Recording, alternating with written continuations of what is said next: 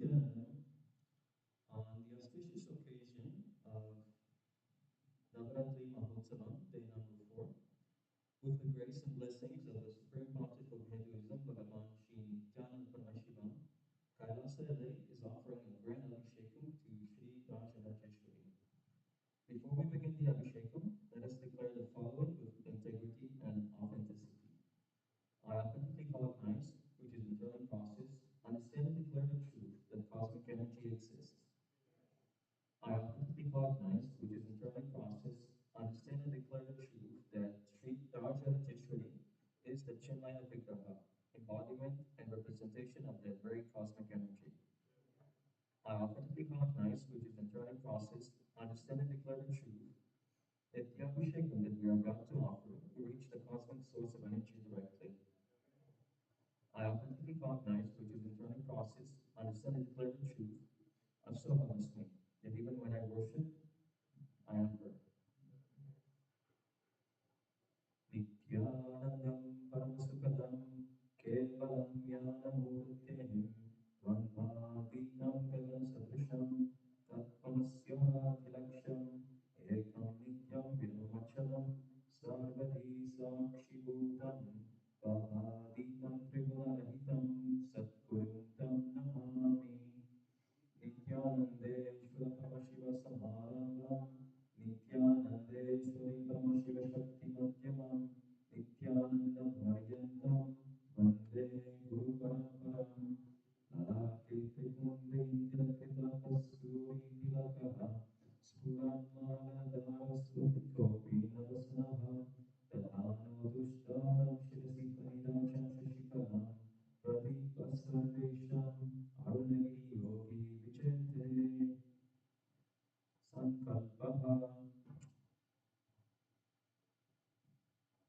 Mahovata Samastadritakshayattvara Bhagavat Shri Nityananda Paramashiva Prityatam Shri Anandaratrishri Prityatam Cha Shubhe Shubhane Muhurte Adya Brahmanaha Vidya Parhate Shri Shvetavaraha Kalpe Vaivasvadamantare Ashtavinsashitame Nitya Yuge Padame Pate Kramchatvipe Ramanaka Varshe Aindra Kande Meroho Dakshine Parshve Shakate Asmin Vartamane Vyavaharike Pavavatinam Shashtyaha Samvatsaranam Madhye Kodinam Samvatsare Dakshinayane Shri Lakshmi Venkateswaratau Kanya Mase Shukla Pakshe Chaturthi Shubhaditau Ravivavasarayuktayam Vishakam Nakshatra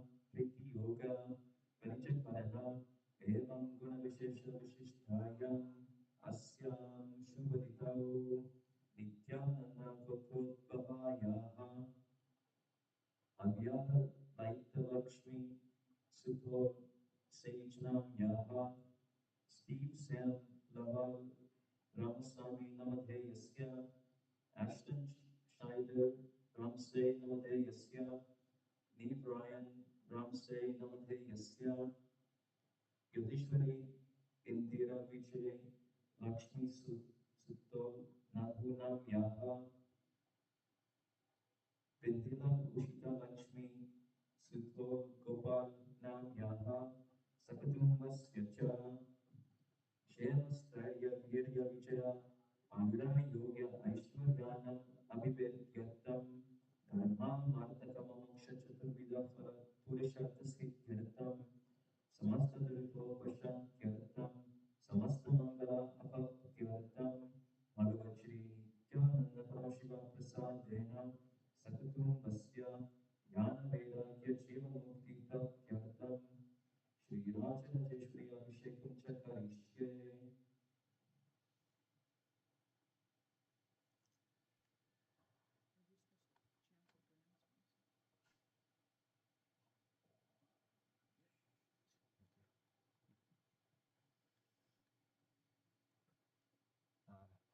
We're gonna do the Sankalpa again.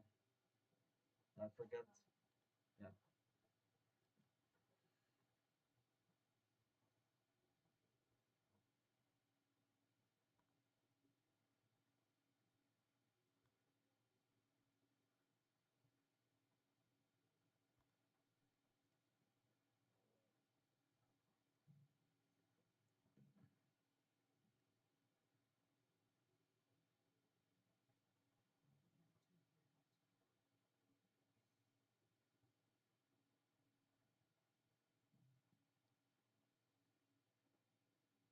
संकल्पः ममोपाथा समस्तादुरितक्षयद्वारा भगवच्छ्री Nityanand परमेश्वर प्रीत्यर्थम श्री आनंद राजराजेश्वरी प्रीत्यर्थम च शुभे शुभने मुहूर्ते अद्य ब्रह्मणः द्वितीय परार्धे श्री श्वेतवराह कल्पे वायवस्वता मन्वन्तरे अष्टाविंशतितमे नित्ययुगे प्रथमे पादे क्रमशद्वीपे रमणका वर्षे ऐन्द्रकन्दे मेरुः दक्षिणे पार्श्वे शका अब्दे अस्मिन् वर्तमाने व्यवहारिके प्रभवादीनां षष्ट्याः संवत्सराणां मध्ये क्रोधिनमसंवत्सरे दक्षिणायने श्रीलक्ष्मीवेङ्कटेश्वर ऋतौ कन्यामासे शुक्लपक्षे चतुर्थी शुभतिथौ रापिवरवसरयुक्तायां विशखनक्षत्र प्रीतियोग फलितकरण एवं गुणविशेषणविशिष्टायाम् अस्यां शुभतिथौ नित्यानन्दगोत्रोद्भवस्य श्रीयानन्द अनन्त आत्मानन्दमधेयस्य मानन्दप्रत्यङ्गिरनाम्याः इलैपदीया नामधेयस्य हेमपदीया नाम्याः नेरलिसमानो नाम्याः सोफी लोपेस् नाम्याः सकुटुम्बस्य नित्यानन्दगोत्रोद्भवायाः चित्रनक्षत्र कन्याराशिजातायाः मानित्य आत्मा नाम्याः अनुराधनक्षत्र वृश्चिक तस्य जातस्य जिम्बास्क्वैस् नामधेयस्य सकुटुम्बस्य नित्यानन्दगोत्रोद्भवस्य गौरीशङ्करानन्दनामधेयस्य मकुरुप्रियानन्दनाम्याः जेसि अगिरे नामधेयस्य अदान्तमिव अगिरे नामधेयस्य लैलानि अगिरे नाम्याः अलाना अगिरे नाम्याः वेरोनिका अगिरे नाम्याः सकुटुम्बस्य नित्यानन्दगोत्रोद्भवायाः पुष्यनक्षत्र कर्कराशिजातायाः मानित्य परमात्मानाम्याः वैखानान्नाम्याः वों क्वान् नान्नमधेयस्य वों लमु नान्नमधेयस्य लाई हिं शैन् नाम्याः शिं चित् नान्नमधेयस्य सकुटुम्बस्य नित्यानन्दगोत्रोद्भवायाः पुषनक्षत्र कदकं रास्यजतायाः प्रेमकृतान्तरामन्नाम्याः अश्विनीनक्षत्रे मेषरास्युजातस्य श्रीनित्यानन्दरञ्जनन्दनामधेयस्य चित्रनक्षत्र तुलं रास्युजातायाः कुजकुमारनाम्याः तिरुवदुरै नक्षत्रे मिथुनरास्युजातायाः दिव्यकुमारनाम्याः उत्तरफल्गुनी कन्या रास्युजातायाः कल्याणी कृतान्तरामन्नाम्याः सकुटुम्बस्य नित्यानन्दगोत्रोद्भवायाः जमीलतिकोनाम्याः ओङ्कारतिकोनमधेयस्य आंशतिकोनाम्याः अंजलि ओवेन्स् नाम्याः अमारे ओवेन्स् नामधेयस्य रिया ओवेन्स् नाम्याः नाइला ओवेन्स् नाम्याः लरेको ओवेन्स् नामधेयस्य सकुटुम्बस्य नित्यानन्दगोत्रोद्भवस्य पूर्वषादनक्षत्र धानुरास्युजातस्य जातस्य मुकुन्दं Subrahmanyam नामधेयस्य जन्मनक्षत्र जन्मराशिजातायाः सुब्रायान्नाम्याः श्रवणनक्षत्र मकरराशिजातस्य अभिनन्दमुकुन्दं नामधेयस्य कौन्दान्यगोत्रोद्भवायाः उत्तरषादनक्षत्र मकरराशिजातायाः सरोजसुब्रह्मण्यं नाम्याः सकुटुम्बस्य नित्यानन्दगोत्रोद्भवायाः रोहिणीनक्षत्र ज्योतियुमे चाङ्ग्नाम्याः शतभिषनक्षत्र शैं Chang नामधेयस्य अमृतनक्षत्र चिच्यचाङ्ग् नामधेयस्य उत्तरषादनक्षत्र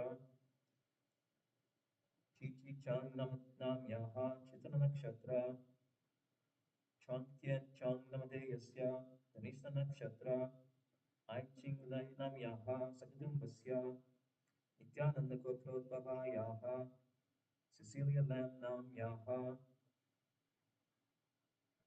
Chu Yang Lui Nam Yaha, Gloria Lilian Lam Nam Yaha, Stephen Alex Nam Namade Yasya, Chloe Lam Nam Yaha, Maritza Leong Nam Yaha, Sakutum Basya, Nityananda Gotro Baba Yaha, Sachin Sheth Namade Yasya, Dr. Shanta Chalia Nam Yaha, Siddhartha Sheth Namade Yasya, Sita Sheth Nam Yaha, Vishakana Kshatra Ma Parameshwara Nam Yaha, Virat Namate Yasya, Sanchan Shet Namate Yasya, Dr. Dharmi Patel Nam Yaha, Ishan Shet Namate Yasya, Sakatum Basya, Nityananda Gotra Babasya, Manmohan Kumar Namate Yasya, Shant Kumar Namate Yasya, Michelle Luke Kumar Nam Yaha, Dorian Luke Kumar Namate Yasya, Ivan Luke Kumar Namate Yasya, Leah Luke Kumar Nam Yaha,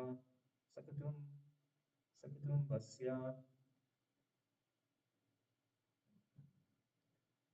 Nityananda Gotroddhava Yaha, Adhyadalakti Lakshmi Sutod Sejnam Yaha, Steve Sam Laval Ramasami Namade Yasya, Ashton Shaitaram Ramsay Namade Yasya, Neve Ryan Ramsay Namade Yasya, Yadishri Indira PJ Lakshmi Sutol Nam Hudam Yaha, Pindila Ushita Lakshmi Sutol Gopal Nam Yaha, Sakadumbas Yacha, क्षेमस्थैर्यवीर्यविजय अभिरायोग्य ऐश्वर्यानम् अभिविद्यत्तां धर्मामार्तकमोक्षचतुर्विधा पुरुषार्थसिद्ध्यर्थां समस्ततीर्थोपशान्त्यर्थां समस्तमङ्गलान् अवाप्त्यर्थां भगवश्रीनित्यानन्दपरमशिवप्रसादेन सकुटुम्बस्य ज्ञानवैराग्यजीवन्मुक्तिप्राप्त्यर्थां श्रीराजराजेश्वर्याभिषेकं च करिष्ये।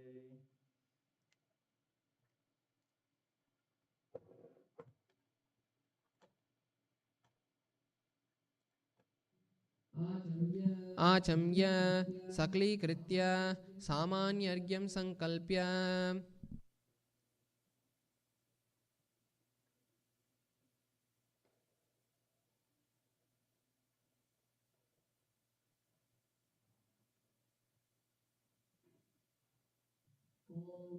ॐ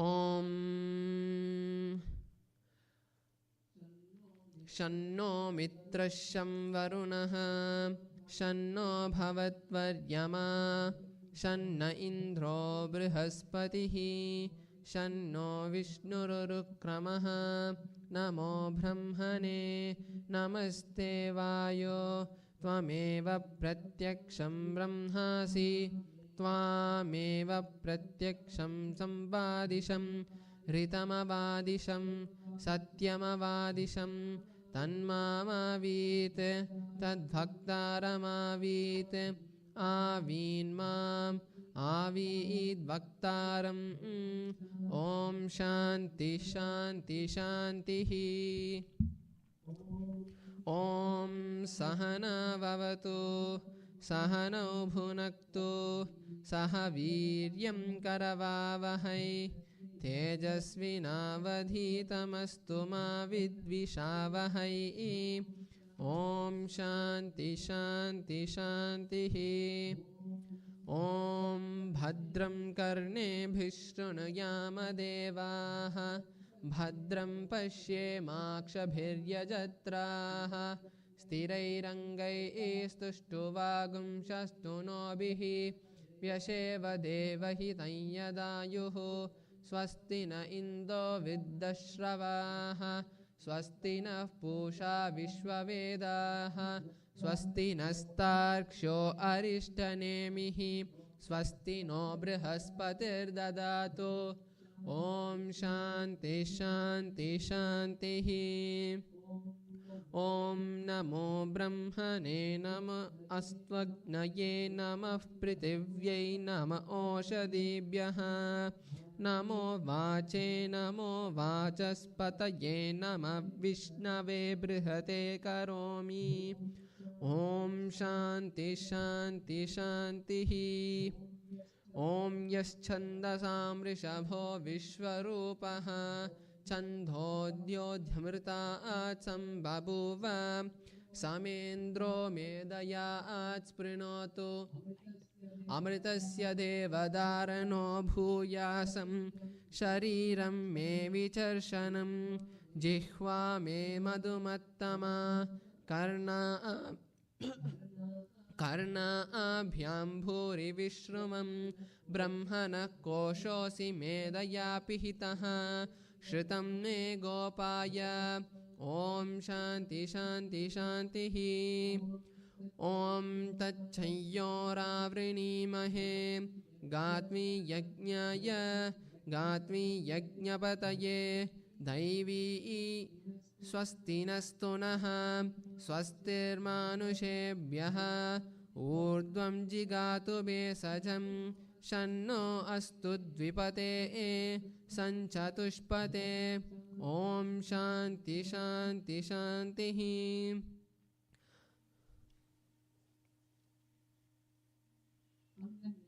अङ्गन्यासः करन्यासः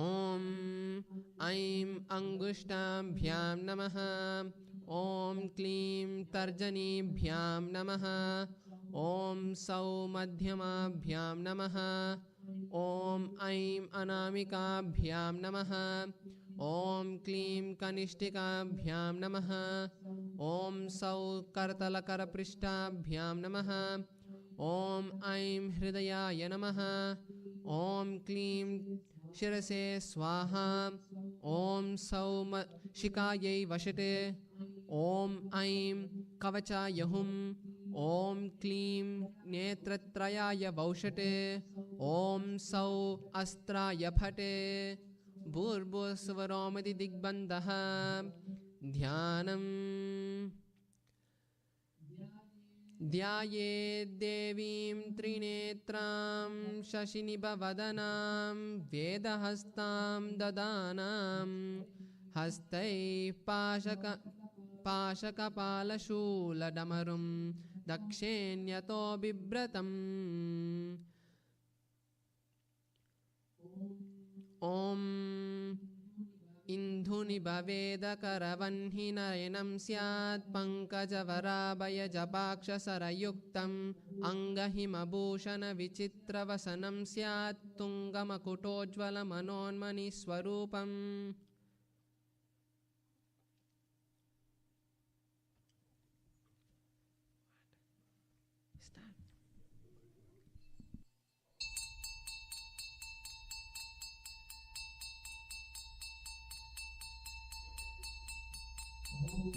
ॐ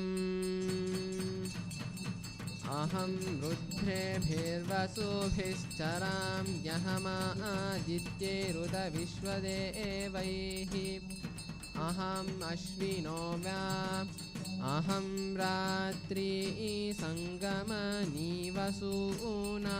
चिकितुषी प्रथमा यज्ञियानाम् अहं सोममाहनसं बिभर्म्यहं त्वष्टारमुतभूषणं भगम् अहं ददामि द्रवीणं हविष्मते सुप्राव्ये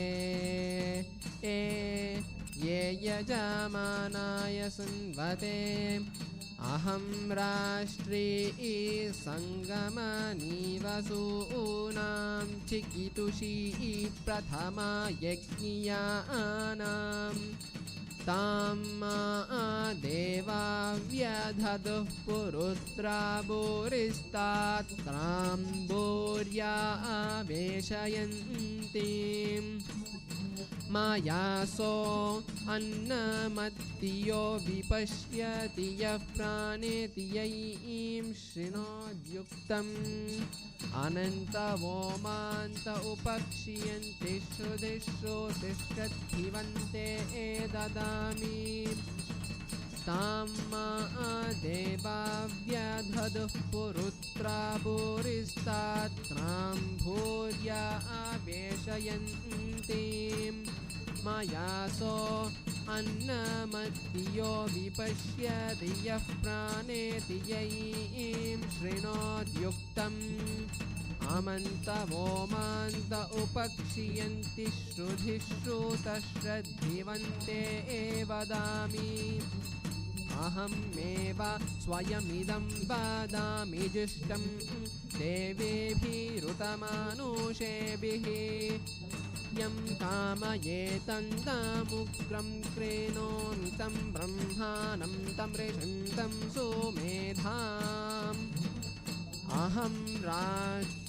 अहं रुद्राय धनुरातनो बिब्रह्मद्विशेषरवेहन्तवा अहं जनाय समदं कृणोम्यहं द्यावा पृथिवी आविवेश अहं सुवे पितरस्य मूर्धन्मम योनिरप्स्वा अन्तः समुद्रे ततो विदिष्टे भुवनानो विश्वो तामुं वर्ष्मणोपस्पृशामि अहमेव स्वाता इव प्रवां यारभामाना भुवनानि विश्वा परो दिवा पर एव पृथिव्यै महिना सम्बभूव ॐ शान्ति शान्ति शान्तिः ॐ जातवेदसे सुनवाम सोममराति यतो निदहति वेदः स नः पश्यति दुर्गाणि विश्वां नावेव सिन्धुं दुरितात्यग्निः ताम् अग्निवर्णां तपसा ज्वलन्तीं वैरोचनीं कर्मफलेषु जुष्टां दुर्गां देवीं शरणमहं प्रपद्ये सुतरसि तरसे नमः अग्ने त्वं पारयानव्यो अस्मान् स्वस्तिभिरति दुर्गाणि विश्वा पुश्च पृथ्वी बहुला न उर्वी भवातोकायतनयाय संयोः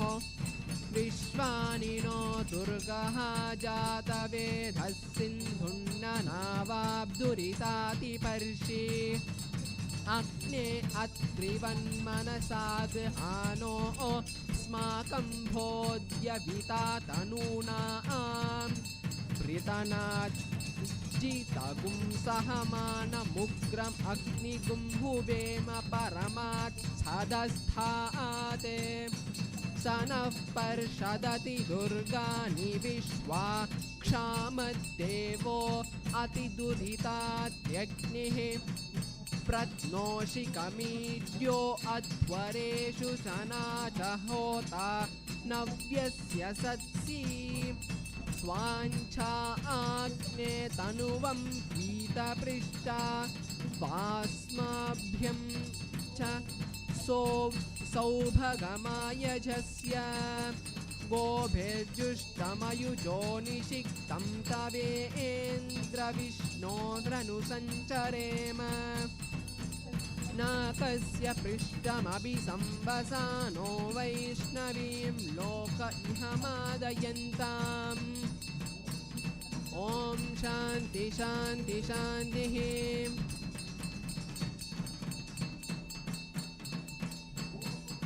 ॐ हिरण्यवर्णां हरिणीं सुवर्णरजतस्रजां चन्द्रां हिरण्मयीं लक्ष्मीं जातवेदो महावः तां महावः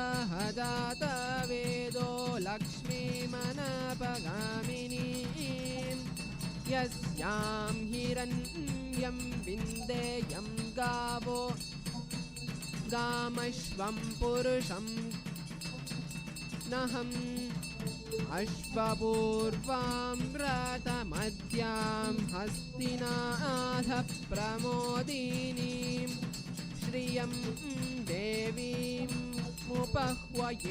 श्रीर्मा देवी जुषताम् आंसोऽस्मितां हिरण्यप्राकारामाद्रां ज्वलन्तीं तृप्तां तर्पयन्तीं पद्मे स्थितां पद्मवर्णां तामिहोपह्वये श्रियं चन्द्रां प्रभासां यशसां ज्वलन्तीं श्रियं लोके देवजुष्टामुदारां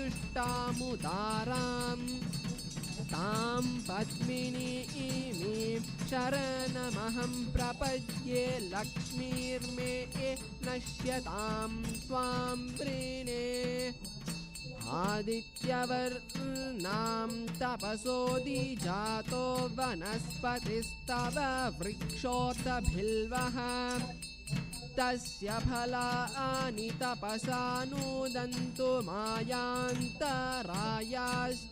बाह्या लक्ष्मीः उपैतु मां देव सखः कीर्तिश्च मनीना सह आदित्यात् प्रादुर्भूतोऽस्मि राष्ट्रेऽस्मिन् कीर्तिवृद्धिं ददातु मे श्रुतिपासामालां ज्येष्ठामलक्ष्मीर्नाश्यताम्यहम् अभूतिमसवृद्धिं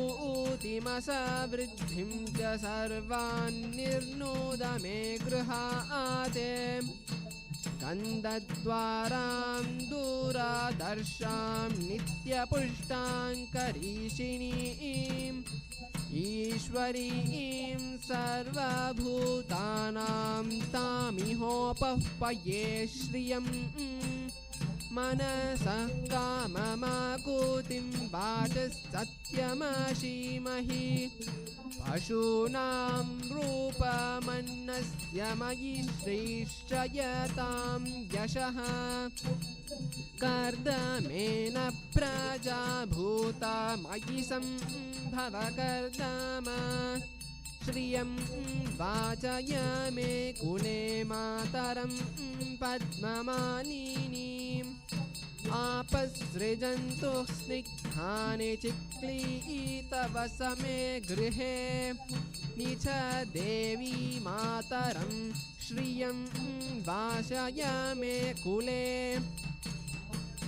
आर्द्रां पुष्करिणीं पुष्टिं पिङ्गलां हेममालिनीं सूर्यां हिरण्मयी लक्ष्मीं जातवेदो महावः आध्यायः करीणीं यष्टिं सुवर्णां हेममालिनीं चन्द्रां हिरण्मयी लक्ष्मीं जातवेदो महावः तामवः जातवेदो लक्ष्मीमनपगामिनीं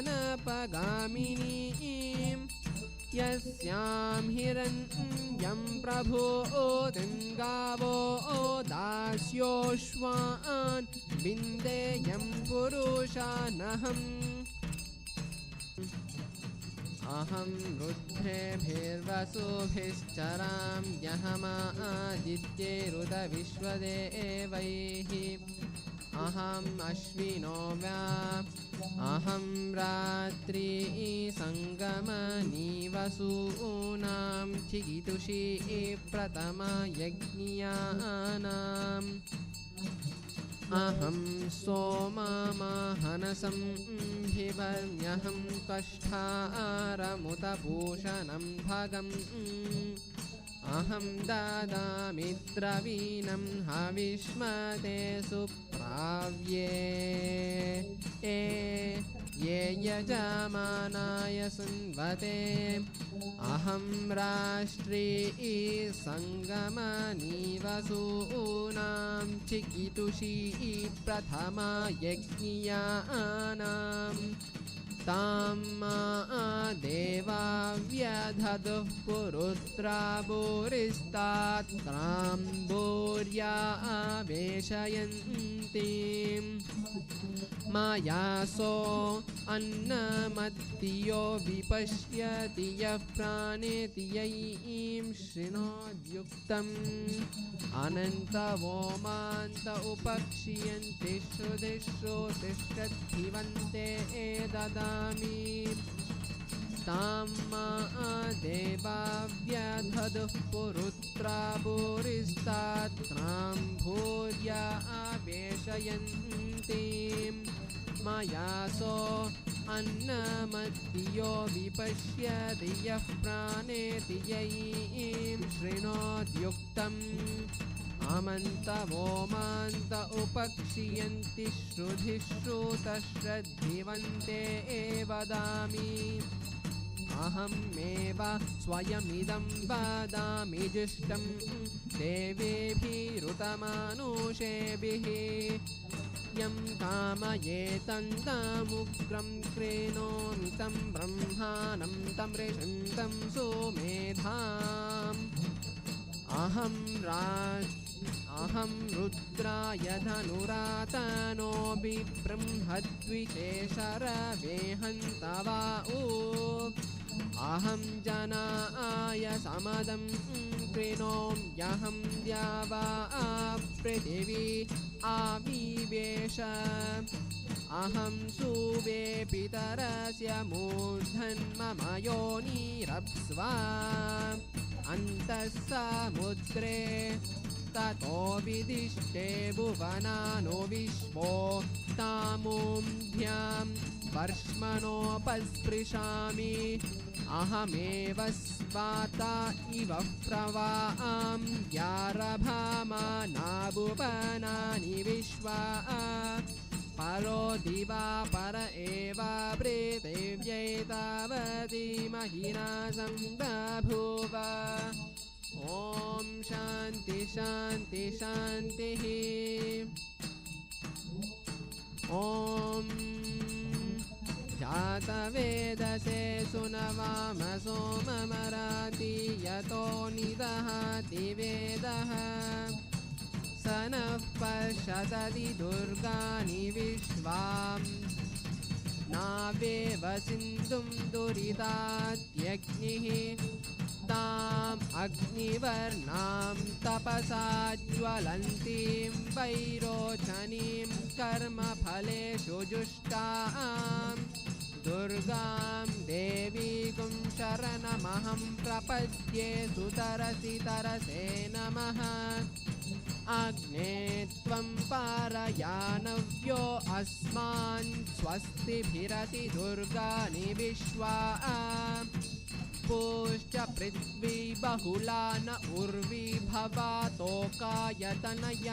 संयोः विश्वानि नो दुर्गः जातवेदः सिन्धुन्ननावाब्दुरितातिपर्षि अग्ने अत्रिवन्मनसाद्हानो अस्माकं भोज्यविता तनूनां पृतनात् जितगुं सहमानमुग्रम् अग्निगुं हुवेम परमात् सदस्थात् स नः पर्षदति दुर्गाणि विश्वा क्षामद्देवो अतिदुरितात्यग्निः प्रत्नोषिकमीड्यो अध्वरेषु सनाच होता नव्यस्य सत्सि स्वाञ्छा आग्ने तनुवं पीतपृष्ठा वास्माभ्यं च सौभगमायजस्य गोभिर्जुष्टमयुजो निषिक्तं तवेन्द्रविष्णोरनुसञ्चरेम नाकस्य पृष्ठमपि संवसानो वैष्णवीं लोक इह मादयन्ताम् ॐ शान्ति शान्ति शान्तिः।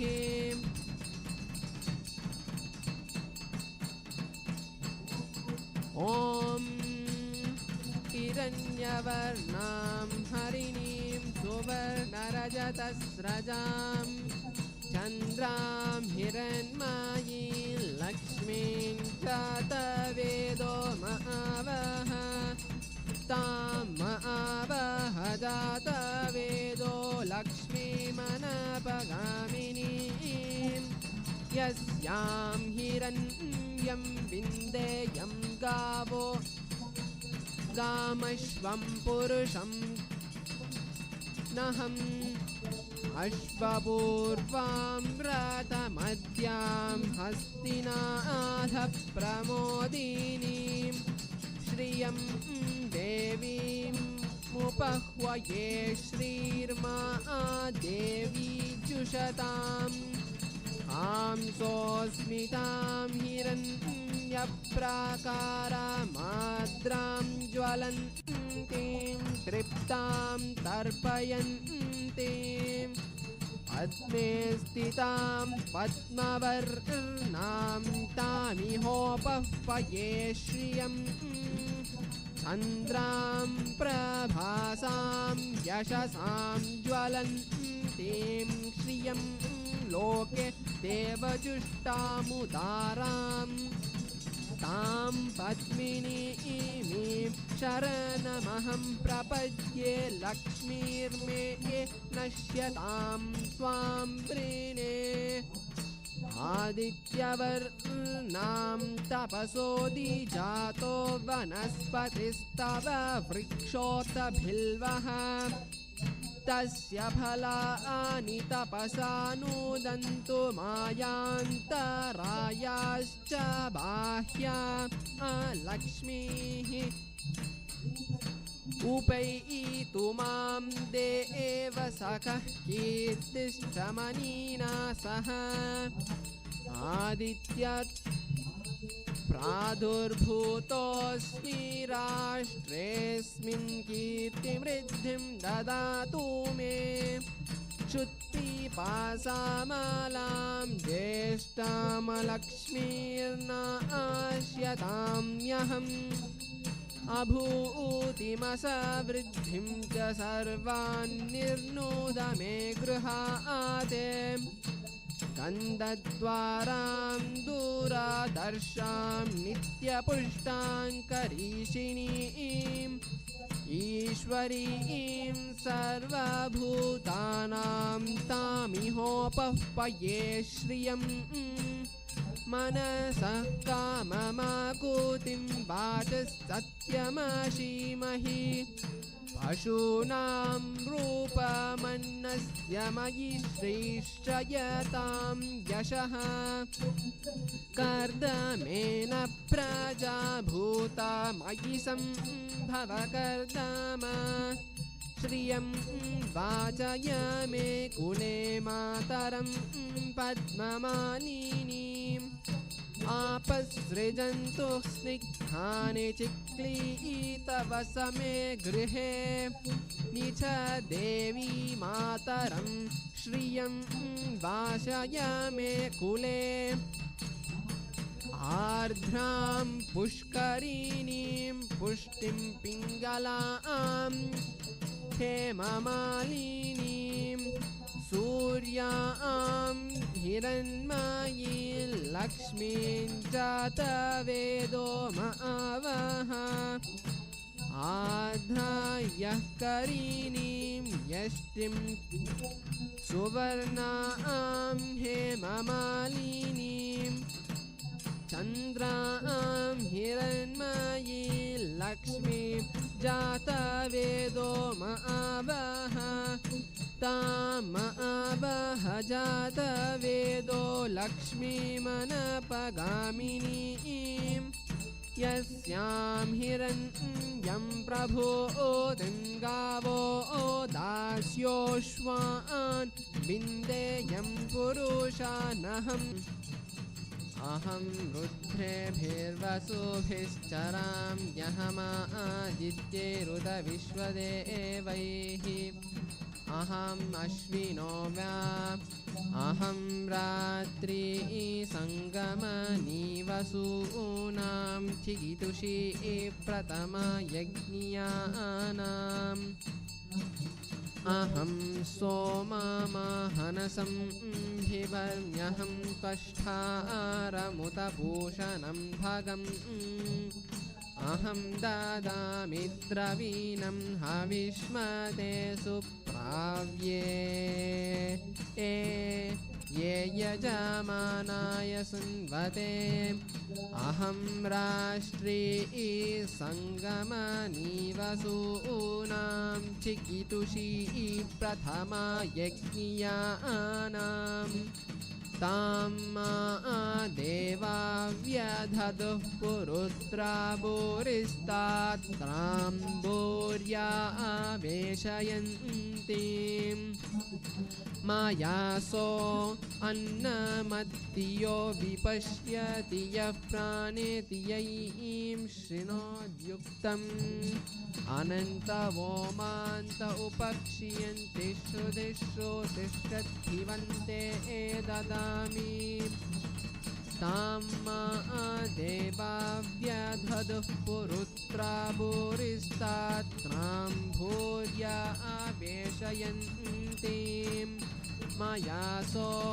अन्नमत्तियो विपश्यति यः प्राणेति यैं शृणोद्युक्तम् अमन्तवोमान्त उपक्षीयन्ति श्रुतिश्रुतश्रद्धिवन्ते वदामि अहमेव स्वयमिदं वदामि जुष्टं देवेभिरुतमानुषेभिः यं कामयेतन्तमुग्रं क्रीणोमि तं ब्रह्माणं तं ऋषिं तं सुमेधाम्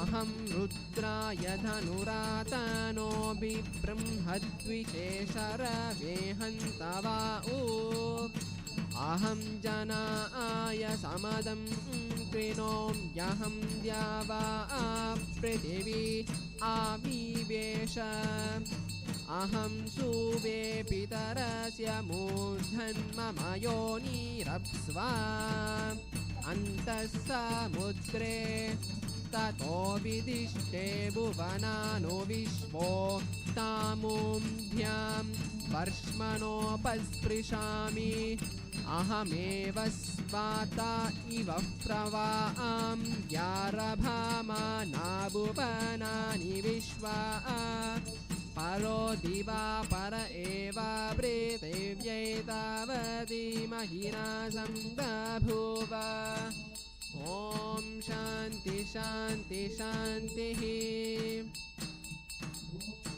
ॐ जातवेदसे सुनवाम सोममराति यतो निदहति वेदः स नः पश्यति दुर्गाणि विश्वां नावेव सिन्धुं दुरितात्यग्निः ताम् अग्निवर्णां तपसा ज्वलन्तीं वैरोचनीं कर्मफलेषु जुष्टां दुर्गां देवीं शरणमहं प्रपद्ये सुतरसि तरसे नमः अग्ने त्वं पारयानव्यो अस्मान् स्वस्तिभिरति दुर्गाणि विश्वा पुश्च पृथ्वी बहुला न उर्वी भवातोकायतनयाय संयोः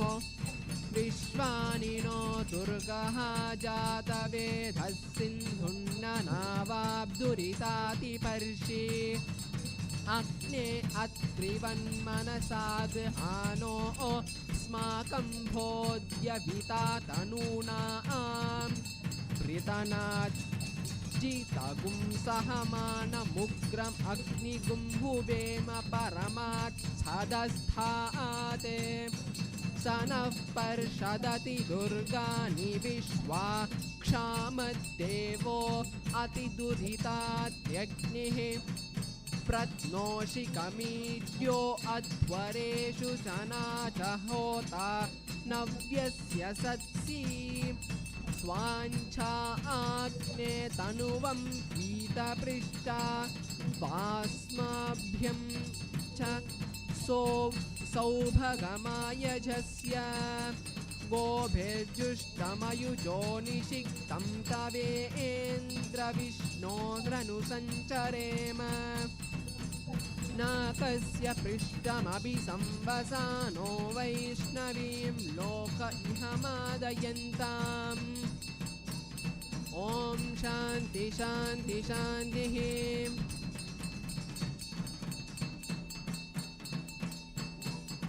ॐ हिरण्यवर्णां हरिणीं सुवर्णरजतस्रजां चन्द्रां हिरण्मयीं लक्ष्मीं जातवेदो महावः तां महावः जातवेदो लक्ष्मीमनपगामिनीं यस्यां हिरण्यं विन्देयं गावो गामश्वं पुरुषं नहम् अश्वपूर्वां व्रतमद्यां हस्तिनाथ प्रमोदिनीं श्रियं देवीमुपह्वये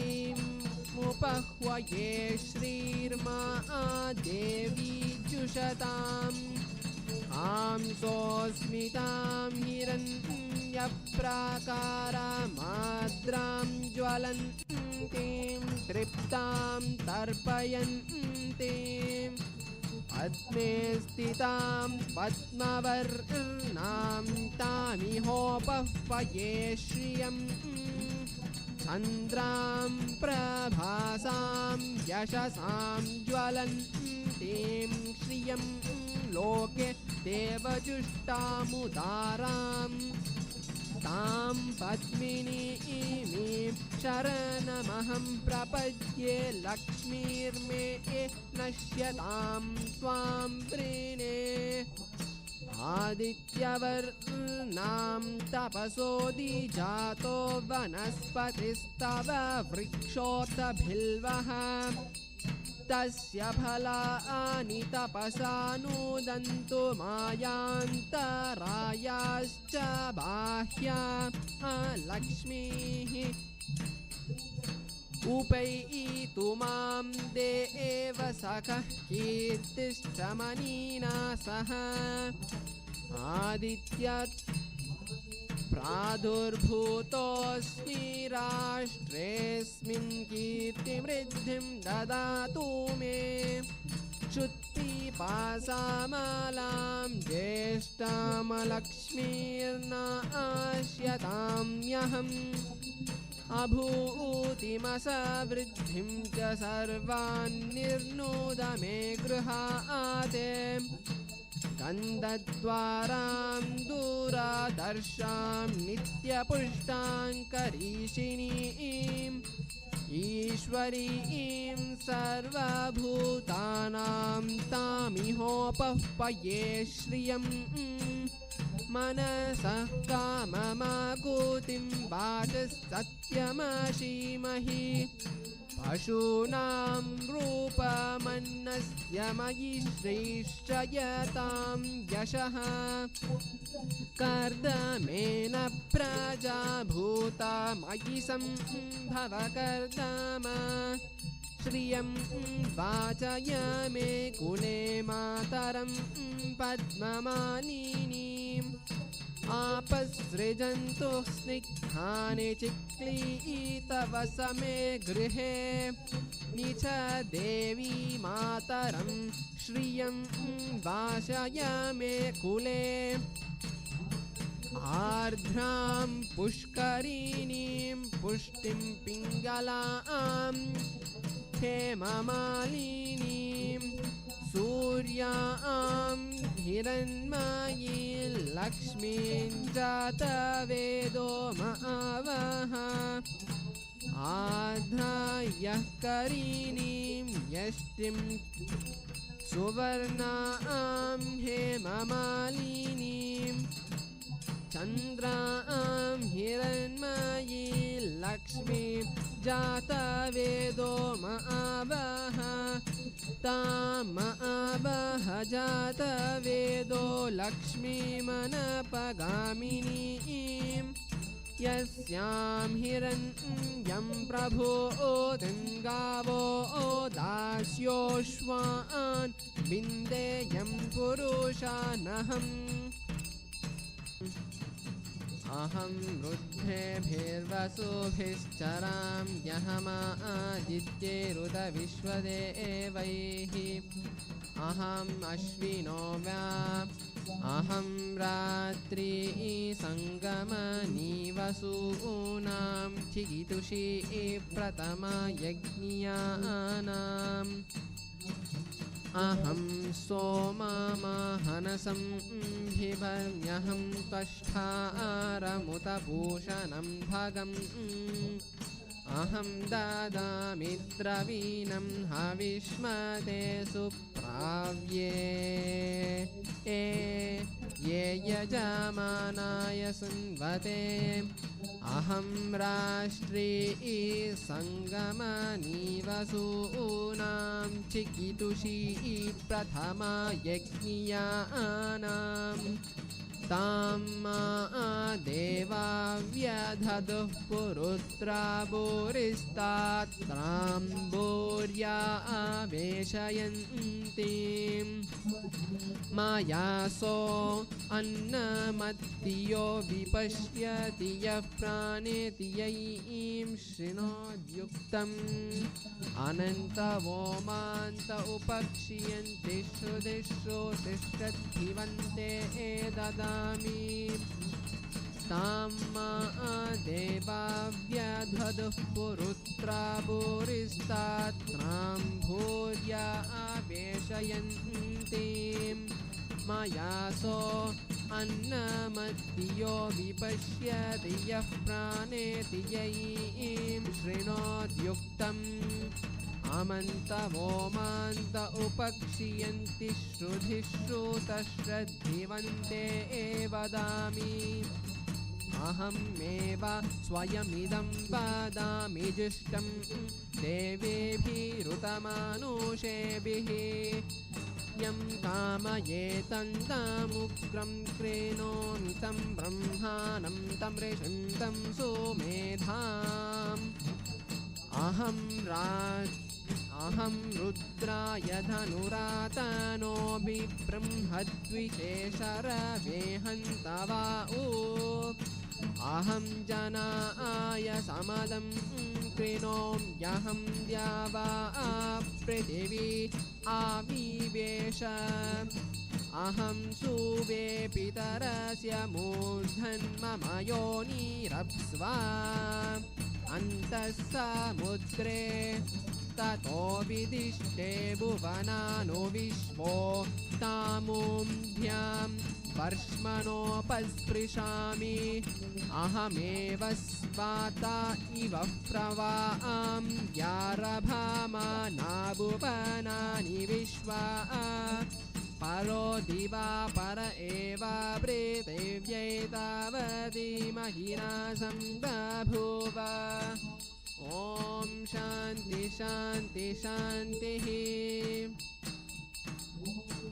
ॐ जातवेदसे सुनवाम सोममराति यतो निदहति वेदः स नः पश्यति दुर्गाणि विश्वां नावेव सिन्धुं दुरिताद्यग्निः ताम् अग्निवर्णां तपसा ज्वलन्तीं वैरोचनीं कर्मफलेषु जुष्टां दुर्गां देवीं शरणमहं प्रपद्ये सुतरसि तरसे नमः अग्ने त्वं पारयानव्यो अस्मान् स्वस्तिभिरति दुर्गाणि विश्वा पुश्च पृथ्वी बहुला न उर्वी भवातोकायतनयाय संयोः विश्व विश्वानिनो दुर्गः जातवेदः सिन्धुन्ननावाब्दुरितातिपर्षि अग्ने अत्रिवन्मनसाद् हानो अस्माकं भोज्यविता तनूनां प्रीतनात् जितगुं सहमानमुग्रम् अग्निगुम्भुवे गन्धद्वारां दूराधर्षां नित्यपुष्टाङ्करीषिणीं ईश्वरीगुं सर्वभूतानां तामिहोपः पये श्रियं गन्धान्धारयामि गन्धस्योपरि हरिद्रा कुङ्कुमचूर्णं समर्पयामि पुष्पैः पूजयामि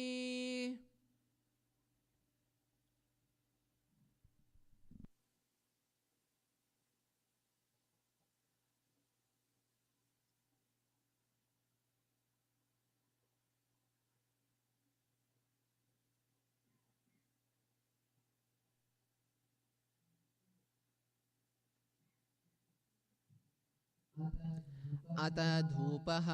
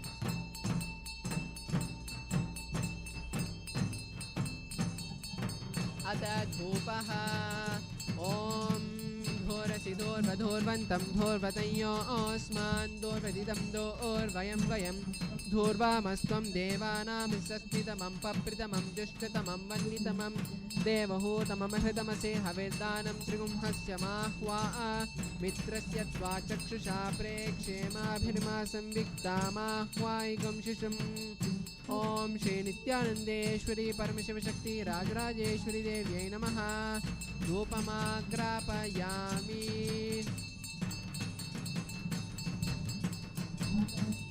अत दीपः ओम उत्तीप्य स्वजातवेदोपग्निर्निरृतिं मम पशुगश्च मह्यमा वह जीवनं च दिशो दिशा मानो हि गुंसीर्जातवेदो गामश्वं पुरुषं जगते अभिब्रदग्न आगहि श्रिया मा परिपातय ओम श्री नित्यानंदेश्वरी परमशिवशक्ति राजराजेश्वरी देव्यै नमः दीपं दर्शयामि नैवेद्यम्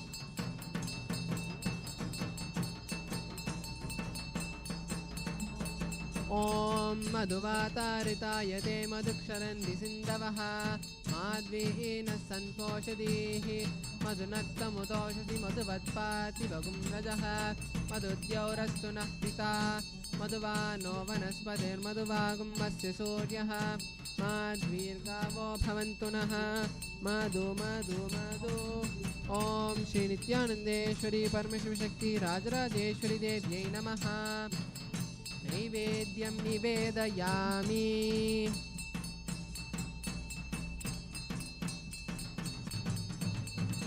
नीराजनम् ॐ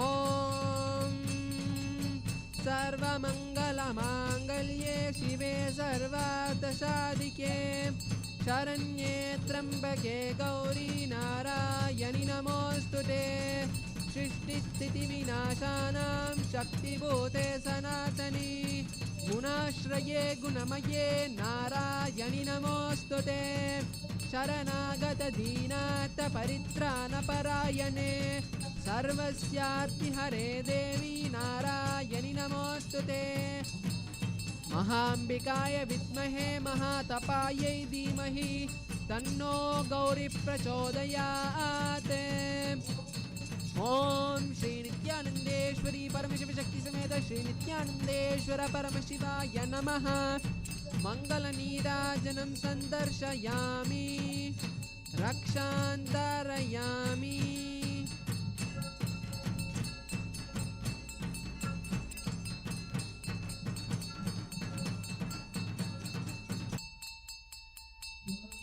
क्षमा प्रार्थना मूलमन्त्रम् एकादशवारं जप्त्वा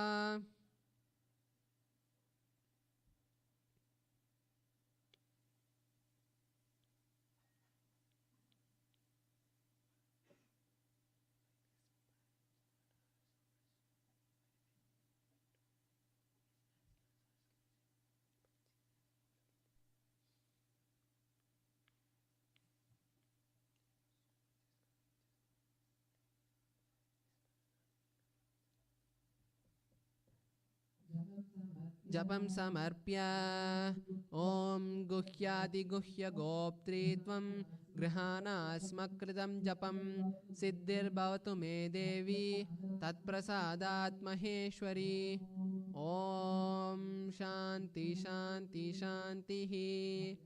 We thank everyone for joining us for this beautiful Abhishekam to Rajarajeshwari, the most auspicious time to receive the grace and blessings of the Cosmic Mother. Thank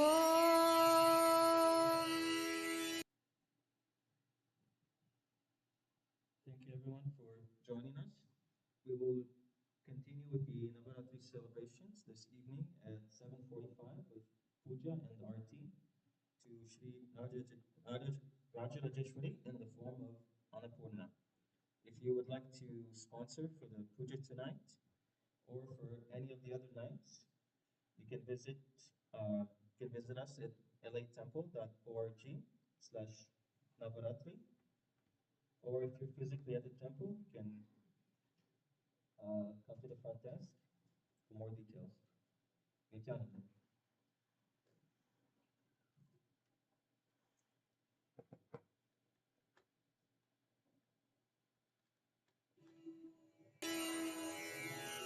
नित्यानन्दं परमसुखदलक्ष्मीर्देवता ह्रां बीजं ह्रीं शक्तिः क्रूं कीलकम्. If the scientists who are working in this line of past life, if they just know this understanding, I can tell you, we can very clearly prove this great science of the past life, reincarnation theory, reincarnation truths. I really wanted, yesterday only I was telling some of our doctors, why don't you contact these researchers and get them here? Just 2 hours I will sit with them. I will fulfill their 1,000 researches. There are people who have done research on 1,000 cases. And their situation is so pathetic. So actually I can teach exactly what kind of exploration you need to do. I can give them the mold or some of the great revelations, the truths. And another one thing, if somebody carries birthmarks in their body related to past birth, based on the place they carry, what kind of emotions you need to dig out first can be very clearly suggested. And the same way, the qualities they carry, easily irritable or very peaceful, having strong restful awareness, or very less IQ or high IQ, based on this, we can very clearly classify what field about his past will open up first. It's almost like a clutching and unclutching. See, last time when they unclutched, in which gear again they clutched? Fourth gear or third gear or first gear or second gear. That's all. We can guide them. I was telling yesterday our doctors, please invite them. Just if I sit with them 2 hours, what they cannot understand in doing 10,000 case studies, they can understand in 2 hours. And their whole research will be completely new. They will understand the whole thing in a new perspective. So here I am telling the whole world who knows completely the science of past life and who can clearly open up and express every inch, every bit. Any question, anybody who is interested in doing any research on the theory of reincarnation and past life, I give you an invitation and I welcome you to come here. We will provide all the beautiful ambience and all my mistakes.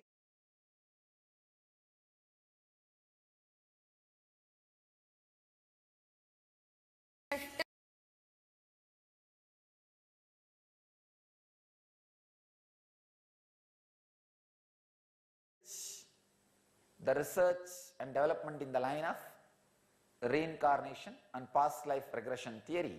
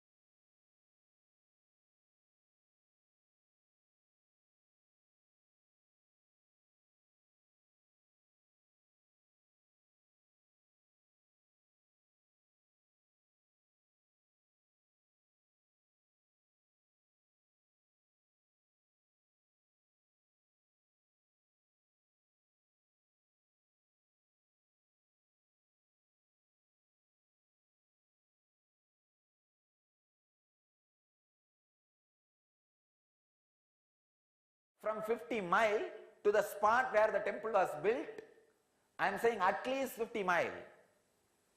And how many 1,000 tons of stone is used, we don't know. And not only that, the funny thing is after building the whole thing, he covered it with the gold. Then what kind of rich they had and they exhibited. For 700 years, that building was the world's tallest building, an unbroken record for 700 years. It's only just 300 years before the record was broken.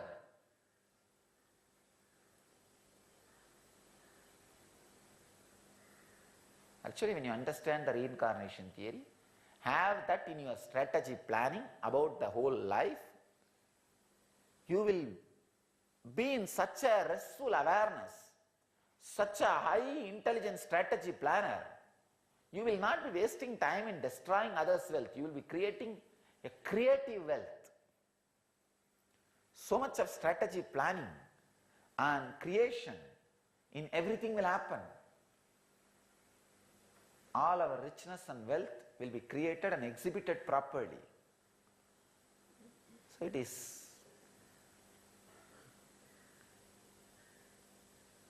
the reality of reincarnation theory should become again a day-to-day strategy planning truth for people. See, 20 years before I can say, at least twice a day, any Indian will utter, consciously or unconsciously, it will all come in the next life, whatever you do here, it will all come in the next life. At least twice he will tell some word about the past life theory, reincarnation theory. That was part of our mental setup. Unfortunately, recently we lost.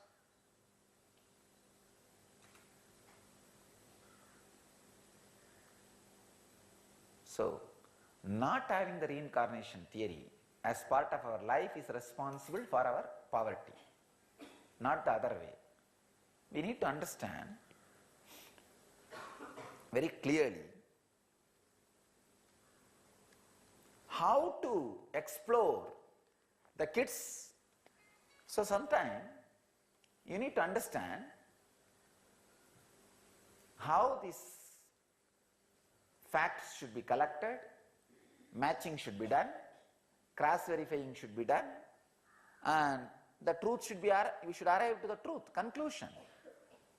See, you should not compromise in the shraddha of enquiry sense, means digging into the truth. That shraddha should not be lost, but you should have the patience and sympathy for the person to reveal what the person experienced or remembers. Here we have some of the research reports. The most profound research proof of past life connections is documented by National Geographic DNA Journey, Genographic Project, they call it. Diba Ilmes, a past life regression therapist, wrote, "One of my clients is a 39-year-old woman, a computer engineer in Turkey. At first meeting, she mentioned that she had an attraction to Russia. Since childhood, she found herself as a woman in Russia. In first past life regression therapy, she sent her DNA samples to Genographic Project to National Geographic. The results show the origin goes to Russia." In DNA, understand. In the second regression session, she found herself as a young woman in a small village which she called Lapland. She had been killed by German soldiers along with the entire village. Evidence showed that Lapland was an area in Sweden, and the German soldiers had killed all people in Lapland in the late World War II. Again, the National Geographic Genographic Project showed her DNA connection to Lapland.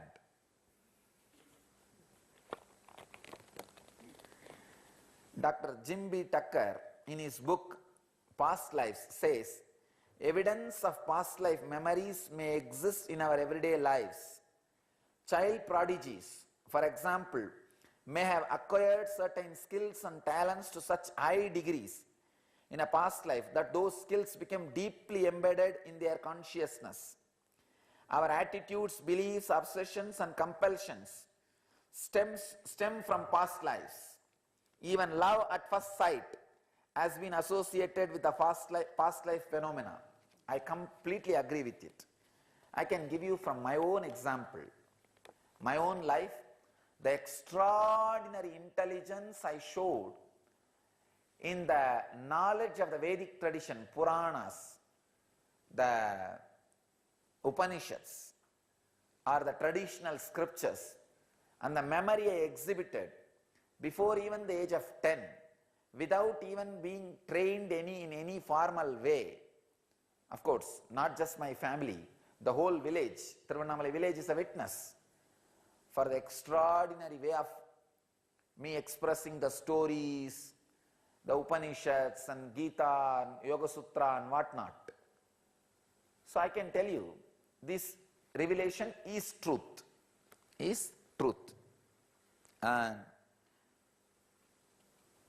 of course, Bhagavad Gita says, "Bahuni me vyatitani janmani tavacharjuna tanyaham veda sarvani natvam vetta param tapaha." Krishna says, "You and I have passed many births, O Arjuna. Difference is I can remember all of them, but you don't know yours." Understand, I want to tell you.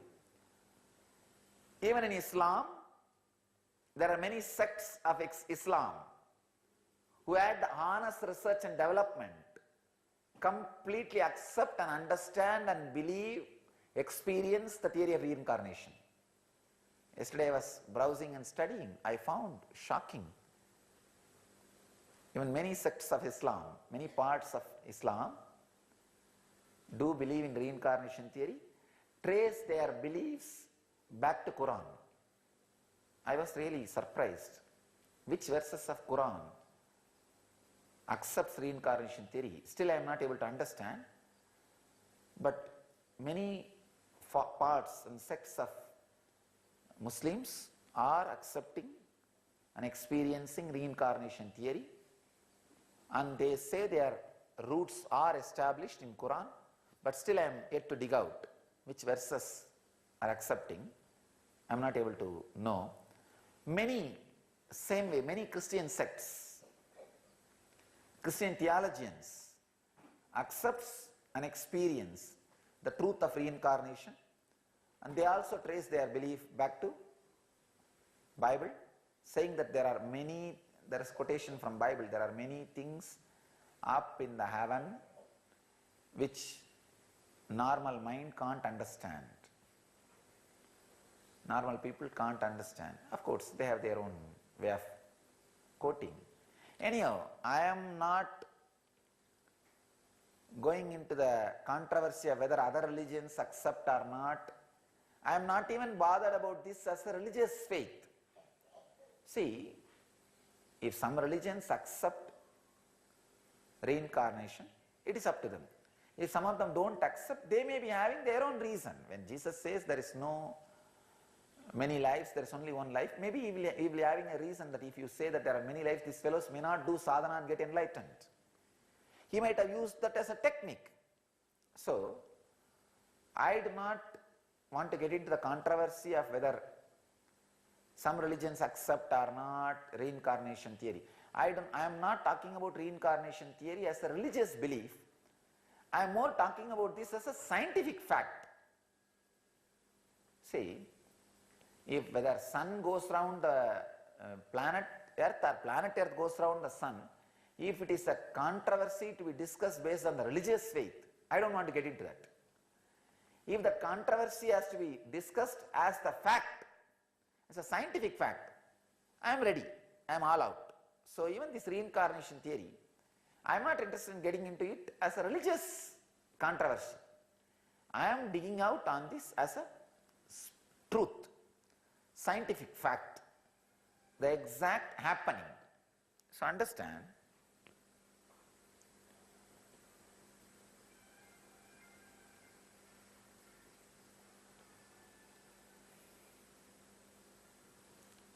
again today, the essence of what I want to say is the methods with which reincarnation theory researches are being done are not complete enough.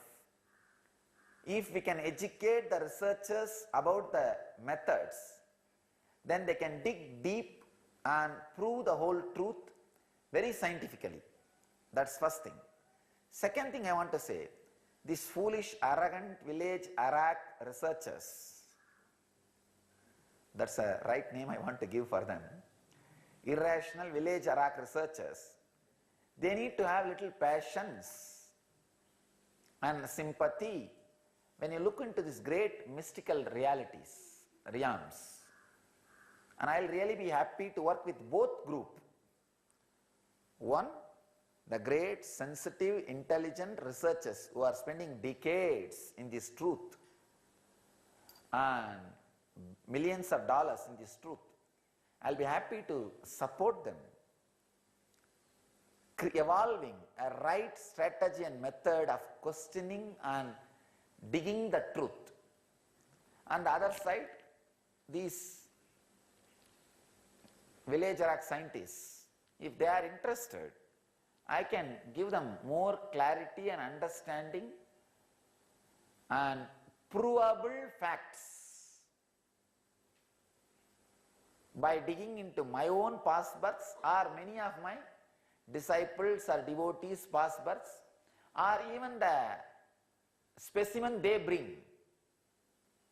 who has little past life memory, or any specimen they bring, I can guide that person and open up that person's past life memory and help them for their research. If they are interested in truth, I am not interested in wasting my time in idiots who have already concluded past life theory is a lie, hoax, and they are interested in only proving that. They are not interested in finding the reality. I am not interested in wasting my time with those fools. I am interested in people who have the openness, who are sincere about their seeking, their search. I will really be able to help and guide them to experience the great truth of reincarnation theory? I think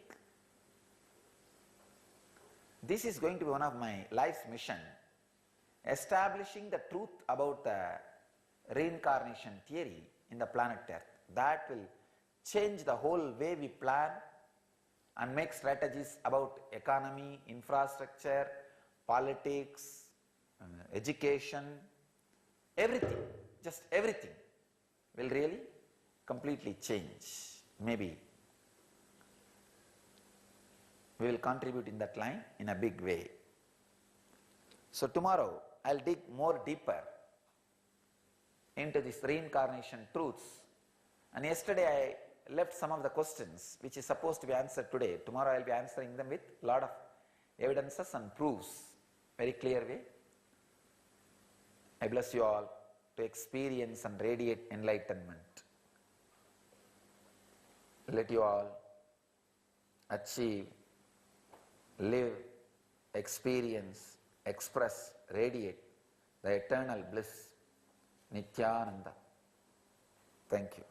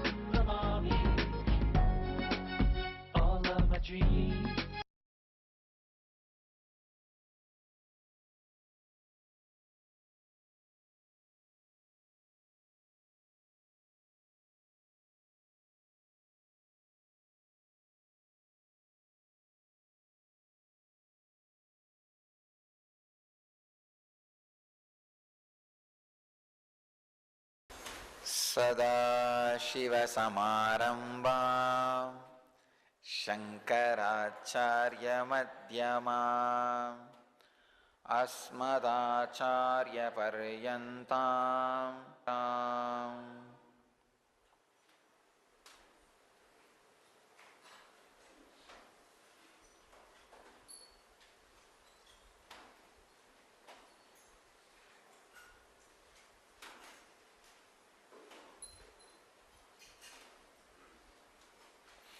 I welcome you all with my love and respects.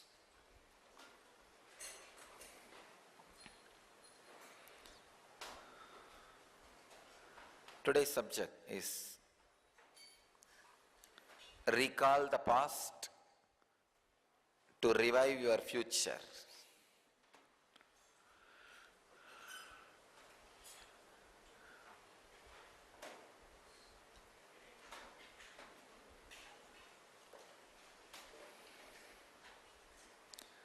Recall the past, rest in your presence, revive your future.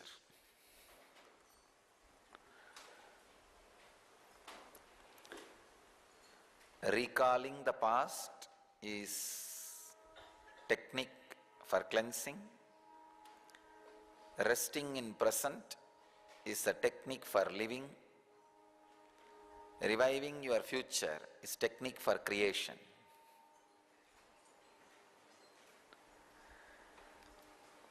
Some of the Shastra Pramanas, the scientific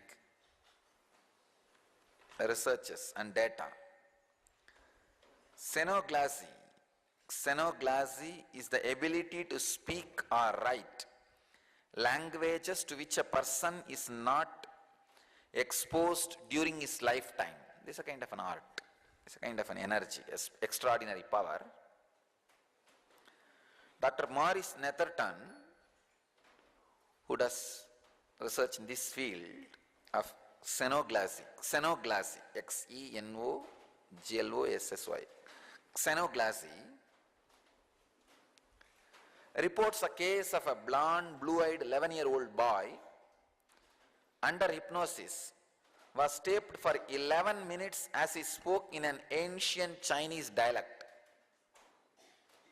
Ancient Chinese dialect. When the recording was taken to a professor of Oriental Studies at California, it turned out to be a recitation from a forbidden language in ancient China. I only brought one report to you. I'm going through some more of some past life memories, experience by a Scottish child. A lot of things are there in the YouTube and on the website. I'm going through. From today onwards, I'll start sharing some of my insights into the second layer past lives.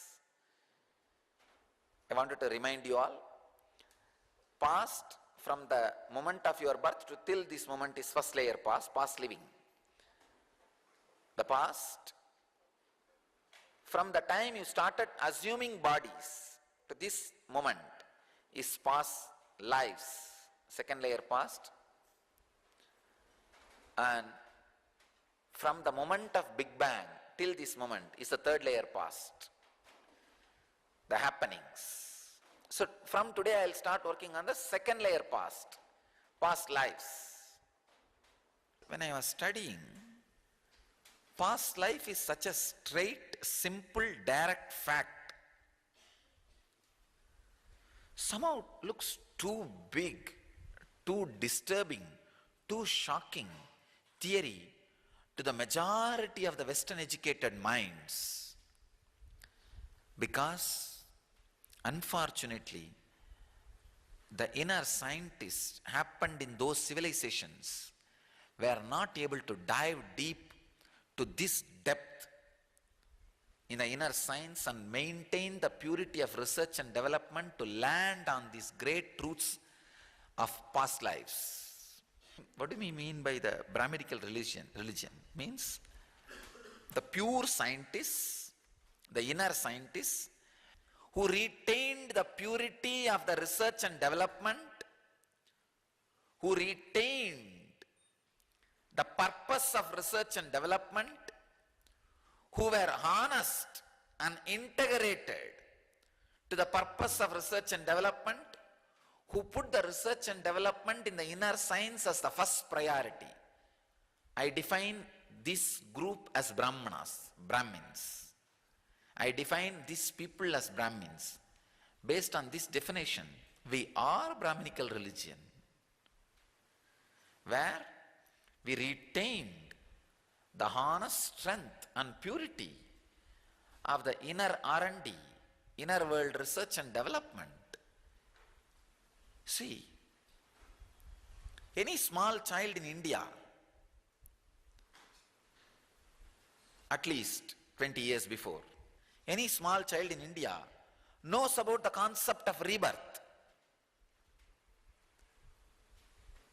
Simply it knows, even if the small boy does something to him in the school, even among the kids fighting, I have seen the kids will say, if you do all this, you will suffer this karma in next janma. You will suffer for it in the next janma. Even the kids understand these great truths are in our very air. Feel blessed if you are born and brought up in Indian village.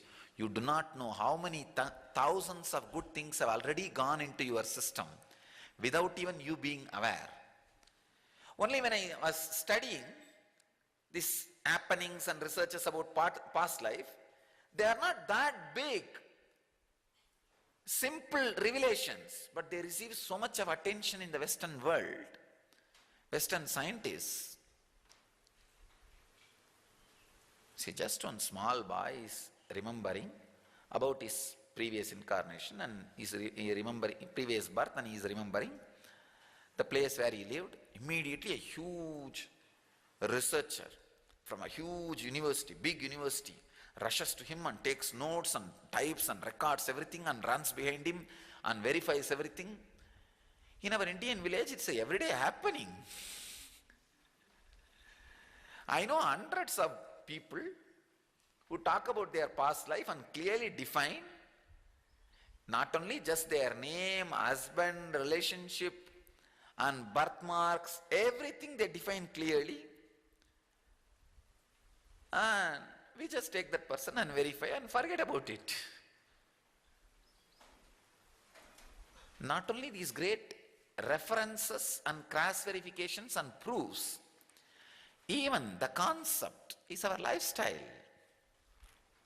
It's our lifestyle.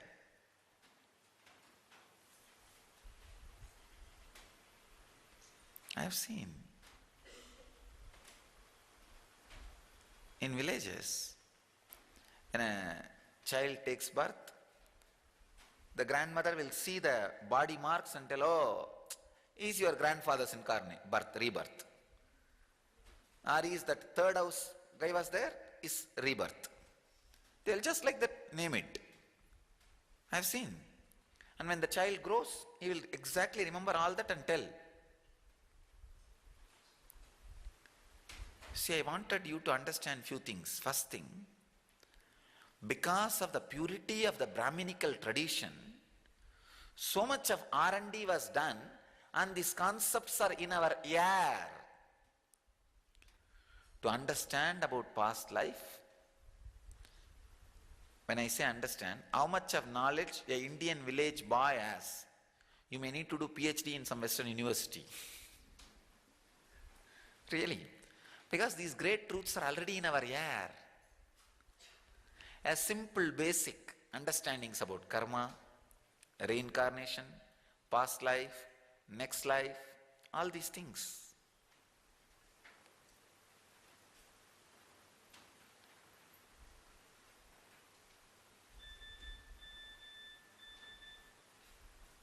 I've seen in the Indian villages, on every Mahalaya Amavasya, they'll offer the Shraddha, the Pinda. They'll offer the rice and sesame seed and all that. If there is no crow is coming to eat that food, they will say, oh, he has already taken the next birth. He has already taken the next birth, for whom it is offered. See, it is such a simple thing, but even those people have the clear idea about past birth and future lives. It is just because the purity of the Brahminical tradition. I want you to understand, people ask me again and again, Swamiji, do you believe in reincarnation? Do you believe in past birth and future lives? I tell them, no, I don't believe. I just know. Past life exists and future lives exist. I just know, it's a simple truth. Understand? Just because you don't want to handle, if you just try to forget, no, before 30 years I did not exist. Before 20 years I did not exist. If, for example, your age is 50 and you don't want to remember the age where you are just running around doing all silly things which you feel as silly now. See, when you are 18, you feel silly for playing with the small toys and playing with the small kids. When you are 35, you feel silly for playing with small girls, playing or fighting with your sisters or brothers or your friends. See, feeling silly is okay. Just because you feel silly, you try to deny it is not going to help. Same way, many of the things which you did in your past birth, now if you remember, you may feel silly. Why did I do that? What foolish thing I did? Because you would have killed somebody or got killed just for the sake of few thousand rupee, which is not useful for you now. Because that few thousand rupee is not useful anyway in this birth. So now it feels too silly. Oh God, I went through such big suffering just for that small foolish thing. Looks silly. But just because it is silly, you cannot deny it. It existed. Understand? It existed. Now undo and raise your awareness based on that and see that your future is intelligent. That is what is supposed to be done. But denying is not going to help. Most of us are in denial mode. And unfortunately, this is the right word, not fortunately, unfortunately, your brain is also designed by you to forget the things which you don't want to remember, which you feel silly again and again. Understand? People suffer with Alzheimer's just because they try to forget too many things because they feel it is silly. That's one of the reasons why Alzheimer's happens to you, happens to human beings. They feel they have done too many silly things and now they want to forget everything. What's the only way? Alzheimer's. Every human being suffers with Alzheimer's as far as related to the second layer, past concern, past life. If it becomes too much, you start using that Alzheimer's technique, even for the past living, first layer past, it's Alzheimer's disease.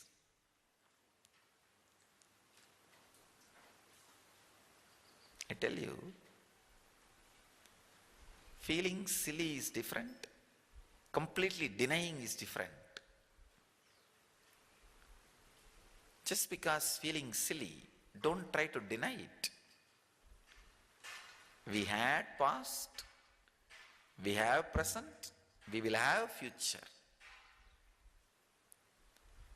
I want everyone to understand the first truth, the uniqueness of the Ganges civilization, the Saraswati civilization, the Sindhu civilization, Indus civilization, the unique great contribution of that civilization to the planet Earth and the intelligence of the planet Earth, the depth of the inner science of the planet Earth is the truth about the past life to design your future lives. This is one of the greatest unique contribution. So today I wanted to drive this one point to all of you. Past life exists, present life exists, future life exists. One more thing, I don't even want to say past existed, present exists, future will be existing. No. The truth is, the whole thing is shining on one screen. So past, present, future exists. The whole thing is actually one screen. Just because your eye can see only one level, the shift of the, see for example, here is a huge painting, 200 feet length, but your eye can cover only 20 feet length. So you are seeing step by step, inch by inch, second by second. That is why you call past, present, future. But the whole drawing does not have something like existed, existing, will be existing. No. Understand, here is a 200 feet canvas on which the huge painting is there. Which you are seeing, you call as past. Which you will be seeing few seconds later, you call it as a future. which you saw, you call it as a past. But in reality, as far as the drawing is concerned, the painting is concerned, that life is concerned, the time is concerned, there is no past, present, future. Understand? The canvas is the time, the painting is happenings, because you can see only 20 feet, you can remember only 20 feet, you can recollect only 20 feet, you feel this 20 feet is present. The few hundred feet which I saw few minutes before is past. The few hundred feet which I am going to see now in future is future. No. For your understanding, you classify them that way. As far as the time is concerned, it is just exists, that's all. Not even present, future, past, not even present, because the moment you bring present, automatically the existence of past and future starts happening. This is the example. Understand this example, then you will understand. 200 feet, one single canvas painting is in front of you. Naturally, you can't see it at a time. So what do you do? Few feet which you saw, you call it as past. Few which you are seeing, you call it as present. Few which you are going to be seeing, you call it as future. But actually, in the painting itself, is there anything called past, present, future? No. So, past, present, future exists.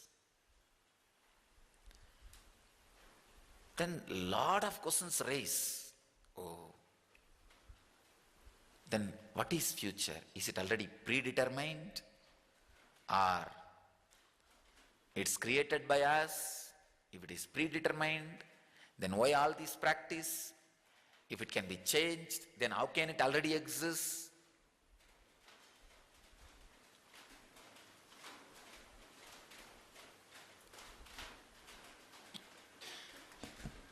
Let me give you the example. Here is a huge 200 feet canvas. There is a painting of a big forest. The scene starts from some fish, tortoise, snakes, crocodile, and then the next paintings are elephant, pig, lion, then different bigger animals and dinosaurs. Like this huge painting exists. Now you saw few things in the past, means few feet you already saw, that's what we call past. Few feet which you are seeing, that's what we call present. Few feet which you are going to see, that's what is future. Please understand, the few painting which you saw in the past, if it, for example, you saw few animals, if you reacted to that with fear, that fear is going to be more when you see the future paintings. If you reacted to that as an intelligent knowledge collection, oh, snakes look like that, crocodile looks like that, or fish looks like that. So naturally, when you are going to see the future animals, it is going to be intelligence based. Or when you saw the past, if it was greed based, wow, this body looks really pretty. How pretty the snake looks. If it is greed based connection, then it is going to be again the future, these animals, it is going to be greed based connection. Wow, what a tall dinosaur. Please understand. The painting itself is eternal, is not going to be changed. But your perception, reaction, action, feeling, experience of that painting is going to be completely different. That is why I say future is neither destined nor completely free.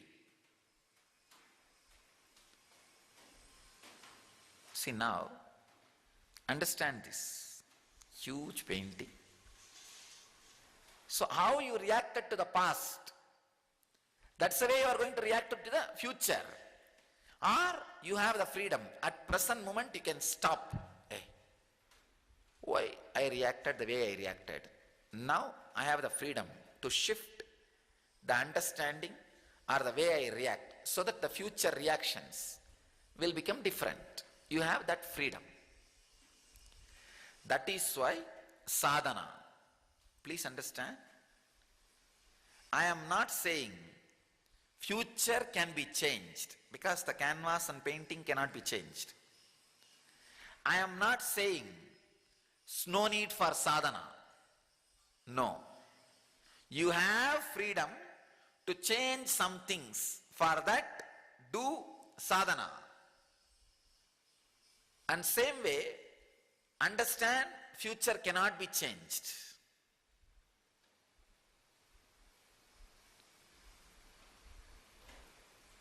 This one example of this huge canvas and painting will make you completely understand. Bring all your questions and fit with this one example.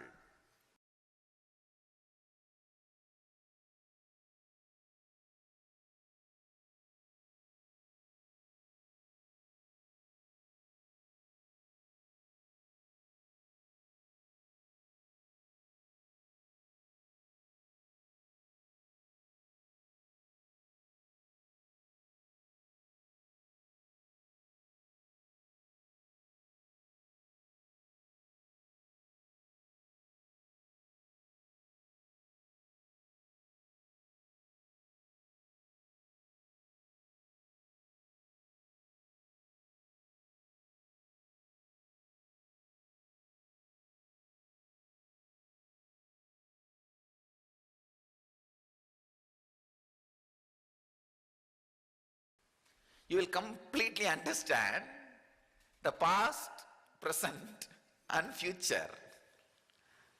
Understand the future. It is neither changeable. That does not mean you don't need to do anything.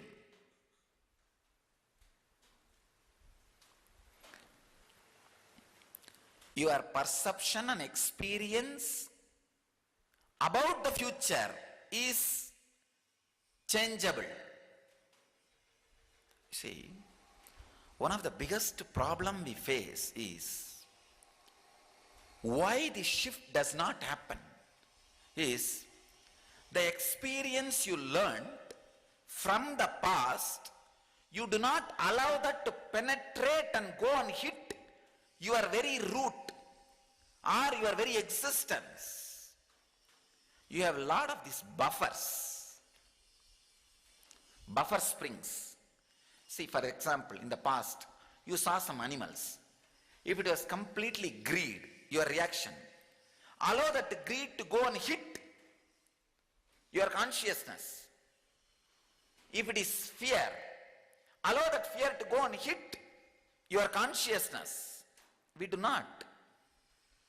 The buffer spring is what I call samskaras.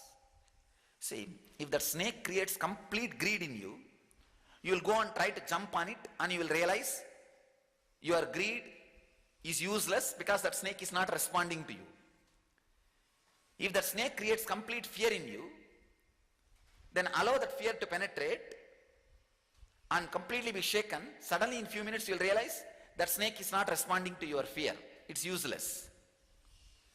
Anything, if you allow that to hit you, you will realize it is useless. The cognitive shift is possible. But the samskaras which creates hypocrisy is responsible for the cognitive shift not happening.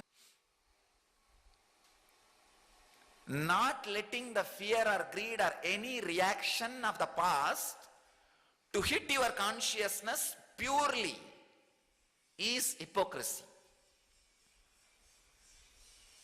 Whether fear or greed, let it hit you purely, your consciousness. You will just learn, oh God, that's all. Okay.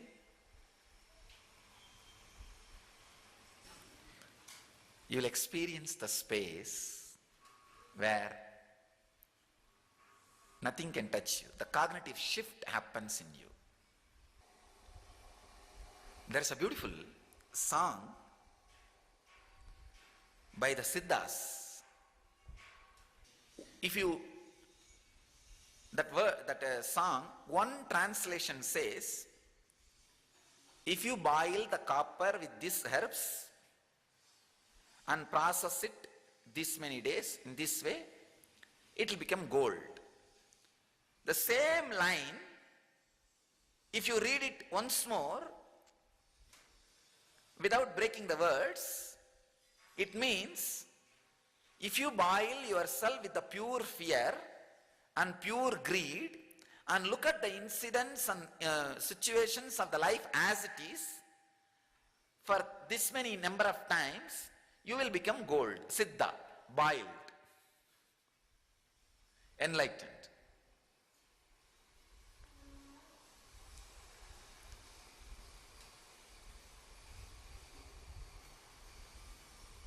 Boiling your being with a direct fear or direct greed awakened in you, without letting the engrams to come in between, itself will make the cognitive shift in you. You will realize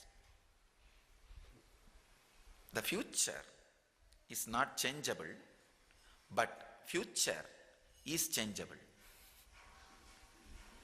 Future is not changeable, your future is changeable. Future itself is not changeable, but your future is changeable.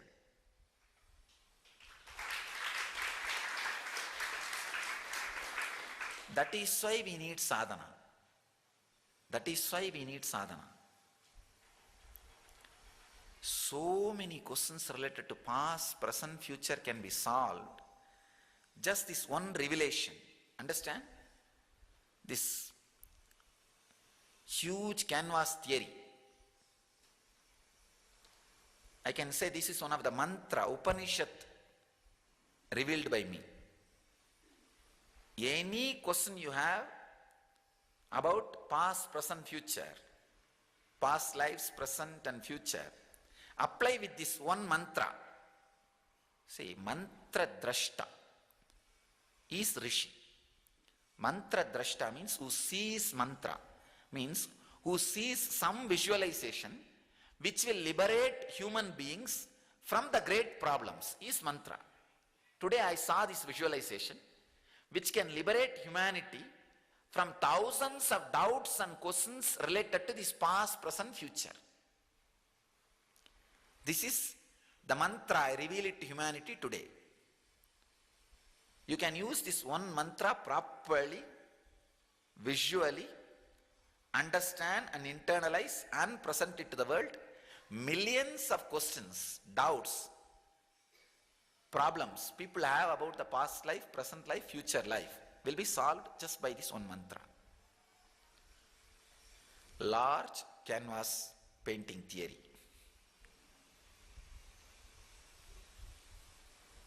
Internalize this one mantra today.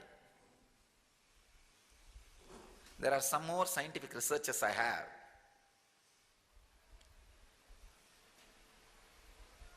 Dr. Ian Stevenson, psychiatrist and a paranormal investigator, in his book Where Reincarnation and Biology Intersect, writes, birthmarks or other psychological manifestations have been found to relate to experiences of past lives, particularly violent death.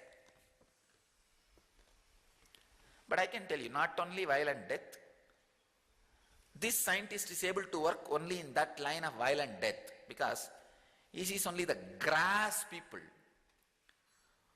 who made to take rebirth. See, if you are made to take rebirth by force, the strong memories you will bring in this new birth is the fear you suffered in the last birth. The strong incidents like a birth, death, those things only you will bring. See, if the rebirth is forced on you, you will bring birthmarks related to violent death, suffering, because those are the strongest memory in you. Only those things will come to you, because the whole process is happening in a grass level. But if the reincarnation is out of a breeze romance, hey, come on, let's go down. Then what kind of birthmarks you will pick up? Romantic birthmarks. The birthmarks related to a beautiful memory, the beautiful scene, the graceful incidents. Because, see, before taking birth, you will pick up those biomemories. When you make the body, wow, this is an amazing incident. Come on, let us have birthmark related to that incident. Same way the Srivatsa of Venkateshwara, that's also, it's a boon given to Lakshmi in a deep romantic mood by Venkateshwara, that you will always be in this spot. You will always reside there. So understand, I just wanted to add to his understanding. His understanding is right. As far as the Dr. Ian Stevenson's understanding is right, as far as the specimens with whom he worked, see, he worked with the normal people on whom the rebirth is forced. So naturally only the strong birthmarks related to strong experience only they will be carrying.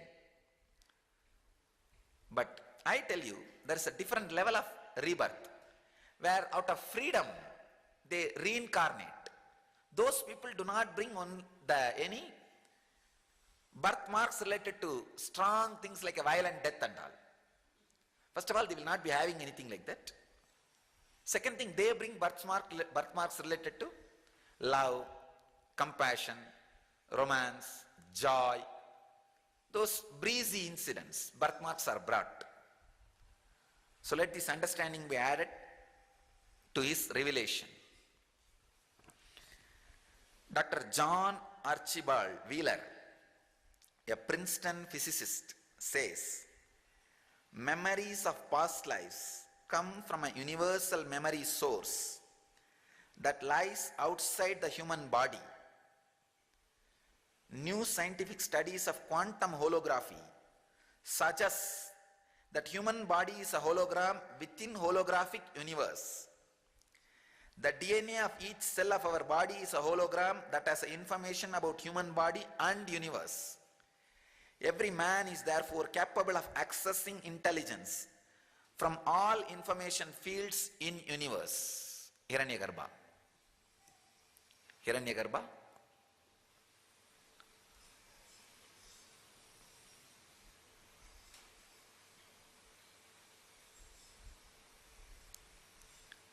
We have freedom, intelligence, capability,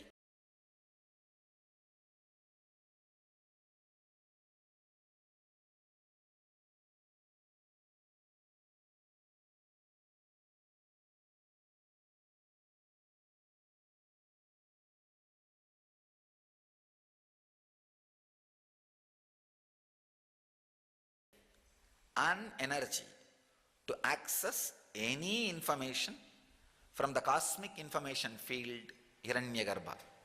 How to? We'll see tomorrow. Let you all achieve and radiate enlightenment.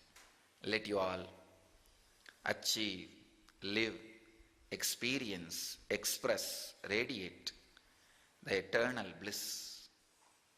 Nityananda. Thank you.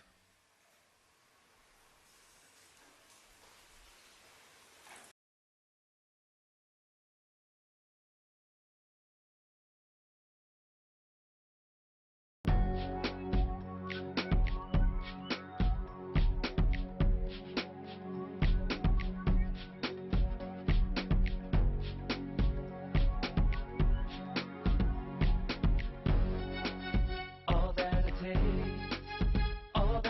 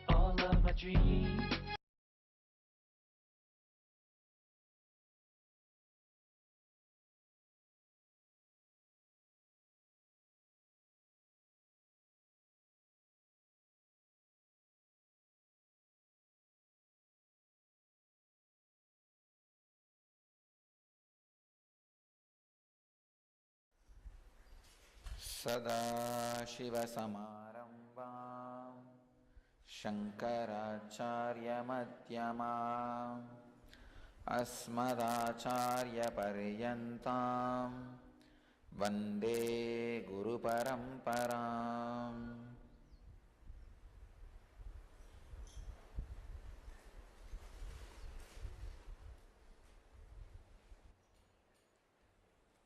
I welcome you all with my love and respects.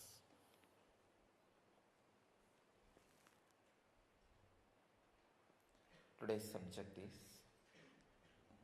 release your engrams and realize yourself.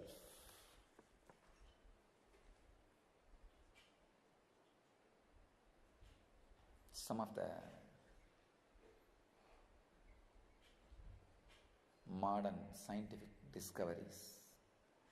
Group of researchers at the University of California, Los Angeles, report that long-term or complicated grief activates neurons in the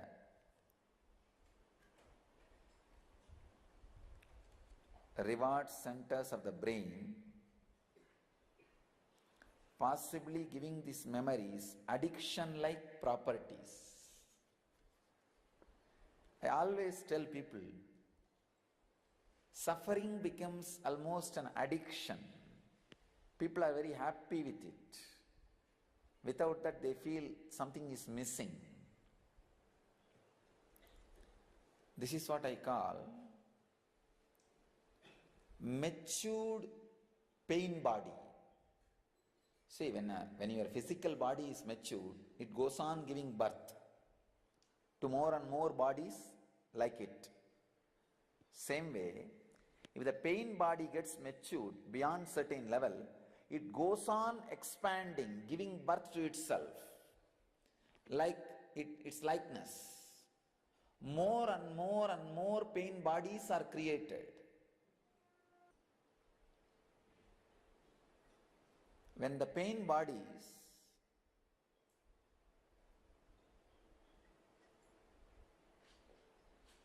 get matured,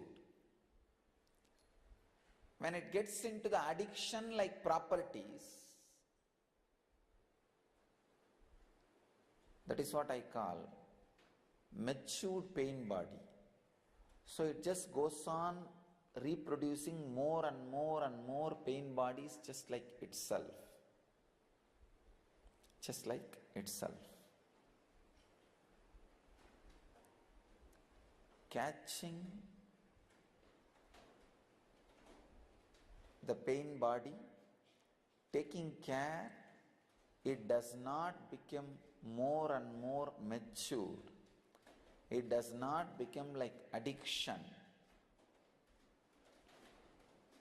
It's a very important step. See, the engraved memories, if they are left alone, if you just let them be, without cleaning, without removing them, they slowly become like addiction. It's a very revealing truth. Let me read out once more.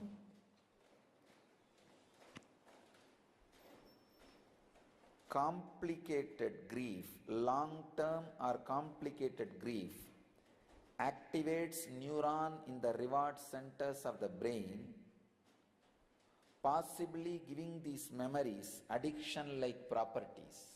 Means you feel kind of a juicy, very comfortable with those memories. If they are not there, you feel something is not there, you are missing something. It's very dangerous. It is very dangerous to go with this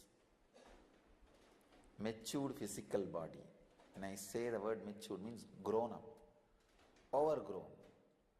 Overgrown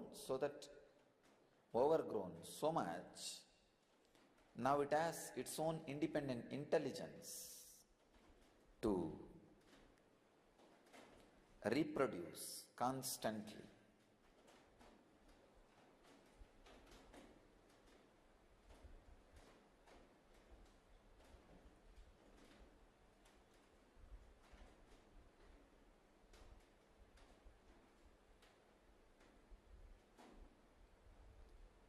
the extraordinary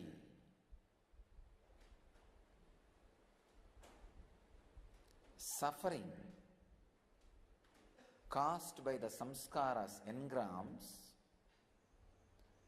not only becomes a lifestyle, your brain starts believing that as a juice of the life. That is the worst engram, I can tell you. That's one of the worst engram.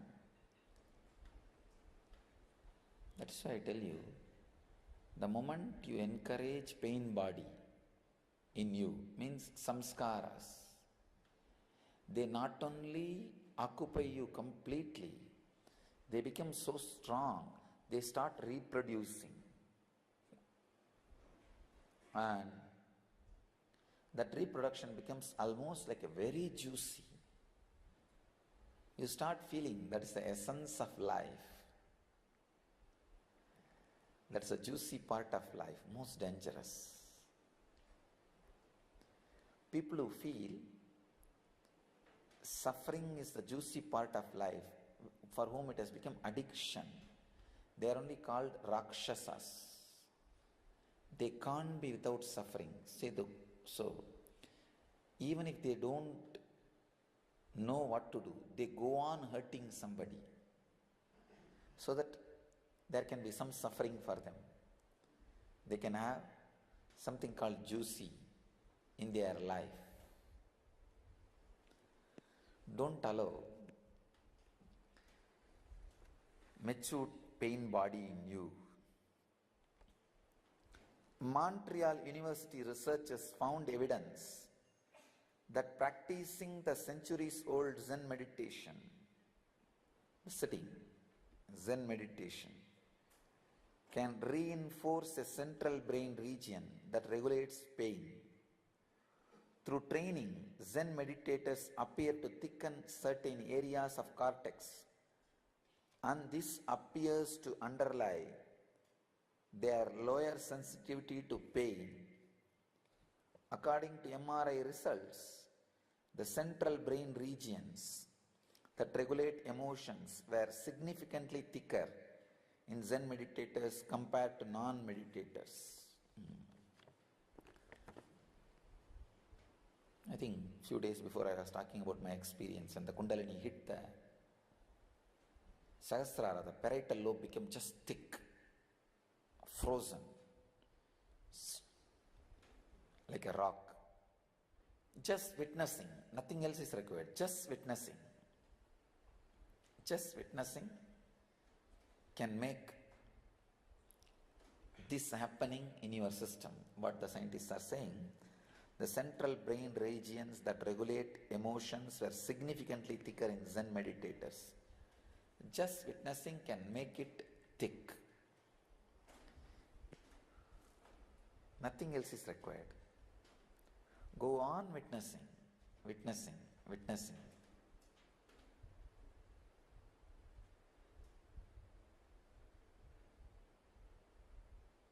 Witnessing will lead to unclutching, unclutching will lead to witnessing. Being a sakshi, being a witness, will naturally awaken your Kundalini Shakti and non-mechanical parts of your brain. That is what these researchers are proving with scientific evidences. It's a very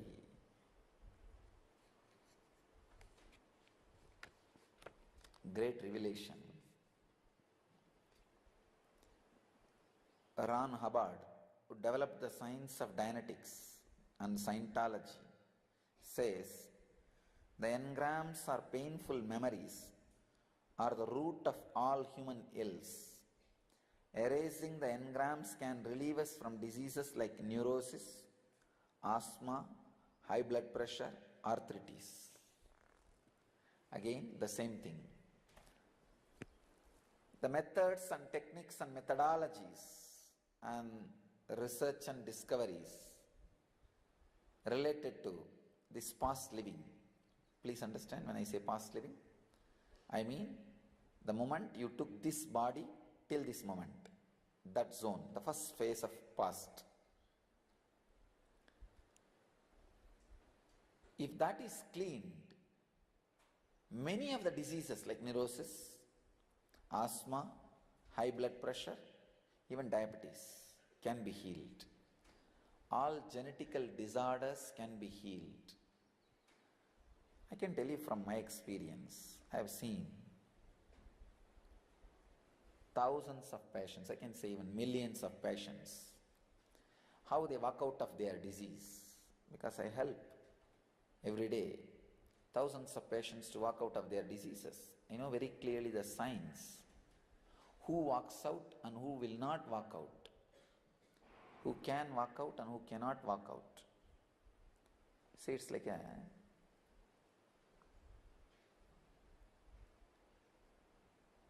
the bio-memory is the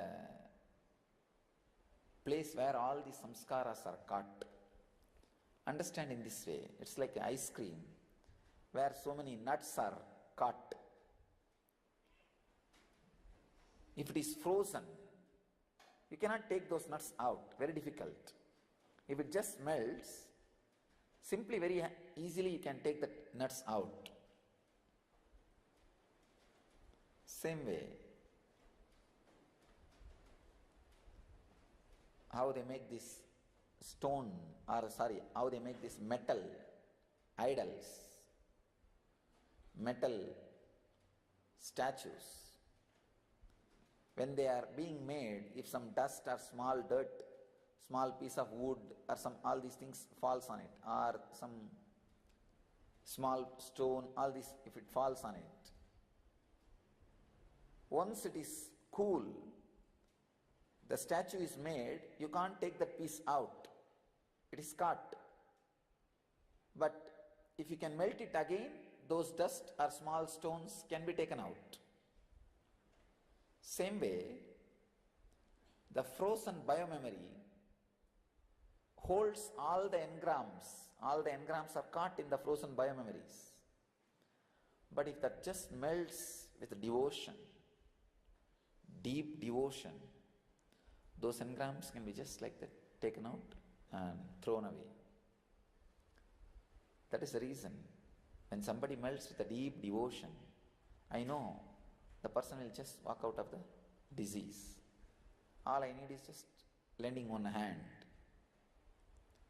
and making that person walk out of the disease.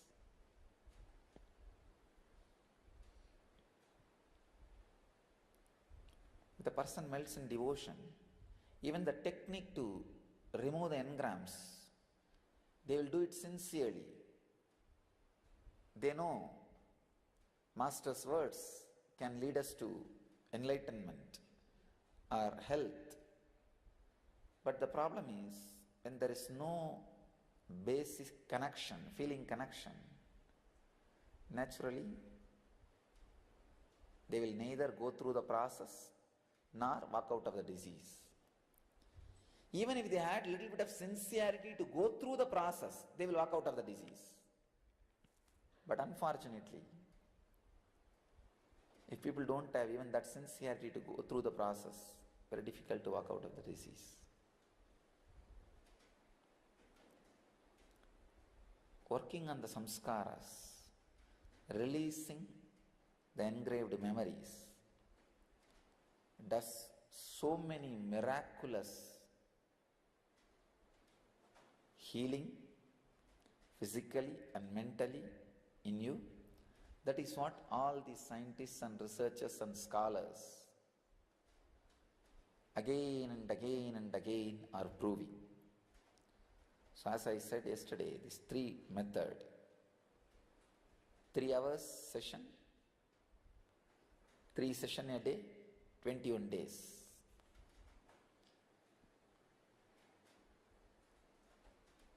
Cleansing the past living can be a very powerful process. I sincerely recommend all over the world, all our temples and ashrams and monasteries and centers start this program of cleansing the past living, this 21-day program as per the instruction, and conduct properly. Of course, you need to take care of your local legal systems to conduct this kind of programs. What needs to be done? Once the legalities are taken care, you should start doing this program, offering this program as a service to humanity. I can tell you, if somebody goes through this program and then comes for inner awakening or LBE, he will have the extraordinary experience. And we will also start providing this program of cleansing the past living, the first layer past, cleansing the prarabdha, so that humanity can raise into the higher consciousness. Humanity can move to the higher consciousness. Bless you all. Let you all live and radiate enlightenment. Achieve, live, experience, express and radiate the eternal bliss. Nityananda. Thank you.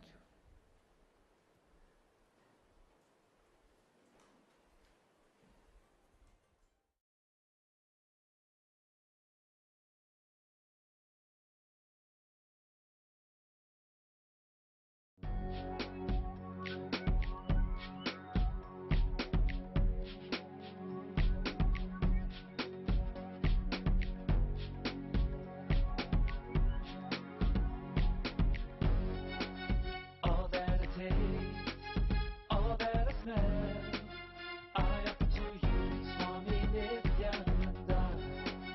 All that I see, all that I hear, I offer to you, Swami Nityananda.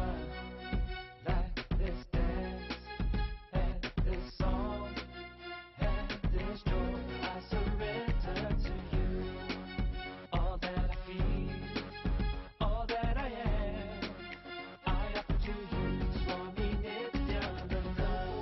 Puragaram, Karunavataram, Samsara Saram, Bhujagendaharam, Sada Vasantam, Hridayarvinde, Bhavam Bhavani, Sahitam Namami.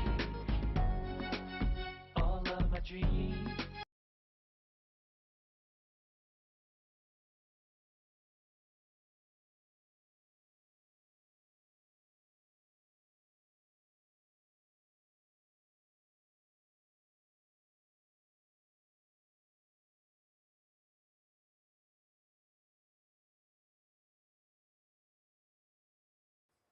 Sadashivasamarambam Shankaracharya-madhyamam Asmadacharya-paryantam Vande Guru-paramparam.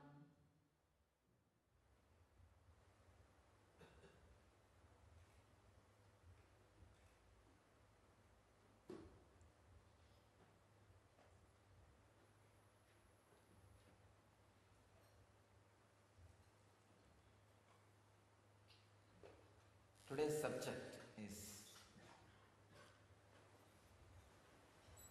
heal your mental scars to redesign your life.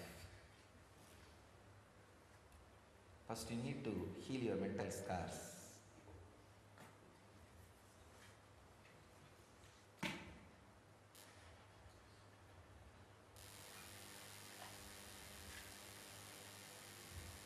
Some of us carry even physical scars due to the mental scars happened in the previous birth. Please understand. I have seen many people carrying the physical marks, scars related to previous birth sufferings or incidents.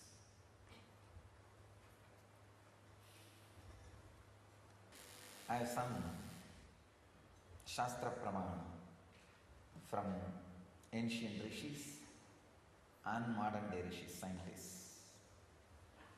Here is a scientist, Joseph Chilton, says, samskaras or engrams are fixed predispositions carried in our subtle body that warp the neutral flow of energy and deliver pseudo-information to the brain, resulting in disturbance in natural processing of information the brain is designed to provide us. Oh God.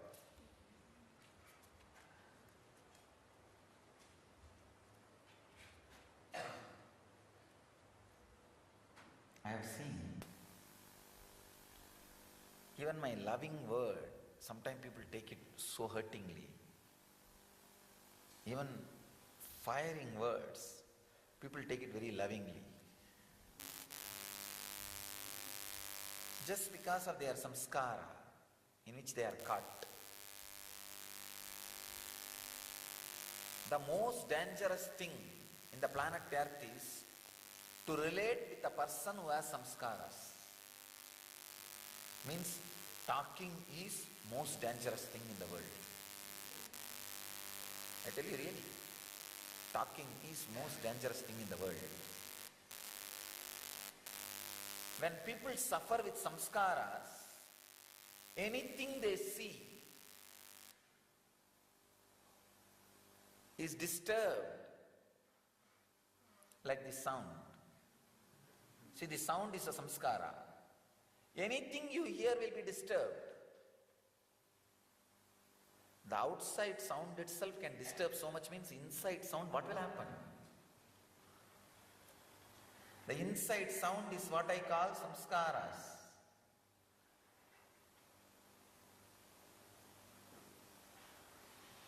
It delivers pseudo-information. First things human being should learn before the age of 14 is to establish yourself on certain awareness. I can call that state as a Pratyagatma Chaitanya Jagratam, means an individual awareness is awakened. To that level, all children have to be established basically in that level.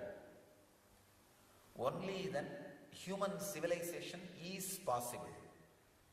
Till then, whatever we are having is just hell, where nobody is ready to listen to anybody. Everybody is suffering with their own engram, and no relationship is possible. Today morning I was reading a book.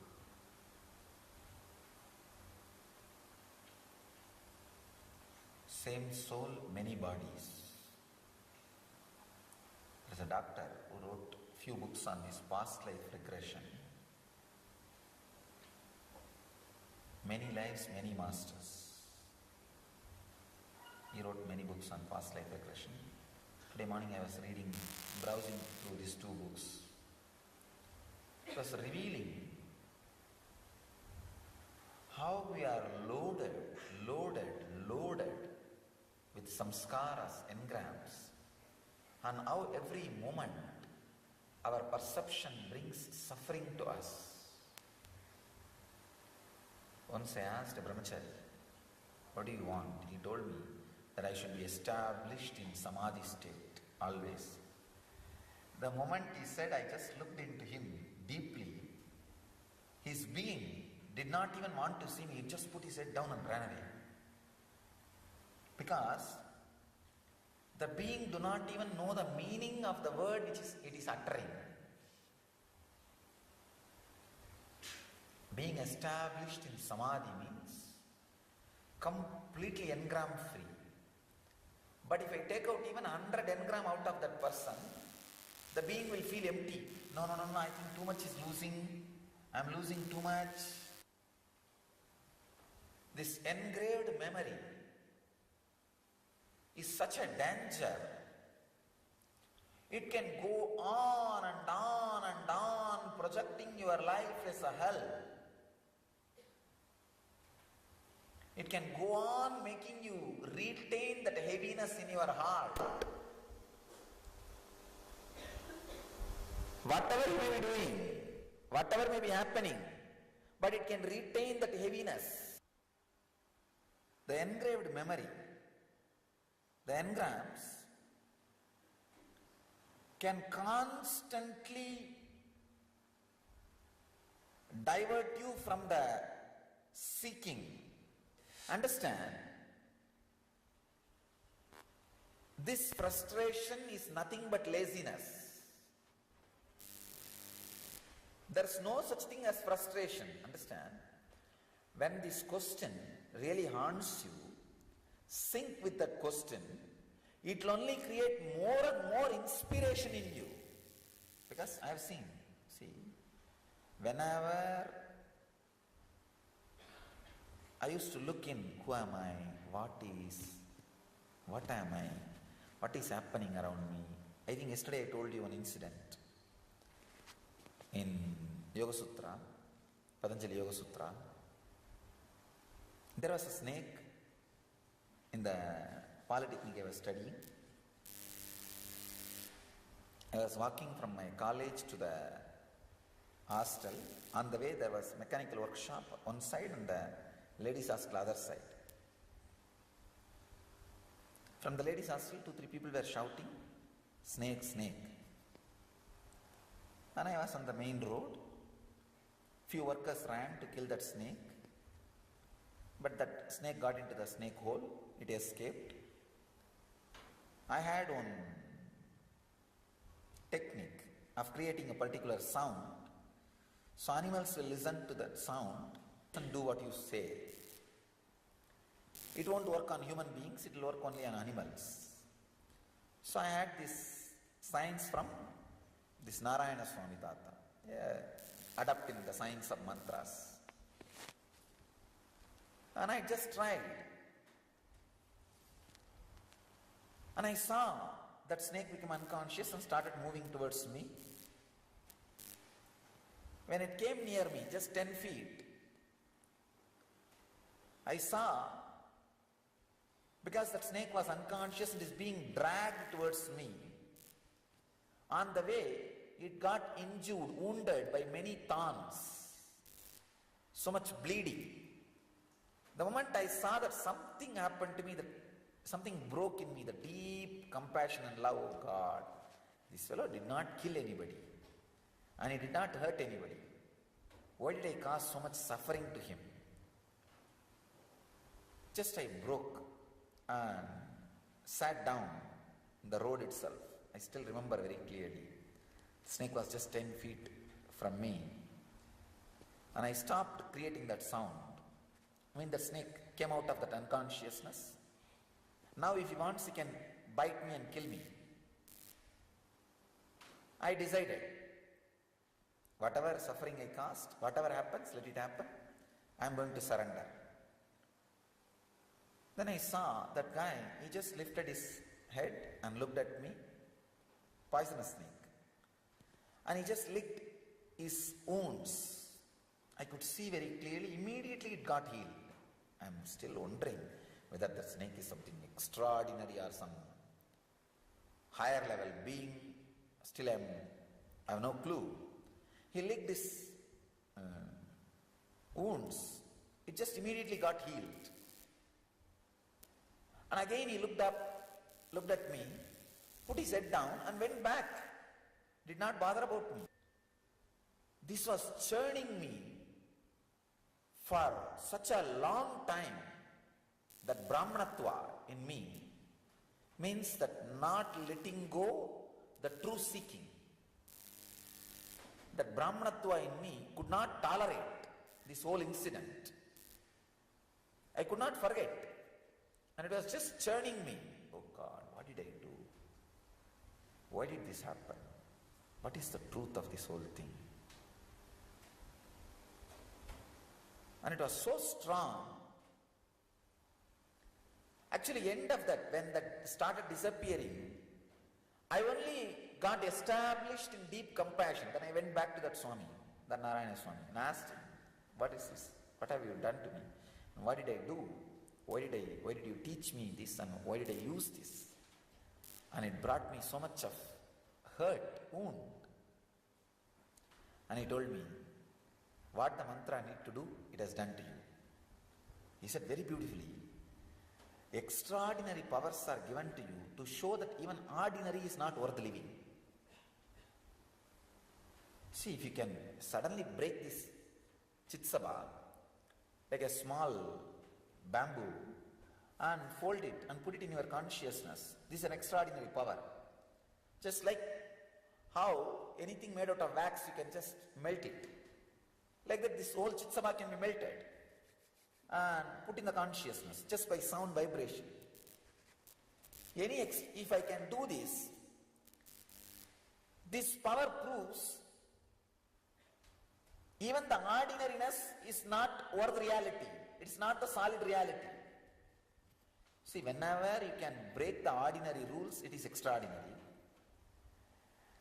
The ability to break the ordinary rules and make yourself extraordinary is not supposed to bring extra ego. It is supposed to tell you the ordinariness itself is worthless.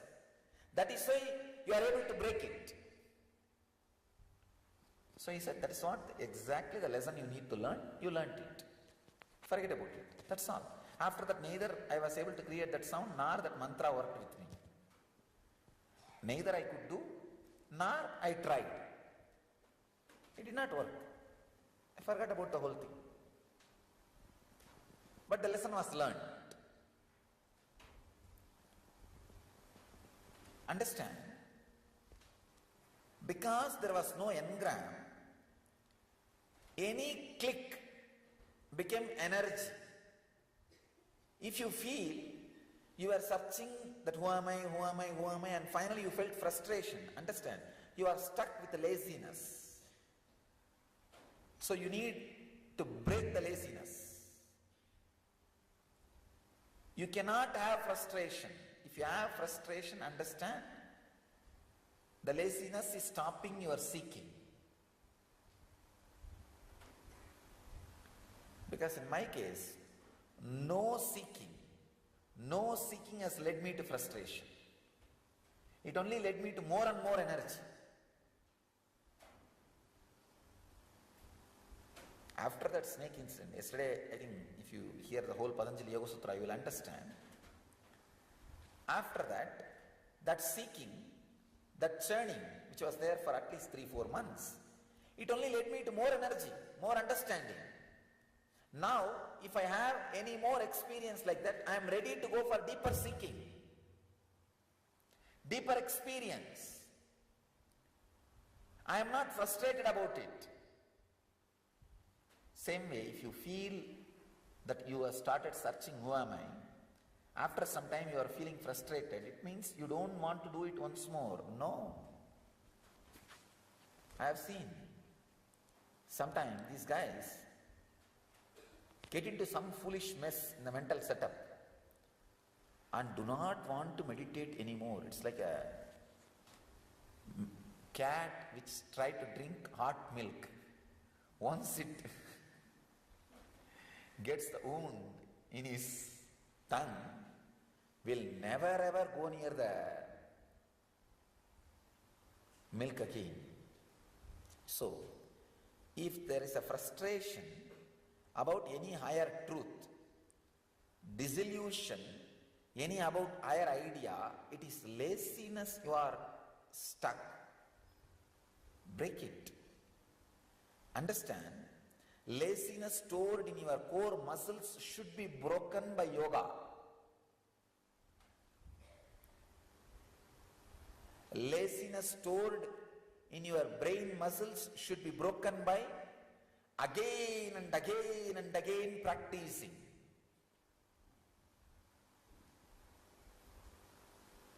Again and again and again. No way. Don't leave.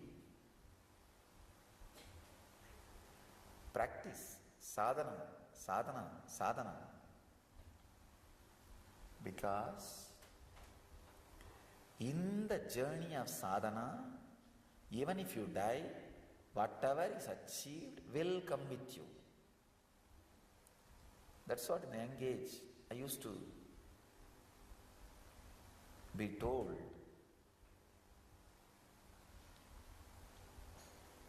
used to believe the only thing which can come with you is the time you spend in seeking and finding the truth, accumulating which cannot be taken away from you, acquiring which cannot be taken away from you.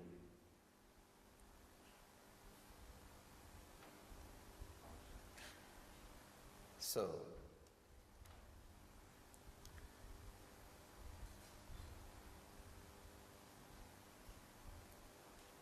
the engrams are fixed predispositions carried in our subtle body that warp the neutral flow of energy and deliver pseudo information to the brain.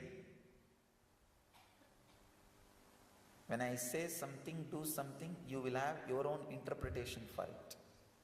Then you are caught suffering and big messing up, resulting in disturbance. In the neutral processing of information, the brain is designed to provide us, I can say, samskaras are responsible for all brain-related disorders, whether it is Alzheimer's or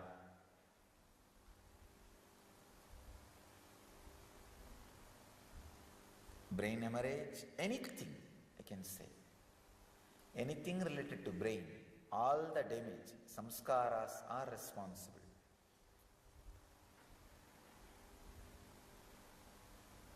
Releasing the samskaras you collected in this birth is the first, foremost spiritual practice. These three can be a powerful technique to release the samskaras which you accumulated in this birth. One, cathartic meditation techniques like Manipura Shuddhi Kriya, Bastrika Pranayama, Kabalbhati Pranayama, or Sambhavi Mudra Pranayamas, or heavy Samana Yoga like a weightlifting, intense running, heavy swimming.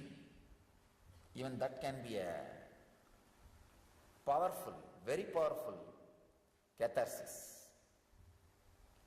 Physical activity. These all can be the first level, cathartic techniques. The second level, the mind level, that samskara dahana kriya. Go on writing and speaking out, speaking out, speaking out. See, the samskara dahana kriya, if you do once or twice, don't think it is done. No. At least 21 days, every day it should be done. Every day, it should be done like a ritual. Sitting and talking out to various people, various situations. So, various layers will open up actually. You should do all these things like a courses. You should develop courses. Just for catharsis, we can develop a 21-day course. The morning 3 hours of intense physical activity. And noon 3 hours of only samskara dahana kriya. And evening 3 hours of either reasonless crying or reasonless laughing. Understand? I am giving you clear signs of catharsis. Morning 3 hours of cathartic techniques, as I described. Kabalbhati, Bastrika, Manipura Shuddhi Kriya, heavy Samana Yoga, like 108 Surya Namaskar, heavy weightlifting, swimming, running, physical activity. These all can be the physical layer catharsis. This should be 3-hour session in the morning. And noon, 3 hours of only samskara dahana kriya. Go on digging, writing and talking to different people. Samskara Dahana Kriya. This should be a 3 hours session. And evening, just 3 hours of reasonless laughing or crying. If you laugh, you will start crying. If you cry, you will start laughing. The first layer will cleanse the muscle memory. The second layer will cleanse the brain memory engrams. Third layer will cleanse the consciousness. In 21 days, I can promise any man will have yogic body and Vedic mind just with these 3 processes. Very simple process. 9 hours a day. Nothing else to be done. All other remaining hours he has to just eat and sleep. Nothing else. Because the body will be completely tired and may need rest. Nothing else is required. 21 days. Catharsis program. In this 21 days, the whole engram which you accumulated from the date time of your birth to this moment will be emptied. You will be cleansed. I can promise at least 10 important benefits you will have. Release from all addictions. When I say all, I mean all. Release from all the trauma you accumulated. Release from all the wounds, emotional wounds. Release from all phobias. When I say all, I mean all. Release from all tirednesses. Physical, mental, fatigue. Please understand. It may look too big promise, but it's truth. Release from all emotional blockages.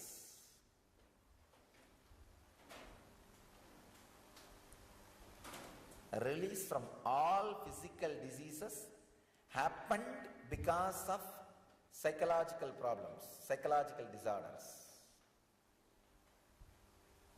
All the chronic disease which happened because of psychological disorders will disappear. And ability to create the body as you want. You will become your own Brahma. Ability to create your own mind as you want.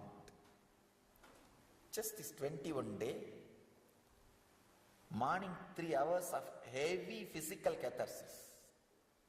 Noon, 3 hours of samskara dahana kriya. 3 hours means 3 hours you have to talk. Talking about your past. 3 hours you have to talk.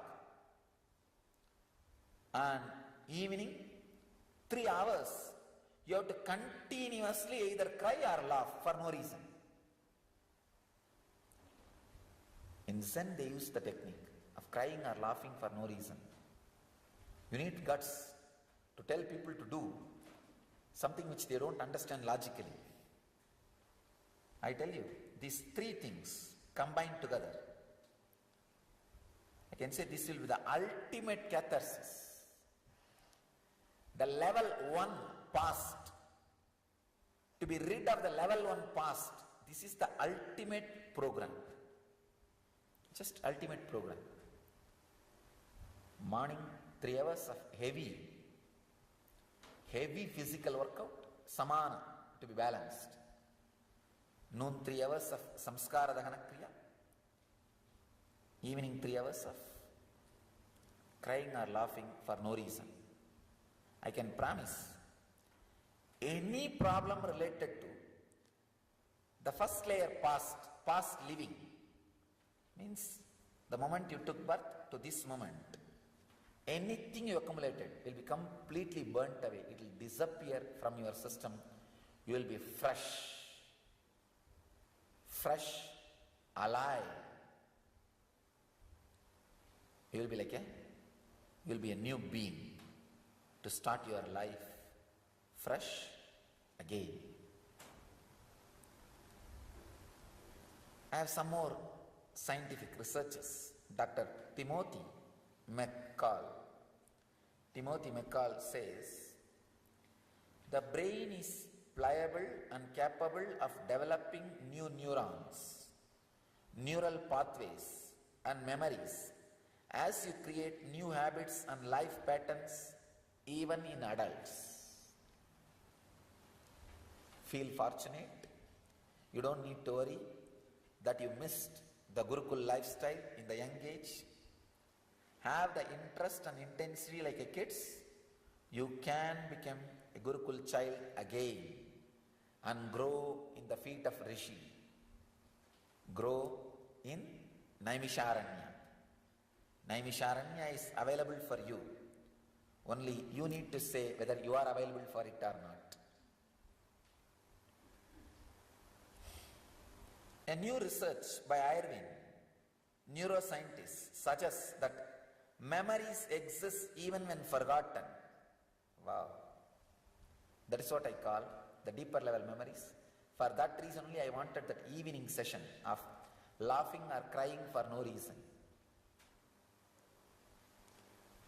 With the help of advanced brain imaging techniques, the scientists discovered that a person's brain activity while remembering an event is very similar to when it was first experienced, even if specifics can't be recalled. Oh God. It's a very powerful revelation. Let me read out once more. A new research by Irving, a neuroscientist, suggests that memories exist even when forgotten. With the help of advanced brain imaging techniques, the scientists discovered that a person's brain activity while remembering an event is very similar to when it was first experienced, even if specifics can't be recalled.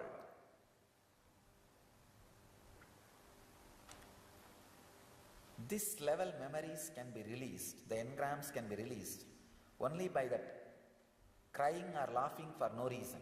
Actually, in the beginning only it will be very difficult to open up that crying and laughing for no reason. Once you open up, so much will leave your system. I can say this weight reduction, bodybuilding, the whole thing can happen in these 21 days. All right, now I declare this 21-day program, I'll make it as a free program. People, anybody can come and stay and do. Let them take care of their accommodation and food. Let the ashram charge just for that. We will provide a facility. Actually, once in 3 months we will conduct this program. 21 day just for this. We will provide one facilitator who manages, who takes care, who conducts that program. Because this will be one of the greatest service to humanity. I tell you, helping human beings to be rid of their engrams, their sufferings, their addictions, phobias, fears, and unnecessary fat will be the greatest service.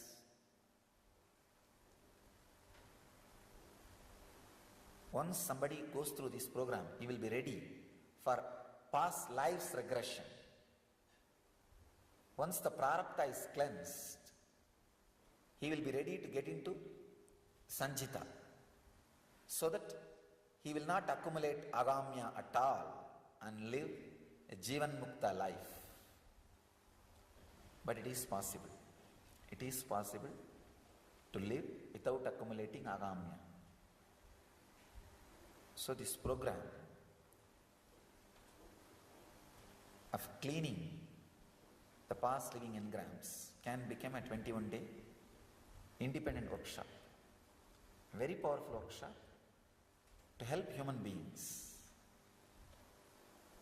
We will provide a space and facilitator for them to go through We'll create an ambience where all the situation is available for them to do that heavy samana yoga and cathartic techniques and the samskara dahana kriya and the intense reasonless crying or laughing. This will be the powerful therapy. I can say this will be one of the very powerful therapy. From all the past engrams, they will be released. This will be one of the greatest service we will be providing for the whole humanity.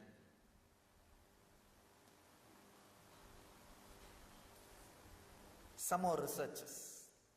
A new research at the Neuroscience University of Zurich tracked the molecular basis of memories. Professor Isabel Mansoy of Zurich University of Cognitive Neurosciences says the enzyme calcineurin and specific gene factors determine the intensity of our emotional memories.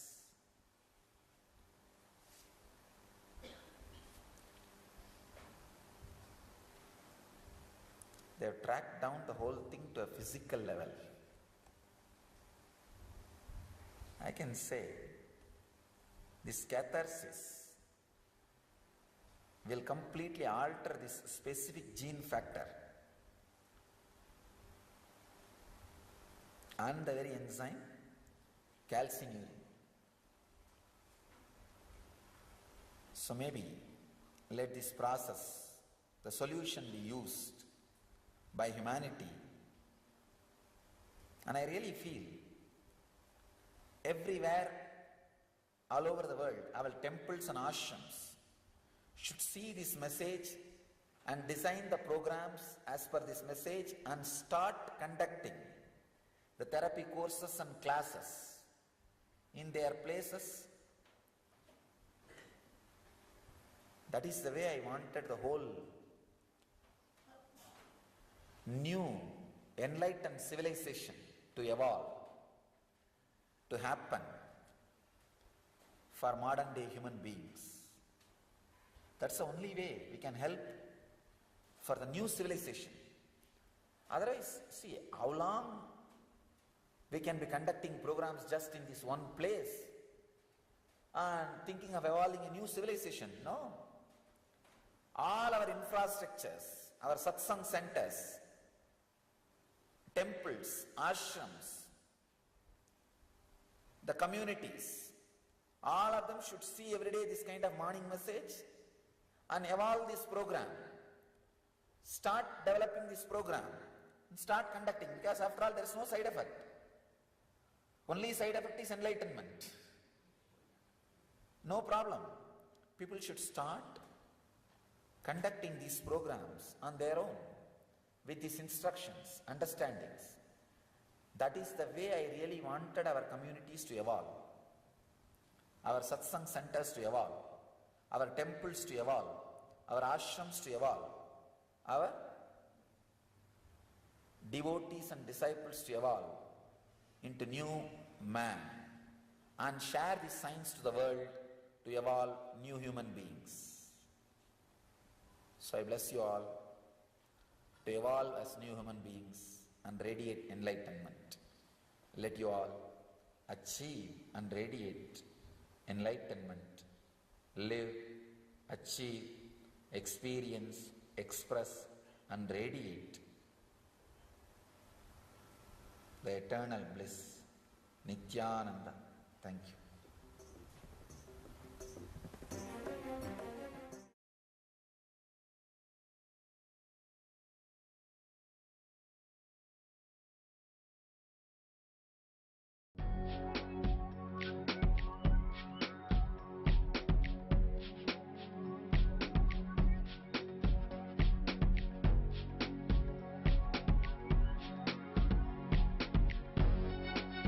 All that it takes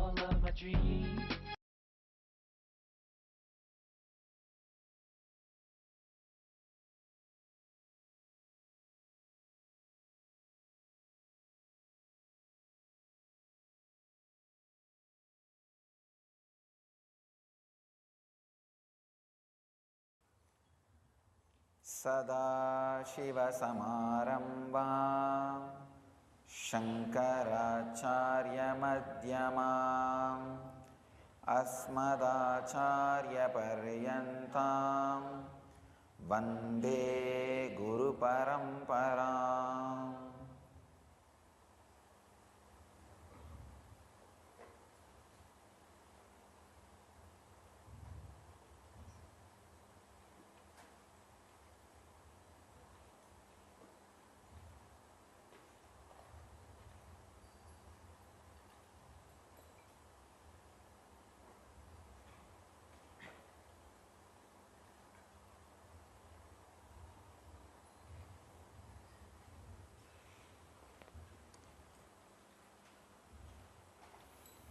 Today's subject is rewiring your brain.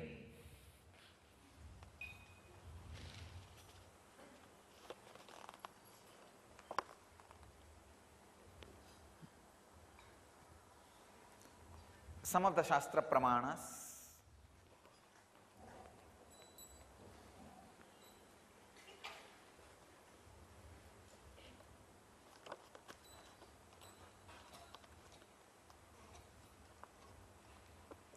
some truths from the field of neurophysiology.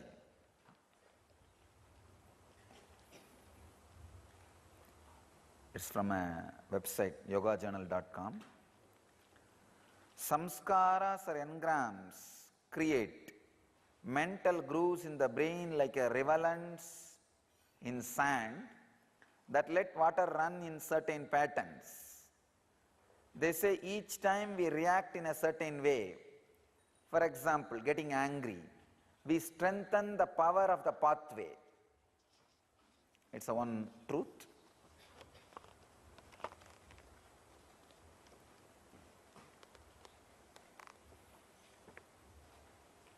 It's a very important truth. The more and more you react in the same way, the more and more you strengthen that engram. If you are habituated to fall sick due to any stress or fear, you encourage, you strengthen that engram of falling sick due to stress and fear. I tell you, if you are really feeling stressed or fear or anxiety, do something very active. Either cathartic meditation or kind of an intense weightlifting, activating body. I tell you, you will create a new engram. So whenever fear or stress happens in you, that whole thing gets converted as energy, useful energy. Instead of that staying in you and making you weak and disease, that same thing can be used as energy. You see, rajas, when it is added with awareness, can just become part of your life, can be directly useful. If you are stressed, if you have the anger towards somebody, fear, just take it out on weighing machine, weightlifting machine. Just take it out on the gym or do some intense catharsis process. I have given so many catharsis process from different traditions, Manipura, Shuddhi, Kriya. So many kriyas, the cathartic kriyas are there.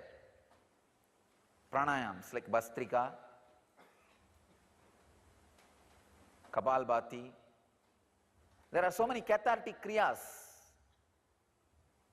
Talking in tongues. In Christian tradition they call it glazololia. In Hindu tradition we call it Manipura Shuddhi Kriya. Or loud chanting of Upanishads, Vedic mantras. Take out your anger in these ways. Release your stress in these ways. Release your fear in these ways. You will see, you will be creating new riverlands. You will not be strengthening that old pattern. You will not be strengthening that ugly mental setup of suffering and torturing yourself. It's almost like a, see, when you have the anger or fear or stress, you are victim. But when you carry that inside you, you are punished for being a victim. Case in me.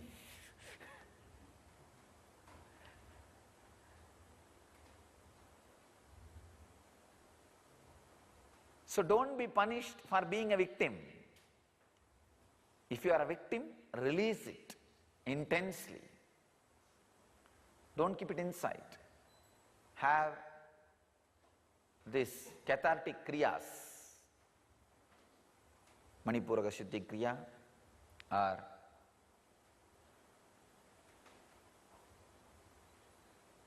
intense samana balancing techniques. You can do 108 Surya Namaskar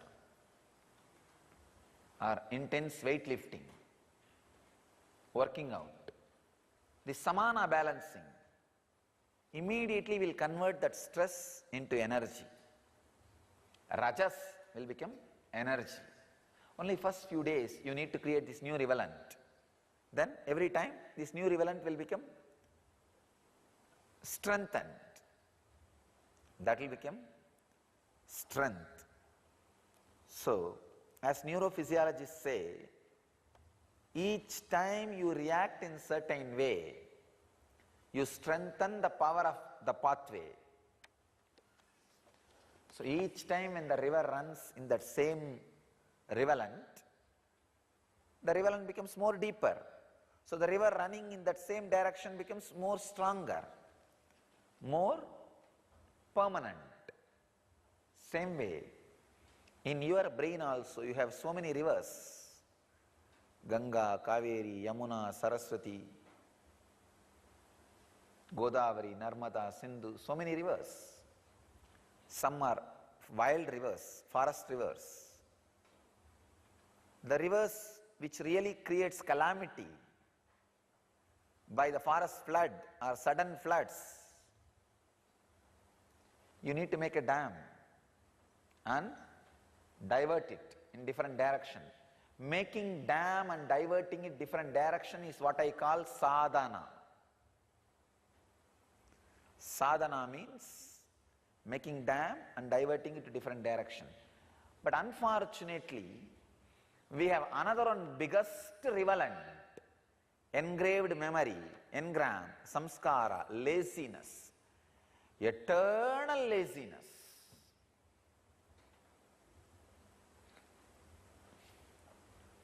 One of the biggest engram.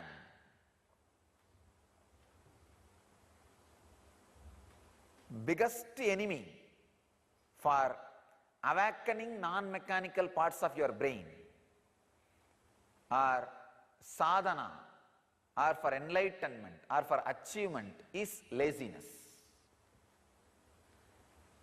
See, once the laziness enters into your system, nothing can be done.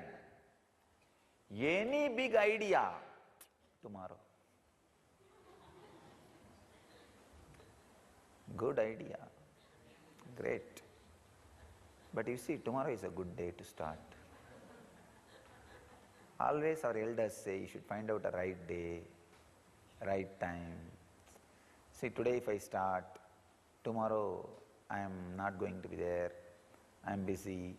Dvandva Vigna, Dvitiya Vigna should not be there. In our tradition, there is a tradition, the second day nothing should be broken. Dvandva Vigna. Oh.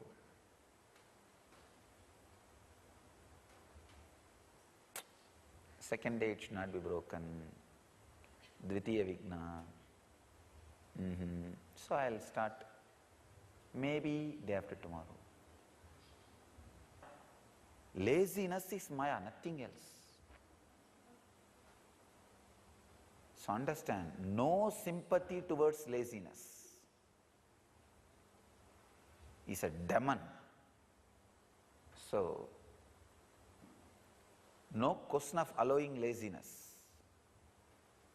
The first lesson in Zen they teach is the awakening your whole system. breaking the laziness pattern, because the whole Zen is based on silent sitting. You can very easily slip into laziness in the name of silent sitting. So the very word Zen means dhyan. Zazen means sitting. You can very easily slip into laziness in the name of silent sitting. So you can very easily slip into that laziness in the name of samadhi. No. Zen first breaks that lazy mental setup. You need to break the lazy mental setup to work on these engrams and create the new awakened lifestyle.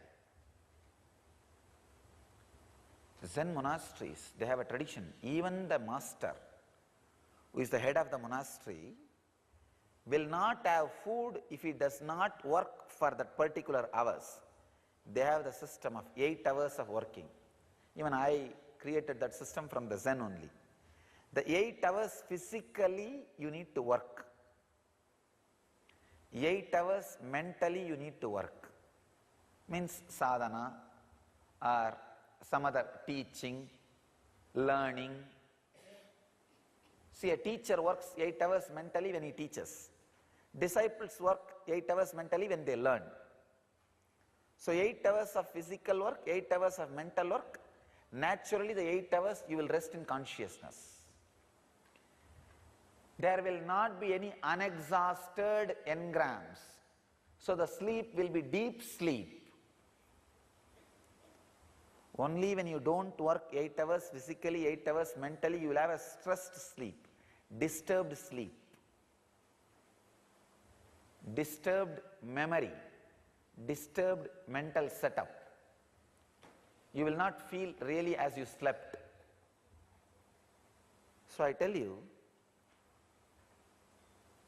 laziness is one of the worst engram. It is not even engram, it's almost like a breathing. That's why just yesterday I decided, anybody who leaves the ashram due to laziness engram, I have decided I will not accept them anymore back. No question of coming back.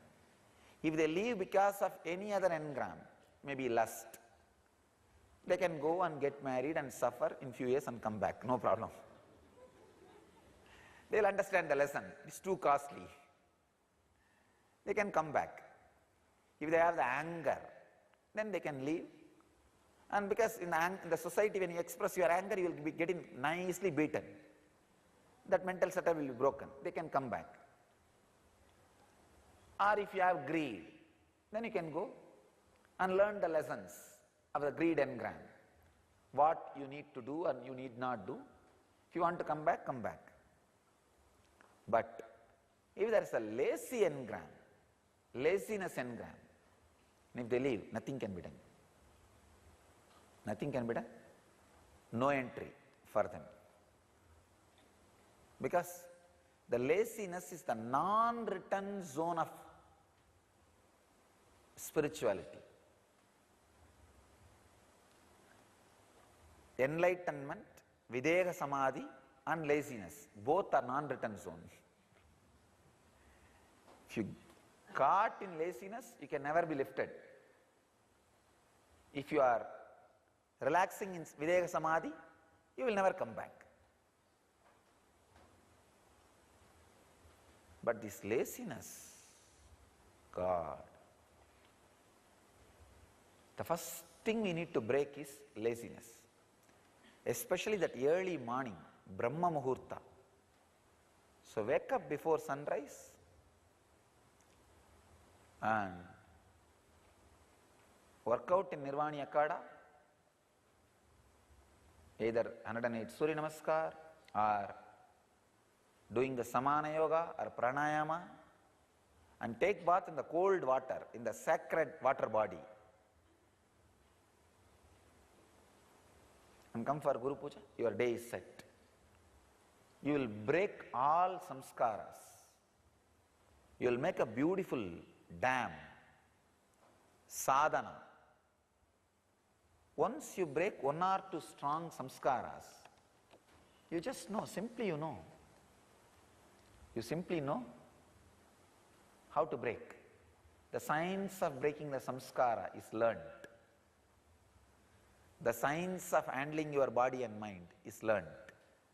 So, you will create new relevance. Another one truth.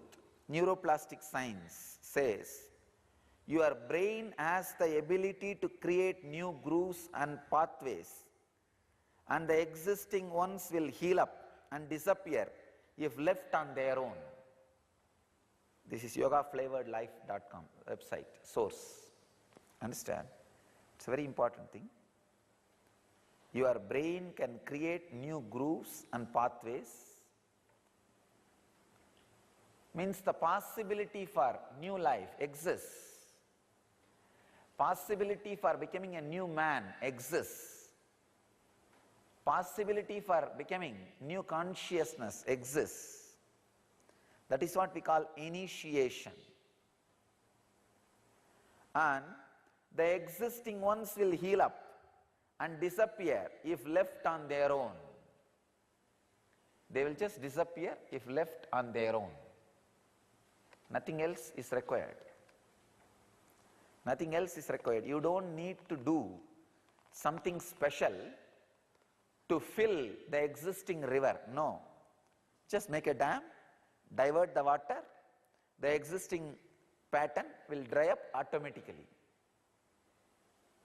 Then they will get closed automatically.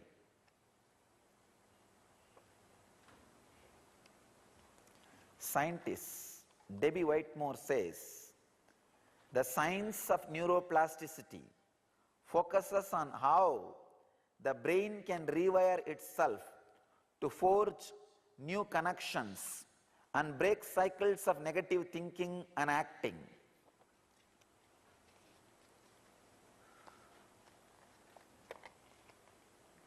Patanjali very beautifully says, if you are suffering with particular engram, just create the anti-engram, anti-emotion. For example, if you are suffering with violence, create compassion. If you are suffering with anger, create peace. And feel that it is spreading all over your body. Release that into the cosmos through your every pore. You will see, you will just create new mental setup, new brain pattern as you want. Exactly what Patanjali is saying. Of course, he said it 5,000 years before, at least 5,000 years before. Now the neuroplasticists, scientists are proving it. Debbie Whitmore is proving it.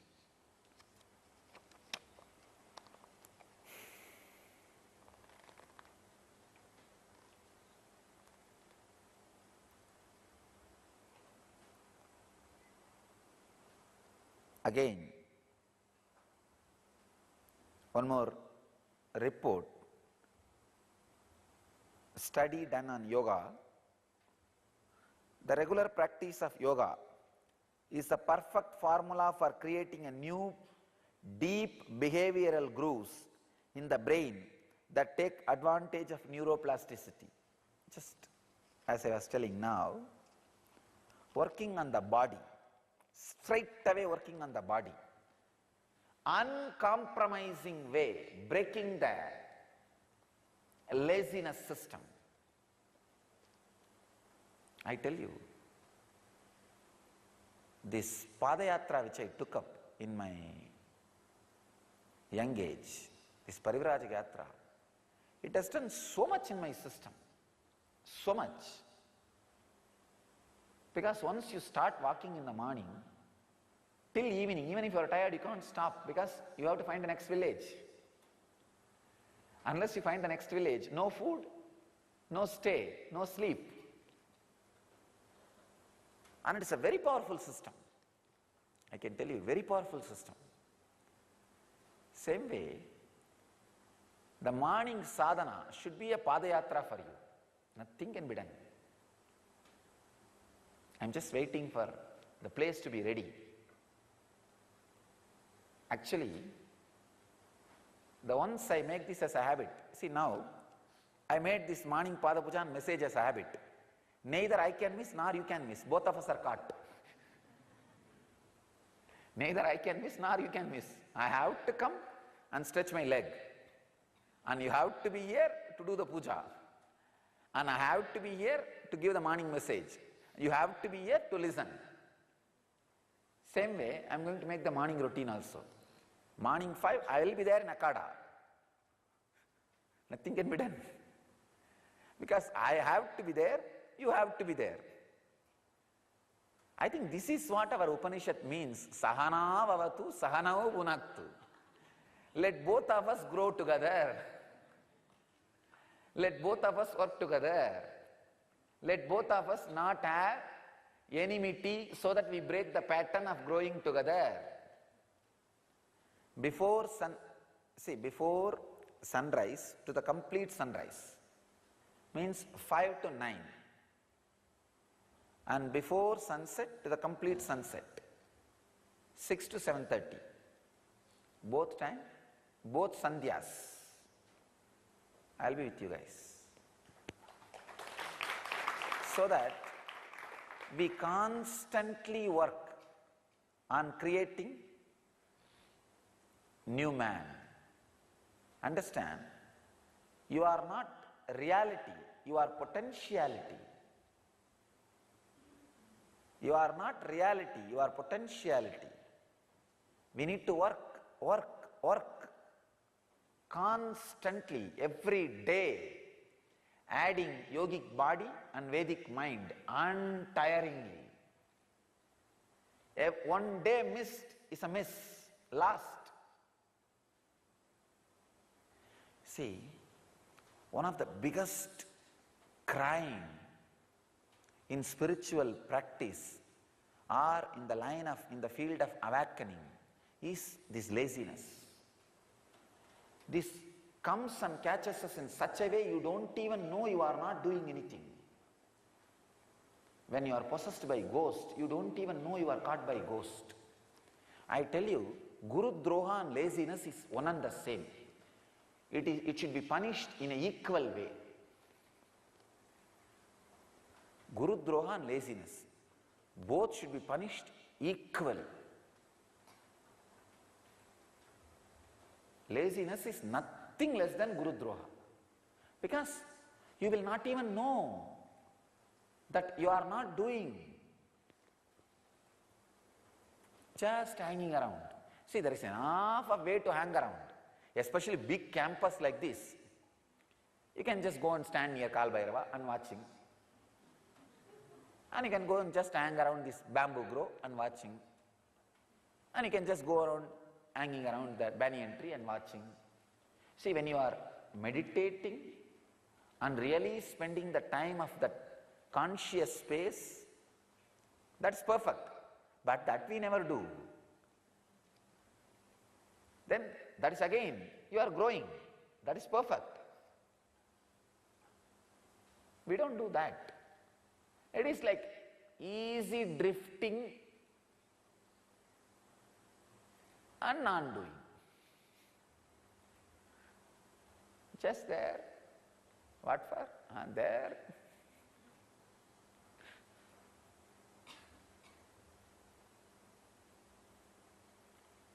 Laziness is one of the worst crime.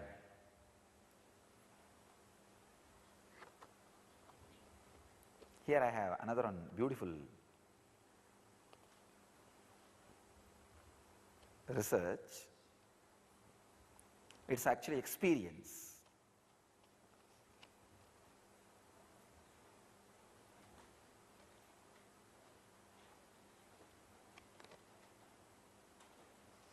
As I said yesterday, we will be working next few days on this past life memory. Breaking the laziness is one of the important steps you need to do.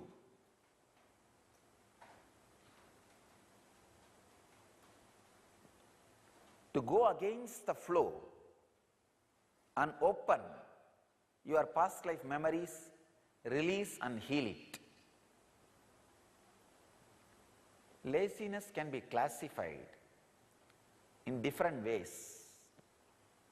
Laziness out of escaping mentality, laziness out of fear, laziness just for laziness. See, laziness out of escaping mentality can be healed by greed.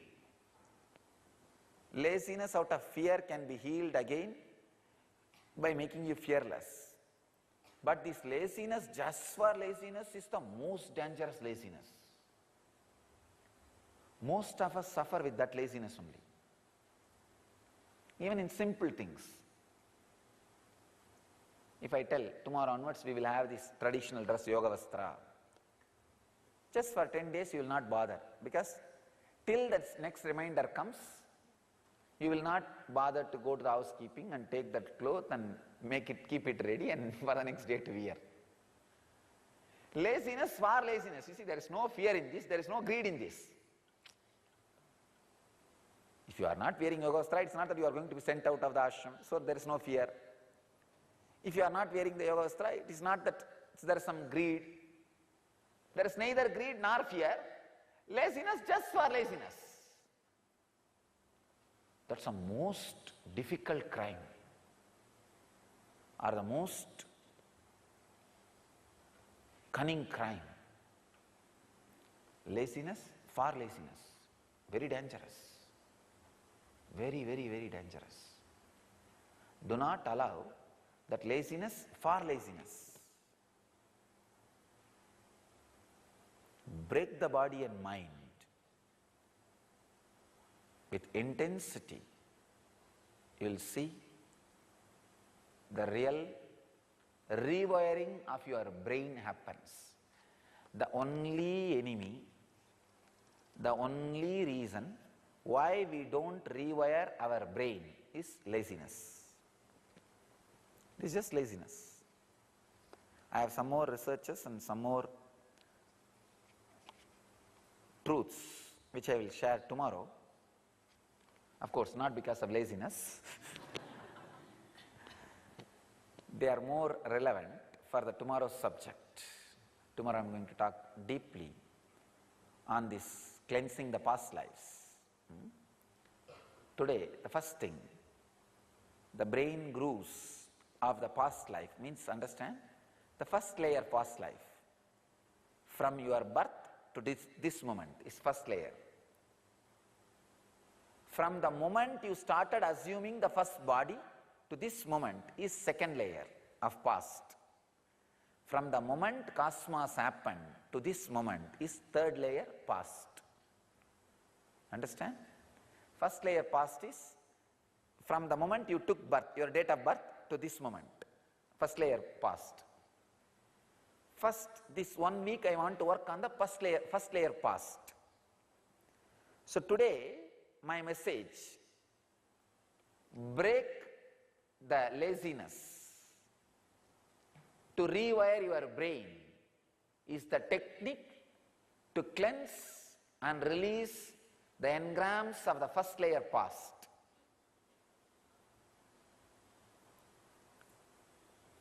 I can give 3 names. The first layer past, from your date of birth to this moment, can be called as past living. The second layer past, first moment you took first body to this moment, it can be called as past lives. The third past, the moment Big Bang happened to this moment, past happenings. Past living, past lives, past happenings. First, this week we will work on past living. Then we will work on past lives. Then we will work on past happenings. So by January, I will give a special 10-day workshop on past life regression. An experiential workshop on past life regression. so that millions of people can be helped. See, this truth of past life is the unique contribution to the world from the Vedic tradition. It's one of the unique contribution. So, we will work on the past life regression and the truths of karma, everything. So let you all break the laziness, pattern of laziness, and experience the rewiring of brain, achieve and radiate enlightenment, achieve, live, express, experience, radiate the eternal bliss, Nityananda. Thank you.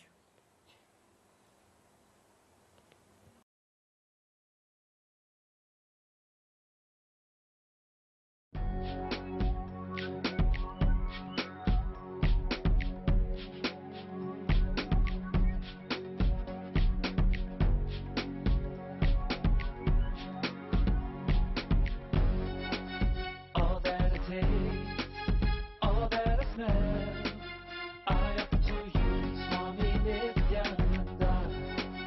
All that I see, all that I hear, I offer to you, Swami Nityananda. Like this dance, and this song, and this joy, I surrender to you. All that I feel, all that I am, I offer to you, Swami Nityananda. Puragaram, Karunavataram, Samsara Saram, Bhujagendaharam, Sada Vasantam, Hridayarvinde, Bhavam Bhavani, Sahitam Namami. All of my dreams,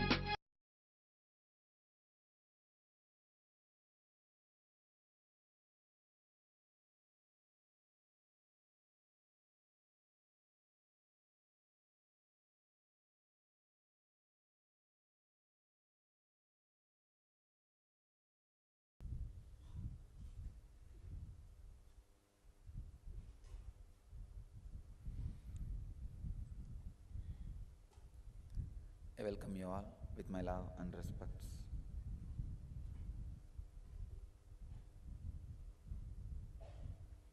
Today's subject is unlock the past to heal the present.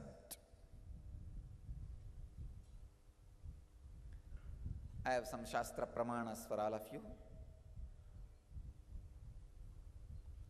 This is a modern day research from Life Research Academy, their website.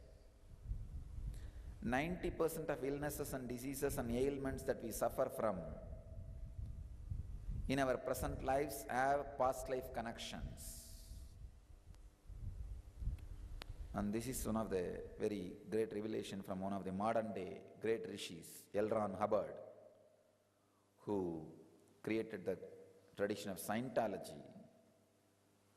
Most problems are due to engrams and blocks created by the threat in early childhood, prenatal stage or past lives. It says engrams formed during all times have made men forget his divinity.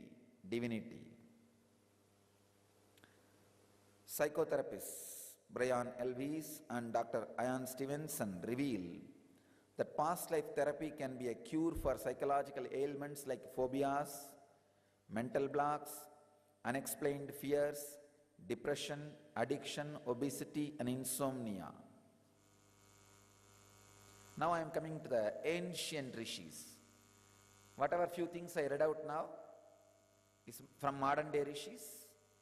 Now I am coming to the ancient rishis. An ancient yoga philosopher, Patanjali, extensive research on past life regression. He calls it as a Pratiprasav. I'll quote a sutra from him. Already I spoke on this sutra. but I'll give you the essence. Klesha moolat karmashayo drashta drashta janma vedaniyaha. The root of affliction is past action. It is latent, seen, unseen, and stays as karma through births. Mahavira calls past life as Jatismaran. Remembering past life is an integral part of Jain practices. Jains called attaining freedom of rebirth. I can say freedom from rebirth as Kaivalya. So these are some of the Shastra Pramanas. Now I will add my Atma Pramana. Please understand, it is out of past your present is made and future is going to be made. You can always unlock the past and release those intense suffering engrams and make your future into a powerful reality, powerful experience. I tell you, don't make enlightenment as a goal because you don't understand that word completely. Make yogic body and Vedic mind as goal. Then you will be able to work exactly in the line I am telling you. See, enlightenment is more like an abstract concept, more like a poetry and romance which you are never able to catch it. So it's like a unclear. But the concept of yogic body and Vedic mind can be more tangible for you. Actually, if you have a tangible goal, you will understand directly how this past life regression or releasing the past helps you to achieve that goal. Because you keep some abstract goal, you don't know how all this each day my message adds you or leads you to that goal. Even mentally, don't have enlightenment as a goal because you do not know it exactly what it is. When you do not know what it is, then how every day my message and inspiration can push you towards that goal? It becomes like a unconnected. See, I want you to understand, every day my message should be inspiring you towards that experience and you should start perspiring for it. Only then this morning message is useful. It becomes an inspiration. It becomes like a tonic. Otherwise, if you don't have a clear goal and don't know how to connect this with that, it is not tonic, it is just toxic, waste. Not only waste, dangerous. Because you will learn words without working for it. Why? These people who don't have a clear understanding, not only they are not tonic, they are toxic. This is what exactly I was telling during the LEP session also. I have no problem in accommodating any number of people and giving them food and shelter and taking care of their basic needs. Any number of volunteers you can accommodate freely. But the problem is these few toxic people who are not responsible, they become the negative group. I'm afraid of these people who don't have clarity, having some abstract ideas and unable to collect their daily life with that abstract ideas. That's why I'm telling you, don't have enlightenment as a goal. That's too abstract, too poetic. You'll never be able to even comprehend. Have this yogic body and Vedic mind as a goal. Then you will see everyday life with me moves you towards that goal, inspires you towards that goal. You will see that everyday life is an excitement, joy, you are growing.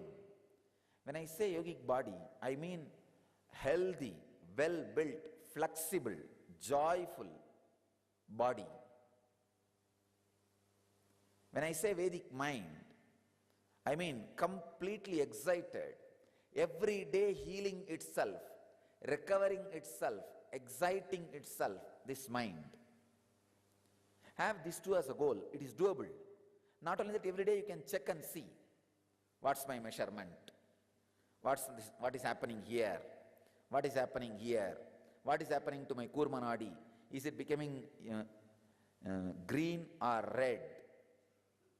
Every day morning when you wake up, you can feel what is happening today is my mind. Is it high or low?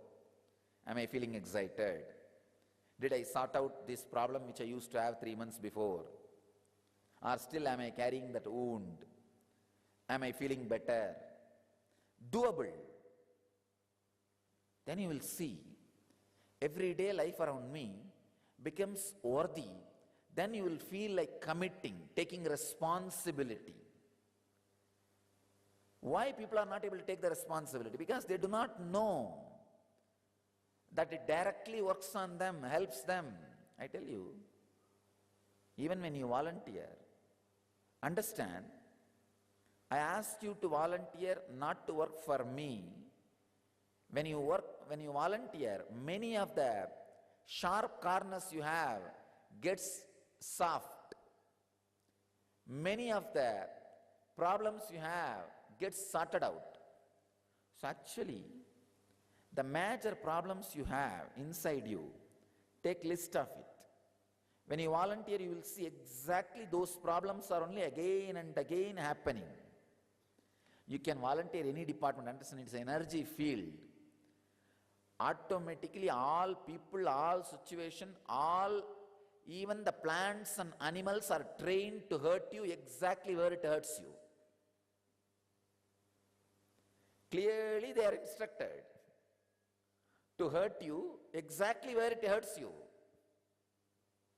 To make you understand where you are stuck, where you are standing, where you need to work, where you need to polish, where you need to move. Even the animals, plants, anything which is here, everybody is programmed, clearly asked, instructed. It's an energy field. If you are caught with a lazy engram, you will see exactly when you go and lie down on your bed, it will smell badly. It will tell you, get out, I am not interested in letting you rest on me. It will just tell you, literally it will tell you. Every step I can tell. The engrams you are caught will only be exactly activated or shaken. And I tell you, make a list. Make a list. What are the obstructions that you are not experiencing Vedic mind? Make a list. You will see exactly how the engrams which are stopping you experience the Vedic mind are only directly hurt. Every moment, only they are hurt. They are questioned. If somebody is sleeping whole day without laziness, I'll make sure that neither he is questioned nor somebody else questions him.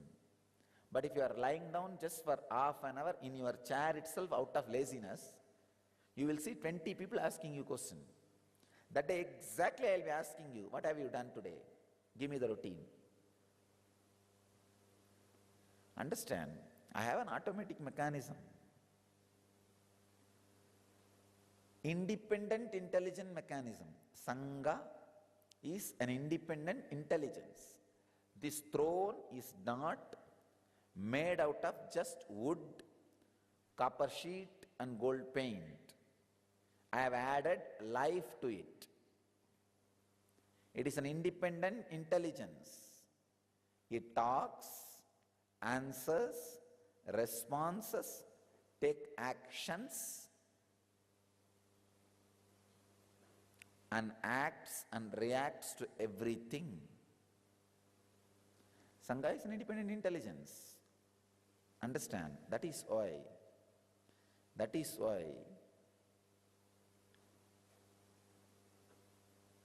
exactly the engrams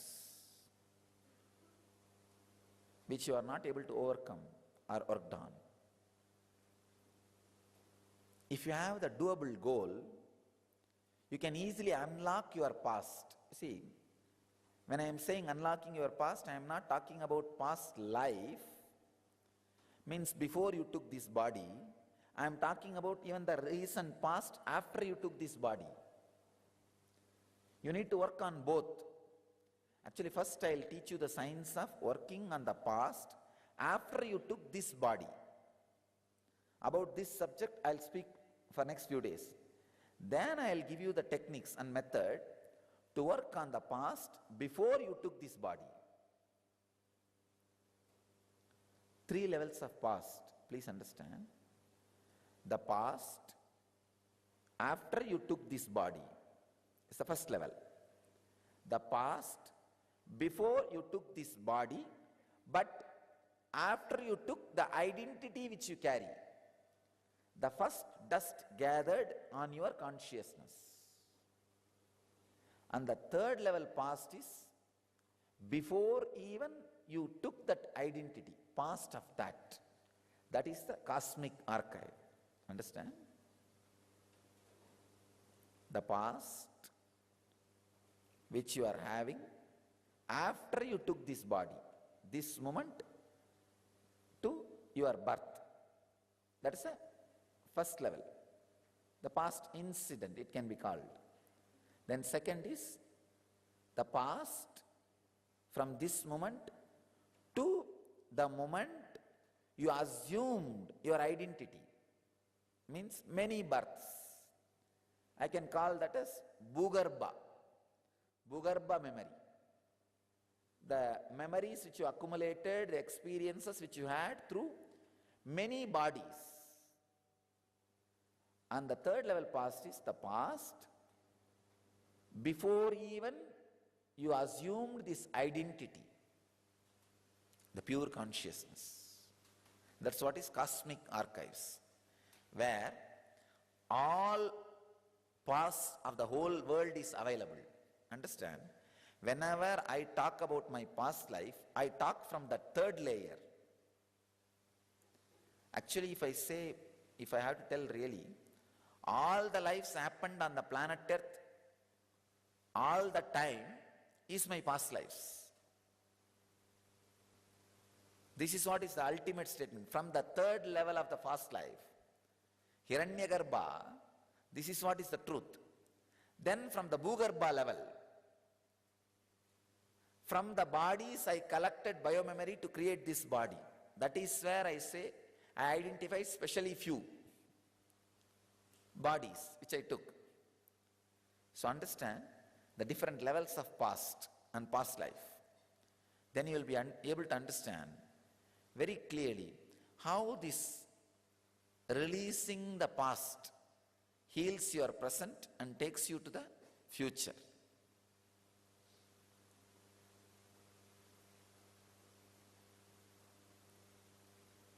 First few days I will talk on the past you are carrying after you took this body.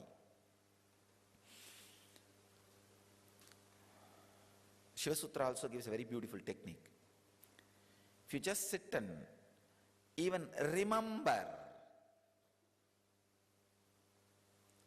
so many of those blockages associated with those memory will leave your system through the Kurmanadi, through the body. Understand? Just simple remembrance. Actually, simple remembrance will lead to reliving. Reliving will automatically relieve the engrams which you accumulated unnecessarily.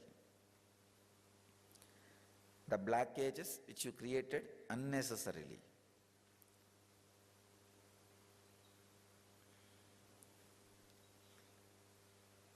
Coming to terms with the past will awaken the intuition in you to come to terms with the future.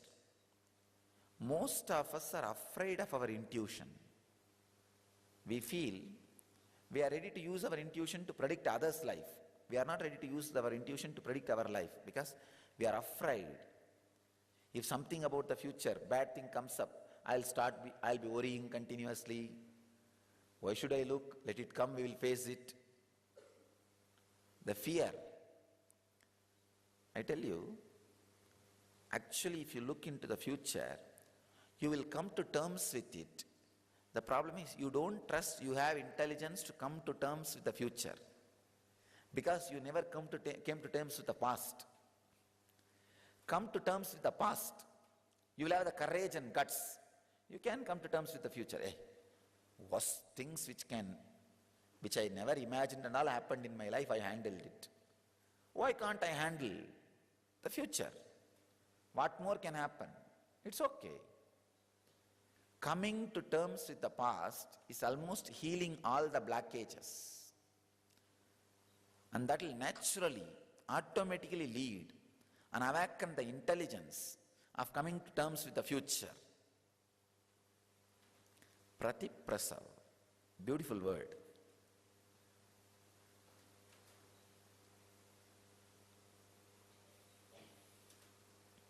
Come to terms with the past by constantly doing the past life regression.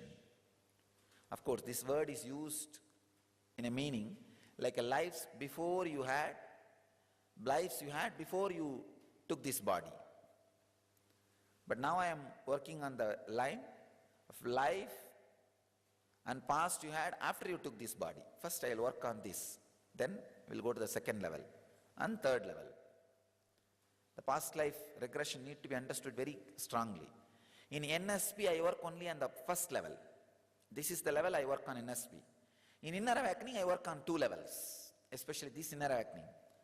I am going to be the important 2 component I am adding to this inner awakening as a unique thing is the science of balancing 5 pranas, 5 energies, means the science of levitation. Levitation may happen in you when you balance these 5 air energies. This is one thing. Second thing, the science of past life regression. This 2-layer past life we will work on, we will release. One, the past after you took this birth, this body. Second, the past before you took this body. After you took the identity which you are carrying. So in NSP, I work on this first level past. First level past is all about releasing the engraved memories you collected during the childhood time and till this moment. Working on that, reliving and releasing various catharsis methods.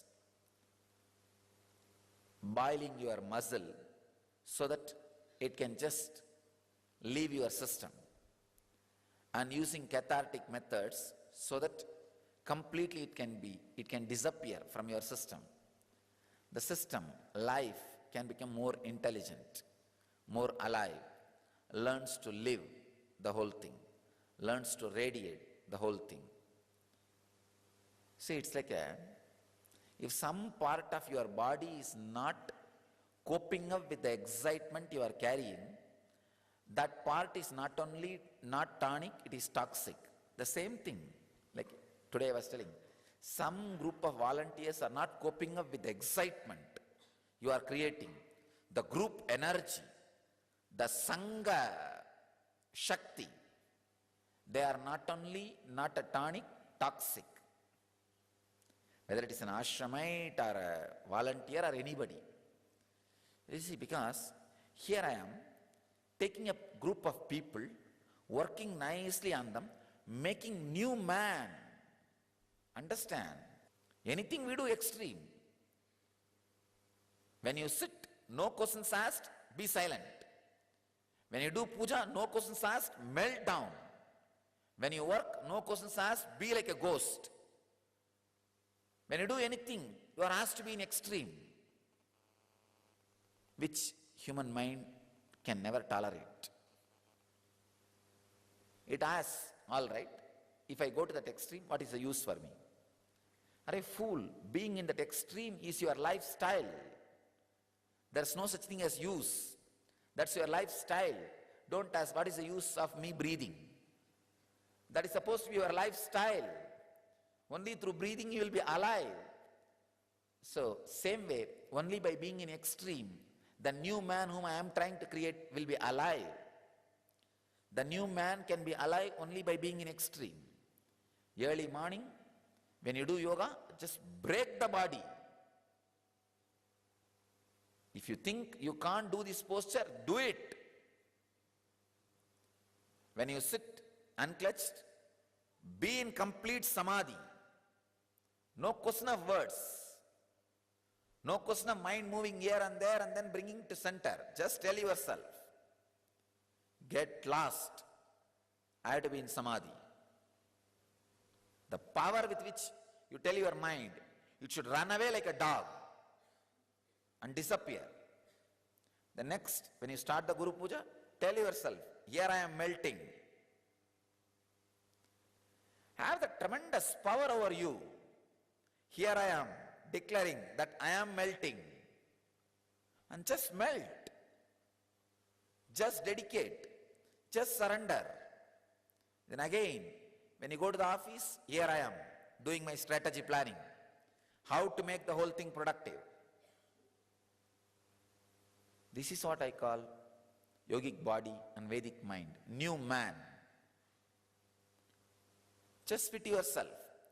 People who are not excited about this idea, people who are not interested having this as a goal, and people who are not interested to choose this as a doable goal. Understand? That is another one thing. Sometimes people are greedy about this, but they also have a nice hiding compartment, hideout, to say, no, it is not doable. I am this, I have this, I have that. Either it is doable or just get lost. I have no place for anybody else here. This place is created specially for the people who are interested in becoming new man. I am not interested in awakening your 12 strands of DNA taking 2 years. I am clear. I want this to be done. I think it should have been done by yesterday. Even if it is done today, it is already late. It's already late. So be very clear. I want this urgency to be felt by people. That can happen only when you have a doable goal. Means clearly seen, measurable. So enlightenment is a poetic goal. Forget about it. That will happen. That will happen. Let that be a side milestone in your journey, not a goal. Let the goal be yogic body and Vedic mind, where you are able to measure all the measurements. Yogic body means you can measure how flexible you are, how strong you are, how healthy you are, how graceful you are, how your dimensions change. Take up this as a goal. Take up this as a goal. For yogic body, Nirvana Kada. For Vedic mind, constantly chewing the words of the Master, Smarana. Chewing the words of the Master, digesting the words of the Master. Anything you do, bring at least 2-3 contradicting points of the Master. Please understand. When you make any decision, you can easily pick up my contradicting points. Don't talk for one side. See, about any idea, you can have 10 contradicting points from my teachings. If you have heard enough and perfectly, for example, food, you can have a point of me telling just fast and die. Or you can have the same, from my own words, you can have the point to eat as much as you want, as long as you can, how much you want. You will have both points from my own teachings. bring those self-contradicting points and fight with them. That is what I call chewing. Please understand. I am defining smarana, manana. I am defining manana. From my own teachings, the subject you are supposed to decide, the decision you are supposed to take on that subject, bring self-contradicting points. You may think, what is going on? Actually, after you bring those self-contradicting points, you will see very clearly which is, this I know, I am cheating myself. This I know is teaching for me by Swamiji. This is what I call Viveka. The Viveka needs to be kept alive, sharp, to experience the truth by yourself. But the problem is, if you don't do this self-contradicting and clear manana, you will pick up self-contradicting point one or two and keep it to answer me. I have seen sometimes people giving very intelligent answers, using my own words against my own words. They will use my own words. Very nicely they will quote to attack me. It means you have not done manana. You are cheating yourself. When the manana is done, means when you bring self-contradicting points and analyze, spend time with it, you know, oh no. This is told at different point, different situation, different way. This is told at different point, different situation, different way. No. I know this is the right, this is the word for me from Swamiji, for this situation. The fellows who have done this manana never use my words against me, never try to cheat. Because they don't cheat internally, they don't know how to cheat externally. But whoever cheats me externally, I know they are cheating themselves internally. They take my various judgments and use it in wrong places. Understand? Actually, when I talk to people, I very clearly understand whether they are internally cheating themselves or not cheating, honest. I can very clearly make it out. Because if they try to cheat me externally, then naturally I know this is the same thing going on inside. Internally also, they are cheating themselves. Understand? Vedic mind means a non-cheating, honest, committed mind. Have this yogic body and Vedic mind as goal. Honesty and strength and integrity as goal. Sacrifice, dedicate. Just disappear into the great fire of the Sangha. Annihilate yourself into the Sangha. You will see. You will literally see. You experience the space where you can never be annihilated. The yogic body and Vedic mind is just happening in you. See, every day your body becomes more healthy, more active. You are able to do at least one posture more than yesterday. Your body is more flexible than yesterday. Same way mind is more honest than yesterday. Doing more manana than yesterday. Understand? Again I am defining manana. Bringing the self-contradicting points about the same subject from the master and letting them fight each other in front of your pure awareness and using your viveka to choose rightly, honestly, without compromising. That's what I call manana.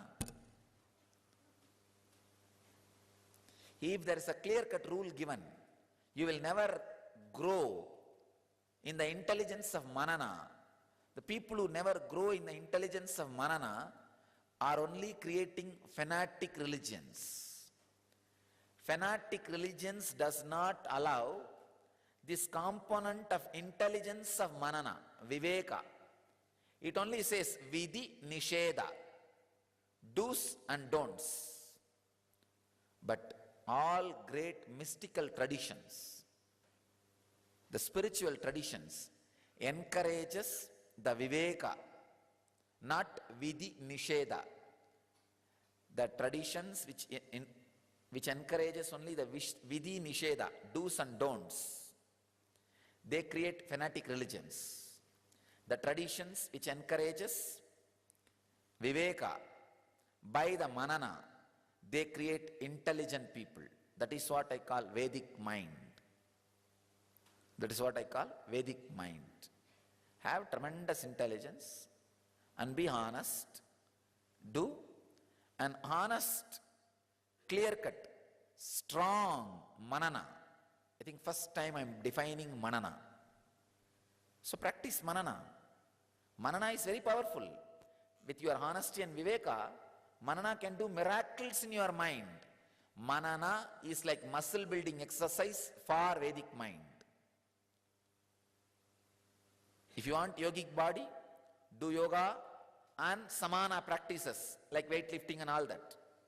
If you want Vedic mind, so do manana. Manana is like a weightlifting and yoga to create Vedic mind. It's a very powerful process. Very powerful process.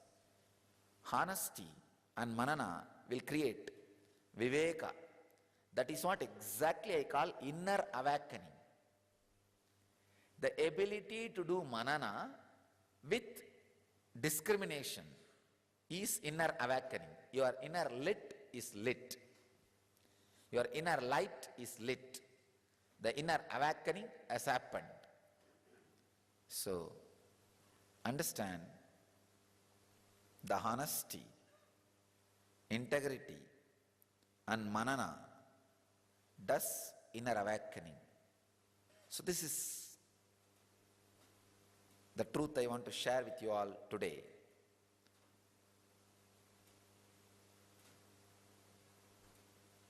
Bring manana into your life. Relive the past and relive it. Awaken the inner self. Let you all achieve and radiate the eternal bliss. Achieve and radiate enlightenment. Live, experience, achieve, radiate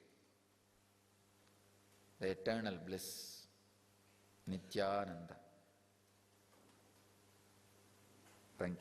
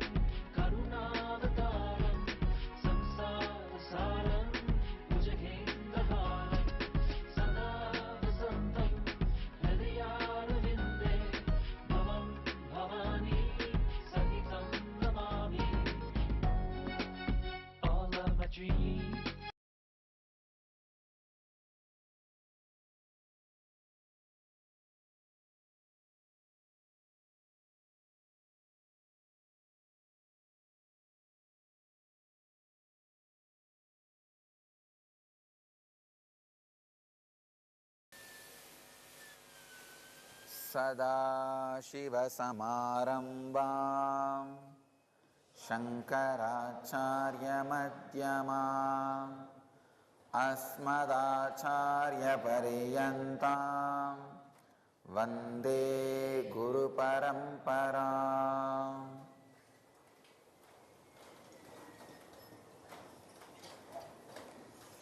I welcome you all with my love and respects.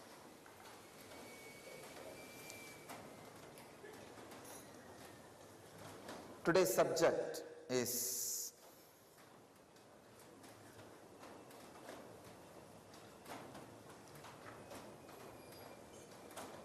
discover the Akashic records in your DNA.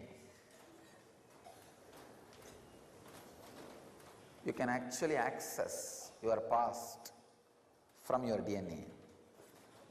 It's possible.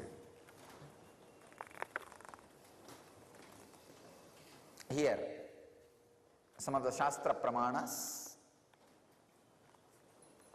from a website called underoneroof.net. Scientists and researchers are very clearly expressing the so-called 90% of the junk or dormant DNA contains all your history since your first incarnation onto this planet many lifetimes ago. It is where your Akashic records, the record of your soul, resides. That is why I was telling an important truth. Your body can do anything any body in planet can do. If a fish can swim, you can swim. If a bird can fly, you can fly. You may think, how? Because those memories are there in your DNA. Those records are there in your DNA.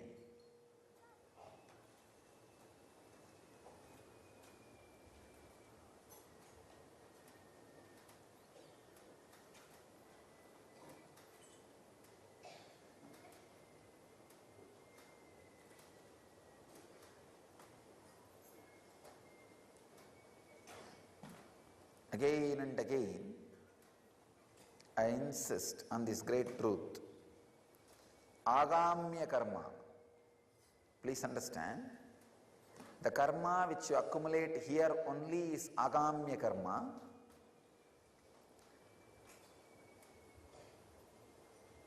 The karma which is a source, like archives of all the births you took,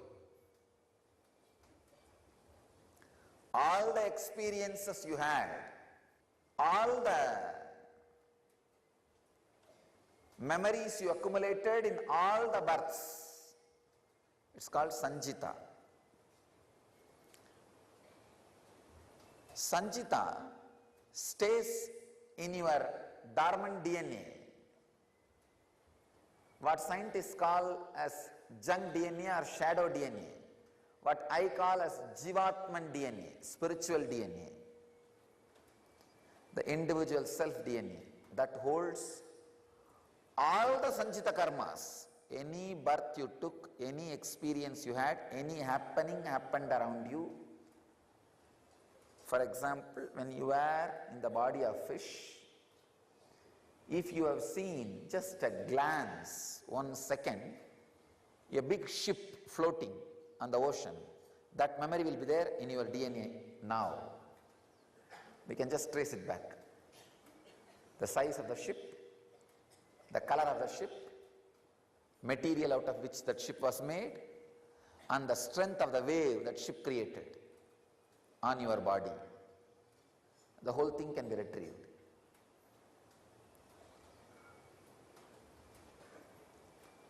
Learning the science of DNA code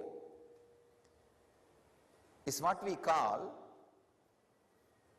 the science of Vak. Please understand, in the Vedic tradition, the language was never taught just for communication. It was always taught to study your DNA structure also.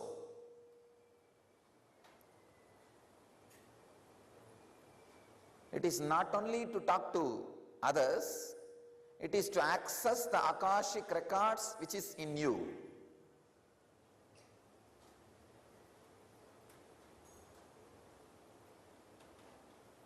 One of the biggest problem is talking to others using the words is too simple process. But to study, start decoding the DNA system, you need little commitment, the committed sadhana.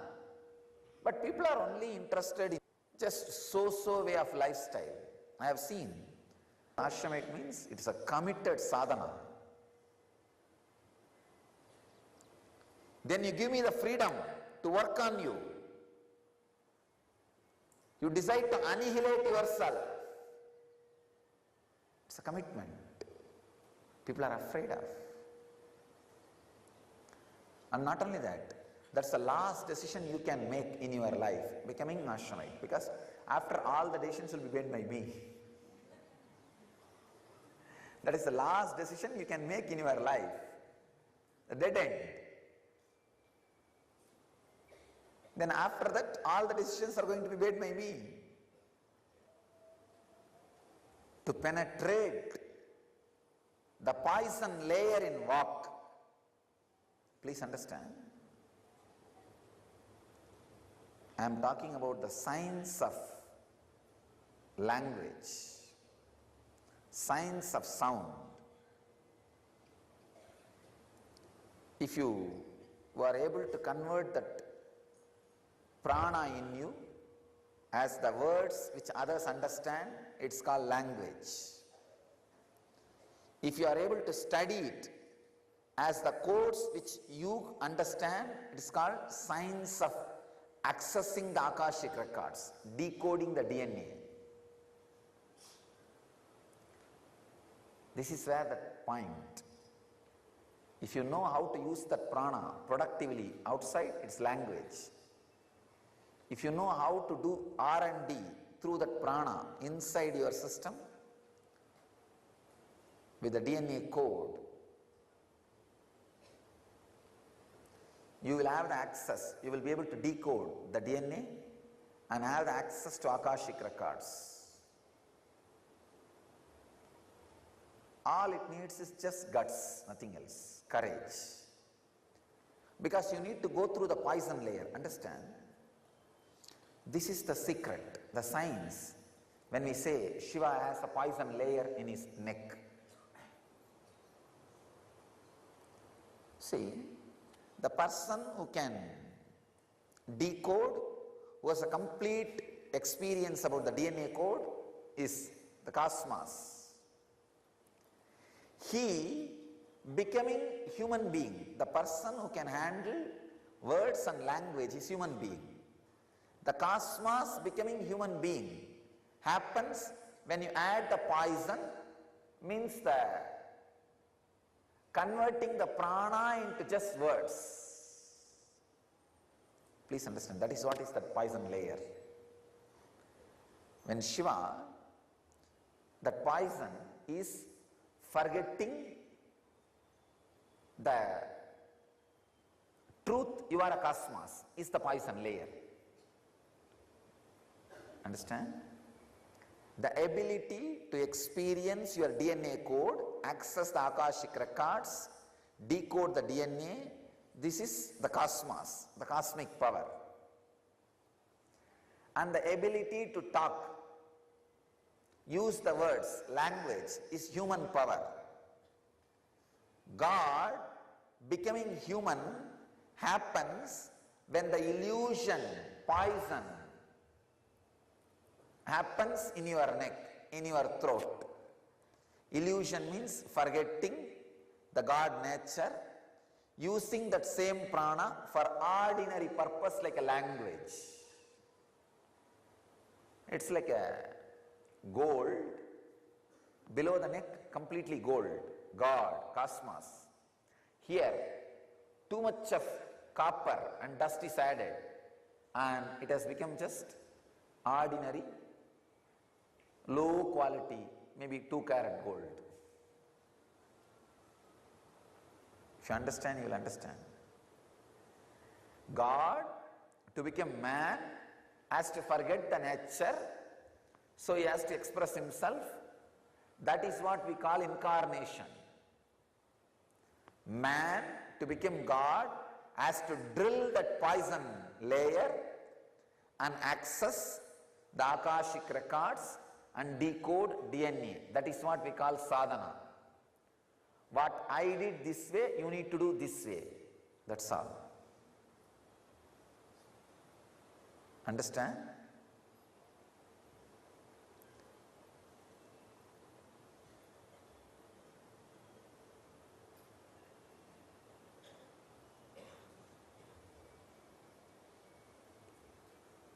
That poison layer is what is called trodana, means delusion. Even God, when he takes up a human body, has to add that layer of delusion, only then he can relate with human body, human layer, human civilization. So when Shiva drank the poison, it means he assumed the human frequency to relate with human beings, to teach them the science of enlightenment. That is what it means. He took the poison and gave the nectar to people. He took the poison so that he can give the nectar, the enlightenment to people.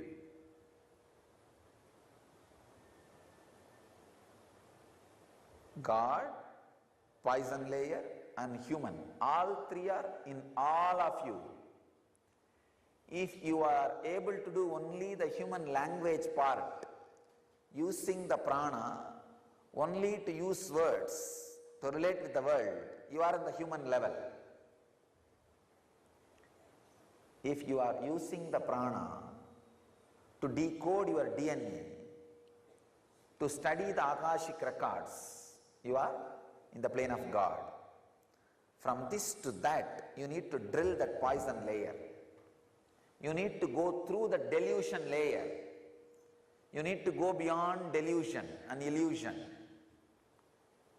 You need to drill that poison, which needs tremendous courage. That is what I call complete annihilation, the last decision you make in your life.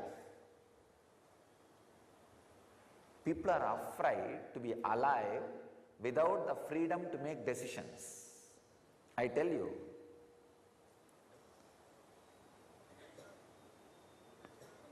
the greatest liberation I experience is I don't make decisions.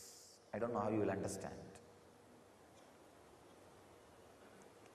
I can just simply be alive without making decisions.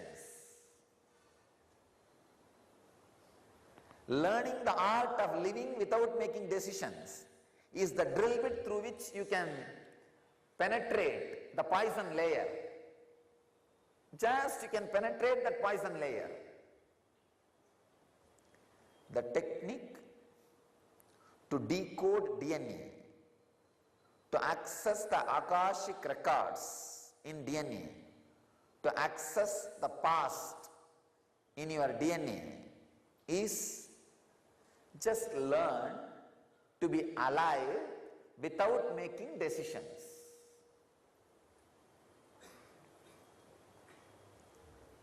Even if somebody becomes ashramite, it is so difficult to teach them this science and make them internalize this science. Surrender is not a prerequisite to exploit you or to make you do what I want you to do. No. But the problem is, as long as you have that tremendous arrogance, the energy of Ragu and Kedu, Rakshasas, even if you put the nectar of surrender, the head will be cut in such a way it will never go beyond the layer of poison. It doesn't go beyond the layer of poison. It stops with the delusion. Rahu and Ketu are the people who became ashramite but unable to maintain surrender. Dangerous Rakshasas. Really. This fellow swallowed the nectar but unable to stand with that strength. So the head got cut off, the poison is there. Because little Amrita is gone, they can never die, they can neither die. Because the poison is there, they are still demonic, Rakshasas. That is why they are called ghost grahas, shadow grahas, dangerous fellows, dangerous Rakshasas.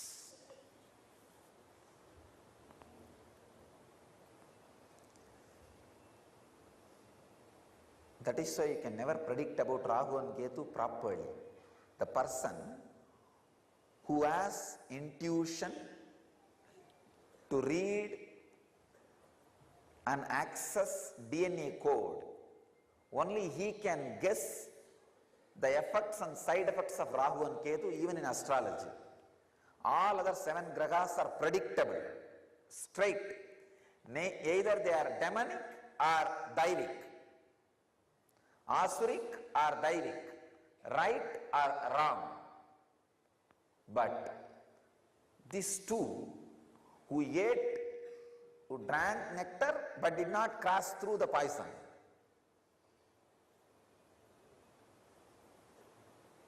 shadow grahas, it's called. You don't know their effect.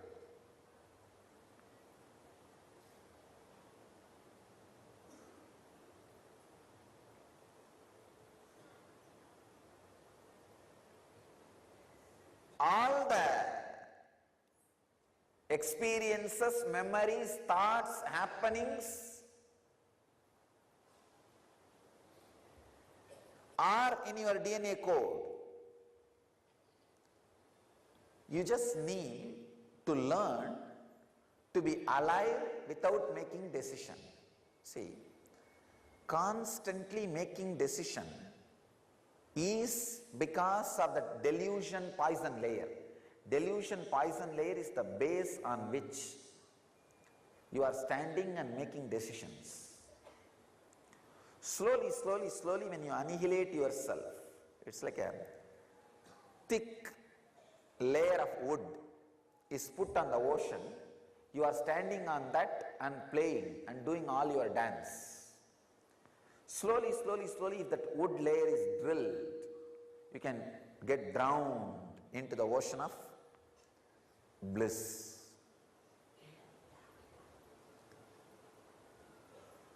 It's a poison layer, delusion, on which you stand and make decisions constantly.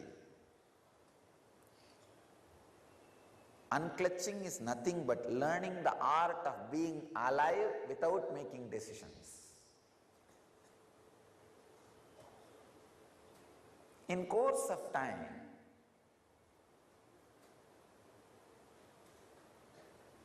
you can take up this as a project. Take it up 3 months. I will learn the art of being alive without making decisions. You will see all the insecurity, all the greed, all the fear, all the arrogance, all the confusion, all that uncommittal lifestyle, everything will just be completely exhausted. It will become steam. I tell you, it will just disappear. Master is a beautiful machinery with which you can just nicely work and tune yourself and learn the art of being alive without making decision. That's all, nothing else. I am like a mold. You can come and just push yourself and make yourself as a Jivan Mukta, an enlightened being, then do what you want. Understand? I am a mold which never molds anybody, just waiting and being available. I am alive without making any decisions. If there is a mold which does not tries to mold you and which is available, go and strongly hit yourself on that mold. Push yourself onto that mold as much as possible. That is what I call practicing surrender. Practicing surrender. Naturally, what will happen, constantly the prana will not be wasted as a language. It will start staying more below the poison layer.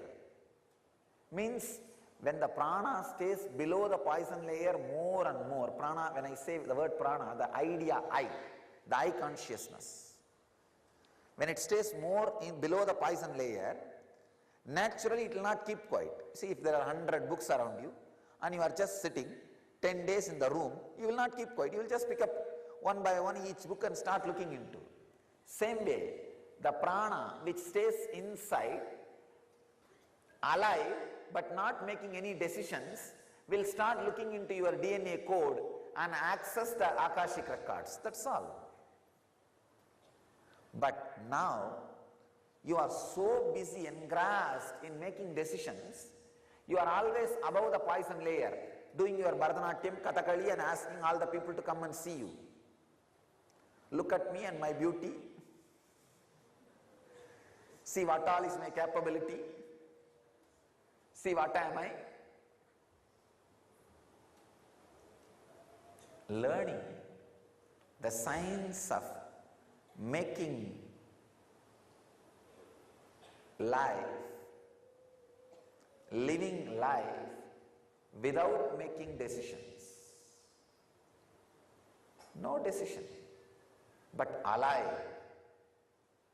Just alive, alive, alive. If you learn this science, you will understand the secret of Karma Yoga. Karma Yoga means moving the body, being alive, but no decisions are made by you. You just fit with something which is making decisions for you. This is the science of Karma Yoga. If you are working,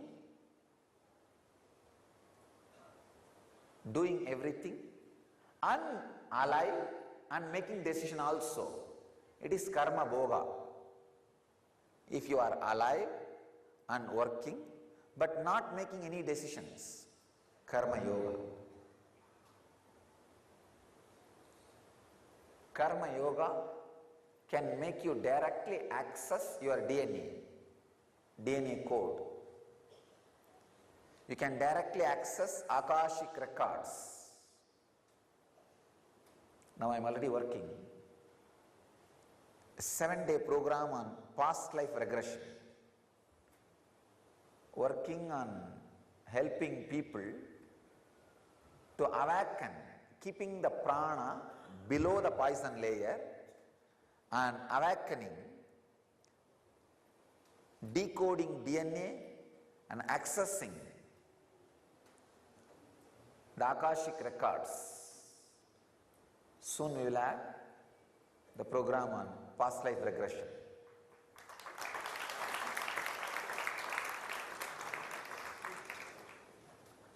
This is the science. I am sharing the science with you. You don't need to wait for me to create a program, then call you, then you come and attend the program, then go through the experience. If you are interested, you can start practicing even now wherever you are. If you are in your office, naturally you know, boss is going to make decisions. Decide to fit with your life as much as you can, being alive, working, but not making decisions. you will be frightened. Oh God, how can I be that way in my life? People will destroy me. I have to constantly protect me by making decisions. No, no need. Just catch the thread, pick up these signs, you will understand. You can be alive, active, living, without making decisions. At least all the people in our community make this as a practice. After all, here nobody is going to swallow you. And to experiment this kind of new ideas, only the spiritual communities exist. Experiment. Decide for next 1 week, consciously be alive, be working, no decisions will be made. Let the decisions come from the Master. Whatever decisions he gave, wherever he asked you to fit yourself, just fit completely with that.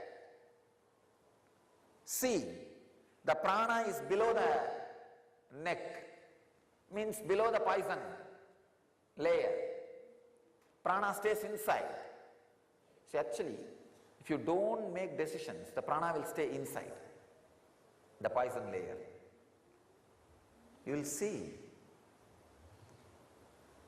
You yourself will see. You are able to dictate your body as you want. You may not make decisions, but you will have the tremendous capacity, ability to make your body as you want. That's what I call bhava sarira. See, bhava sarira means the body in which you can access all the DNA code and the body through which you can access Akashic records. If you just create the bhava, let it become feminine, suddenly you will see that the whole body assumes that feminine quality. If you tell that body, no, let it become masculine, it will assume the masculine quality. No. Just be simple, relaxed, like a child. It will just assume the child's innocence. And if you say, expand, right hand, 7 inch, you can just tailor your body. Or you can say, this part of the body, heal yourself. This, be a little more active. When you don't make decisions, all the powers will be at your disposal. That's what we call bhava sarira. Being in bhava sarira, see, when you are in bhava sarira, when the power of bhava sarira comes to you, if you choose to become divine and auspicious, you become deva sarira. An ability to read Akashic records, it's like open availability. If you choose in that bhava sarira level to specifically have access to some divine qualities, some auspicious qualities, you become deva sarira. If you choose to become powerful, but as you want, like Ravana, you become Rakshasa Sarira. But if you decide not to choose, just be choiceless awareness, you are incarnation, Avatara Sharira. So all memories are in your DNA. There is another one. Truth. With the intradimensional 12-strand DNA activation, you have access to 10 times the information available from your DNA. That is what I call, you can just download anything from Hiranyagarbha.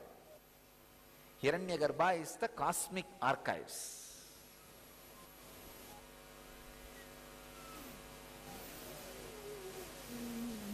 There is another one, truth from some of the websites which does research in this DNA line. Quotesofascension.com.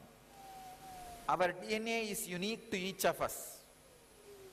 The imprint of our higher self is held in our DNA. We carry our lineage from other planets and other areas of universe in our DNA. The imprint of our earthly ancestral lineage is also held within our DNA.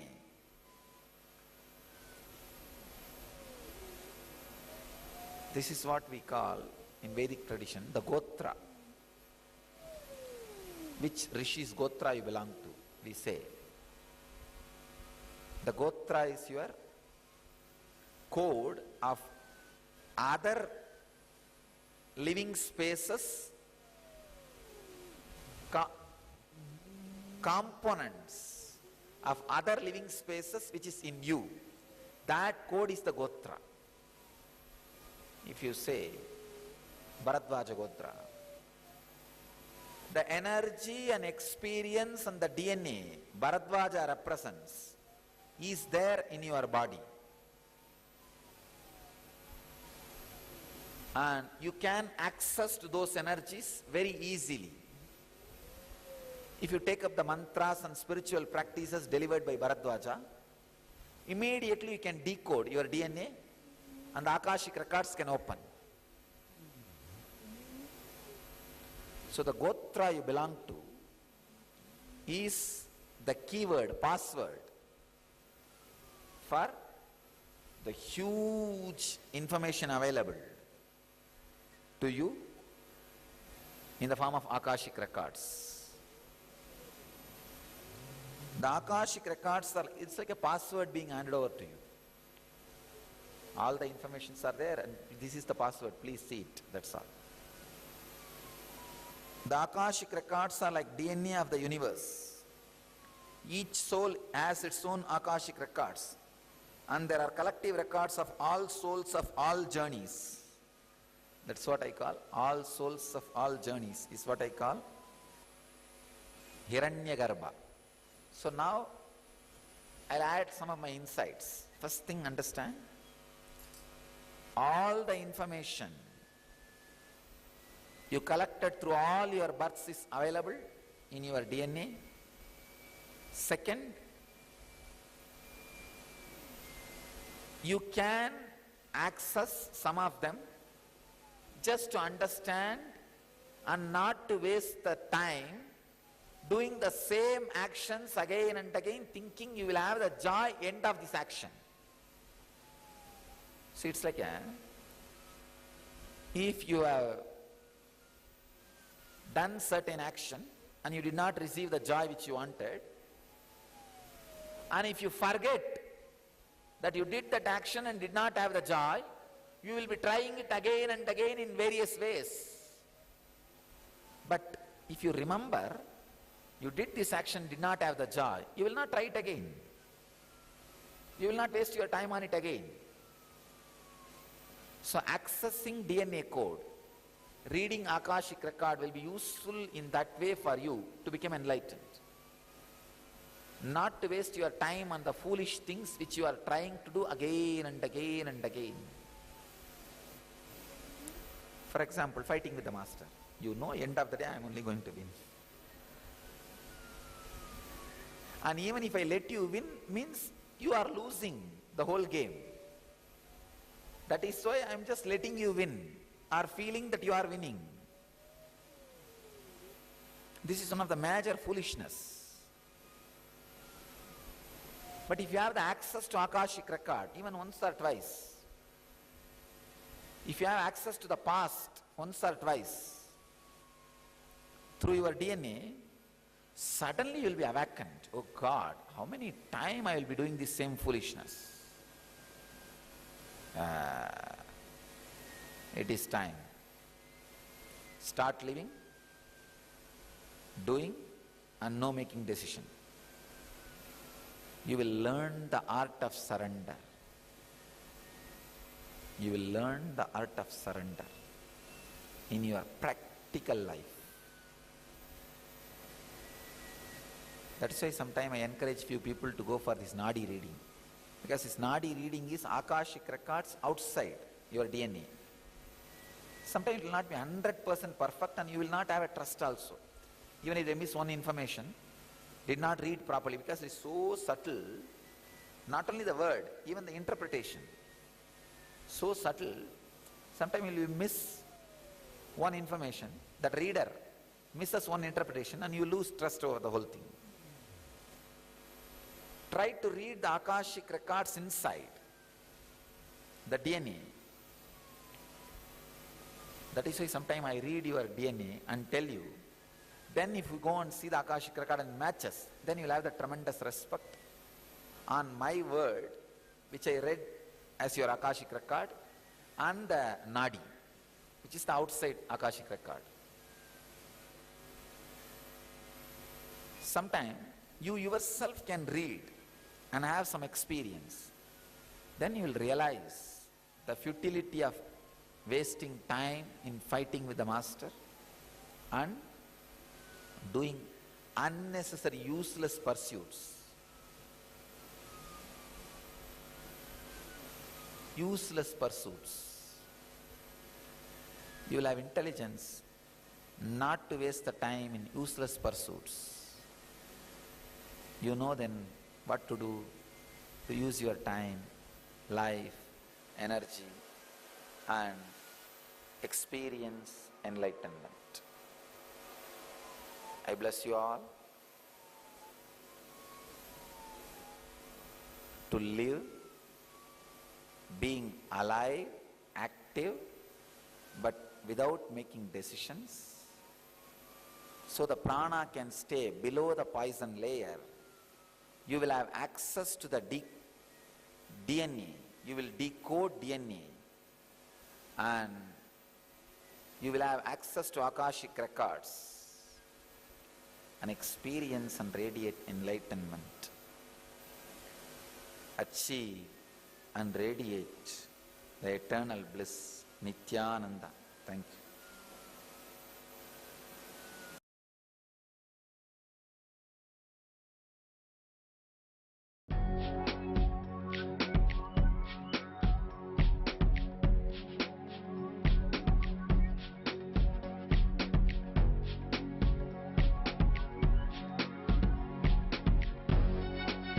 All that I taste, all that I smell, I offer to you, Swami Nityananda.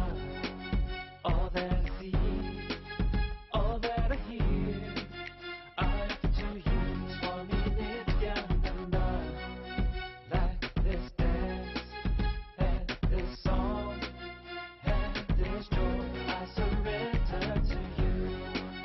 All that I feel, all that I am, I offer to you, Swami Nityananda. Puragaram, Karunavataram, Samsara Saram, Bhujagendraharam, Sada Vasantam, Hridayaravinda, Bhavam Bhavani, Sahitam Namami. All of my dreams,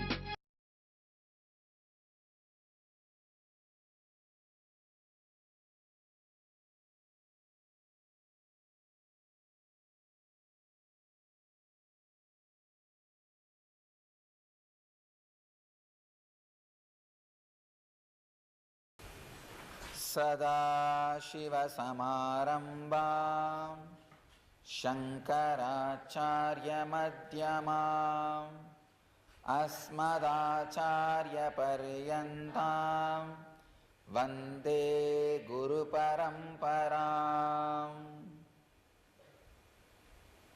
I welcome you all with my love and respects. Today's subject is your thoughts and emotions can alter your DNA.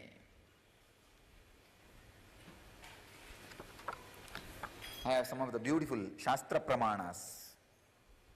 Of course, modern day Shastra Pramanas by some of the scientists. The scientist Daniel Winter and his heart coherence team found proof that human emotions can reprogram your DNA and shape your immune system.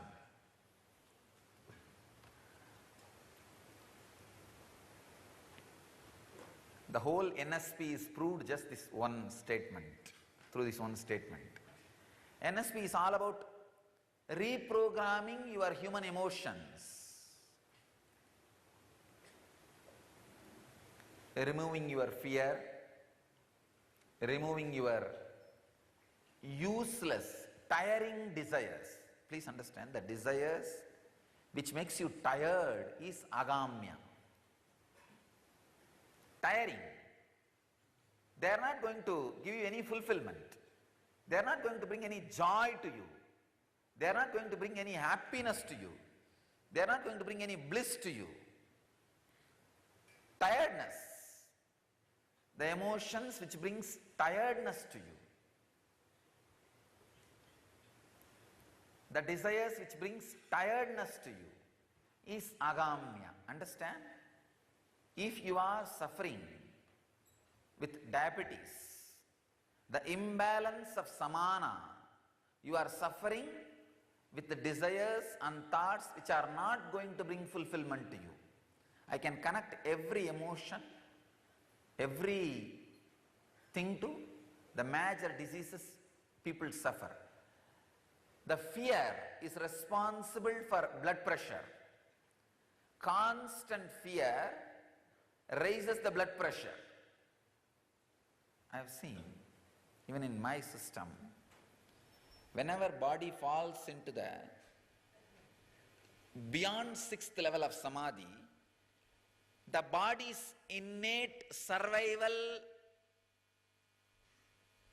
system, see, any muscle memory, matter, has an innate intention to survive and function. When the body falls into the 6th level of samadhi, beyond 6th level, immediately that gets awakened, the blood pressure will go up. I have seen it sometimes goes up to 150. And in 3 seconds, when it gets down from the 6th level to the 5th level, over. It will be just 110/70. Directly connected. If your survival instinct is constantly challenged, blood pressure goes up. If you are constantly suffering with the desire which makes you tired, agamya, the ideas which makes you tired, agamya, you will, the diabetes, blood sugar starts. If you are constantly suffering with the shrinking idea, please understand, shrinking means guilt. Guilt is shrinking. Shrinking ideas are responsible for arthritis. If you are suffering with the memories of physical, mental, emotional pain, that is directly responsible for your relationships, unable to expand your life. And the identity you feel, please understand, some emotional pain, if it is carried strongly in your system, you will stop expanding.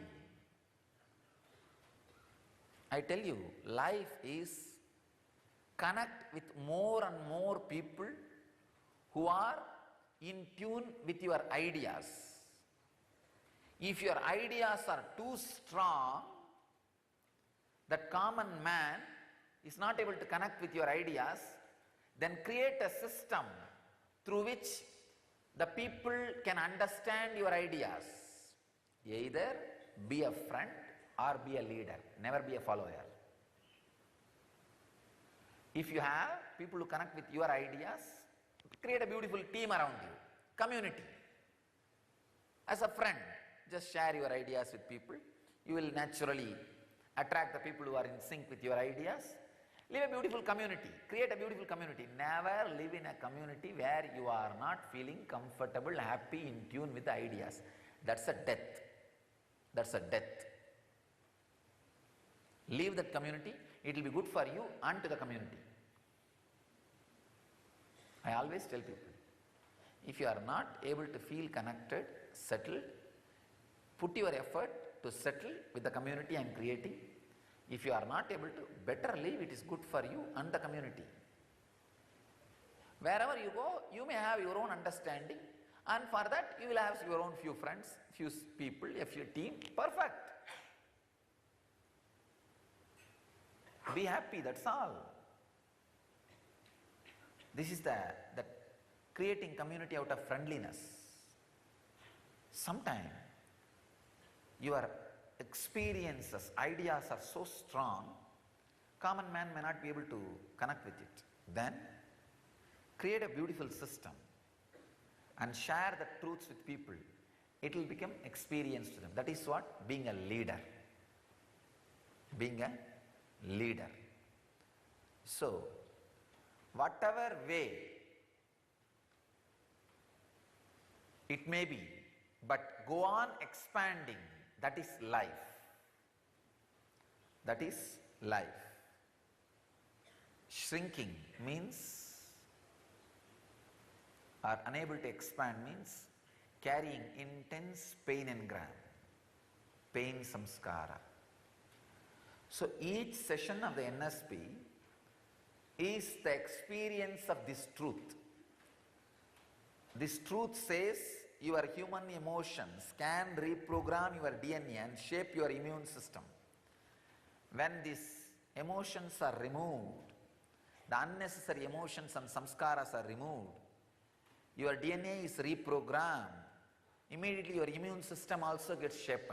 That is why people walk out of chronic diseases, deadly diseases, incurable long-term diseases, the disease which needs long-term drugs and therapies, even from those diseases, people just like that walk out. Why? I have seen thousands of people walking out of cancer in NSPs. Just 4 days.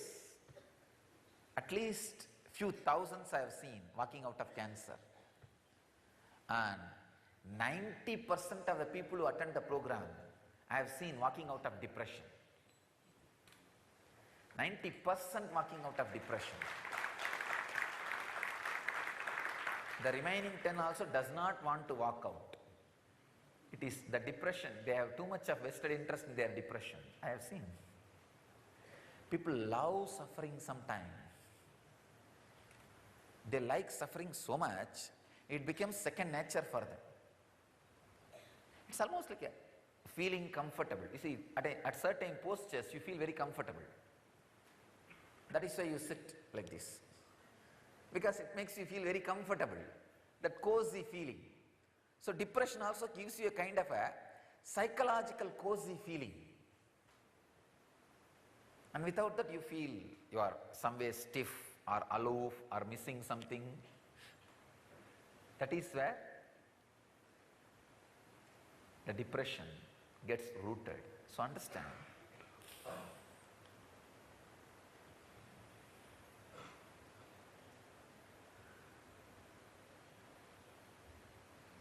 Every session we are doing in NSP is to make you experience the removal of unnecessary engrams, samskaras and emotions, and reprogramming your system such a way you live in a high evolved state of consciousness so that your DNA can be reprogrammed and your immune system can be strengthened. Of course, the same thing happens in a deeper level in inner awakening, 21 days. The scientific studies have proven that no matter how well the babies are fed, when they lack the caressing and loving touch of the mother, they could eventually die. The loving hugs of the mother are sent directly down to the DNA.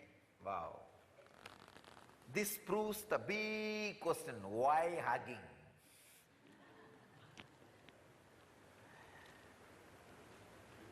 A mother just gave you birth to your body. Even if her hug Surely all your mother's 12 strands of DNA is not awakened. Maybe one or two. Even her hug can directly go to your DNA. Then just imagine a cosmic mother whose all 12 strands of DNA is awakened, an alive body. What the hug of a master can do. The hug of a master. People again and again ask me, why hug? I learned this habit of hugging from this Raghupati Yogi. I have seen, really I have seen, when people come to him, he's a very weird yoga guru.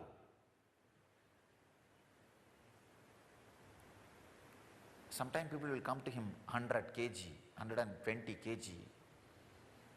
He will not even look up and down completely once. He will tell, do Sarasasana. Means standing upside down. The poor guy standing directly itself is a job for him. Impossible for him. He will not even look up. He will just put his head down. Hey, do Sarasasana. And he has 2-3 assistants, very wild Yamadutas. No, literally Yamadutas. They will look like Yamadutas only. He'll tell them, hey, help them to do, means what? Just to hold them upside down. Not help them and all. Just make it happen. And those Yamadutas will just tie that fellow's leg and just hold up, that's all. In 2 minutes, that fellow does not know where he has come and where he has landed, what is going on to him. And he will be standing upside down and seeing the Arunachaleshwara temple tower upside down.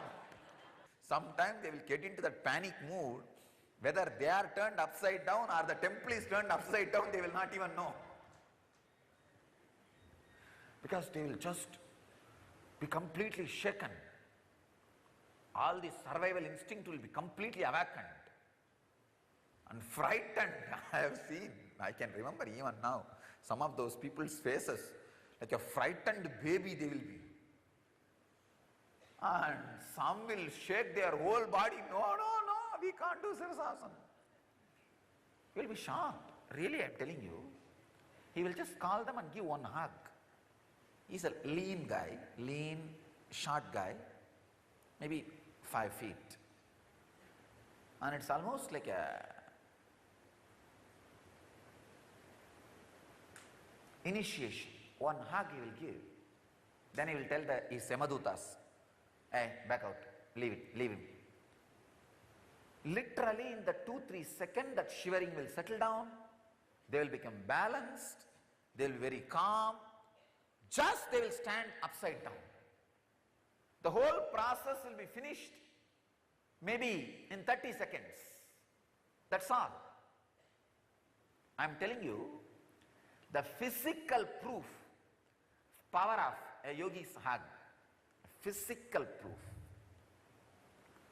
Just they will stand upside down, pressure will be normal, and then he will tell, all right, enough now, come down. He will make them stand upside down even sometimes for 3 full minutes. 3 full minutes is not a joke, please understand. 360 seconds he will make them stand. And that's all, initiation is over. From next day, he will make them do all kinds of asanas, some of the most difficult asanas like Mayurasana. Mayurasana is, you are supposed to stand on just the both palms, balancing the hand on your stomach. And those poor fellows, that stomach is so big,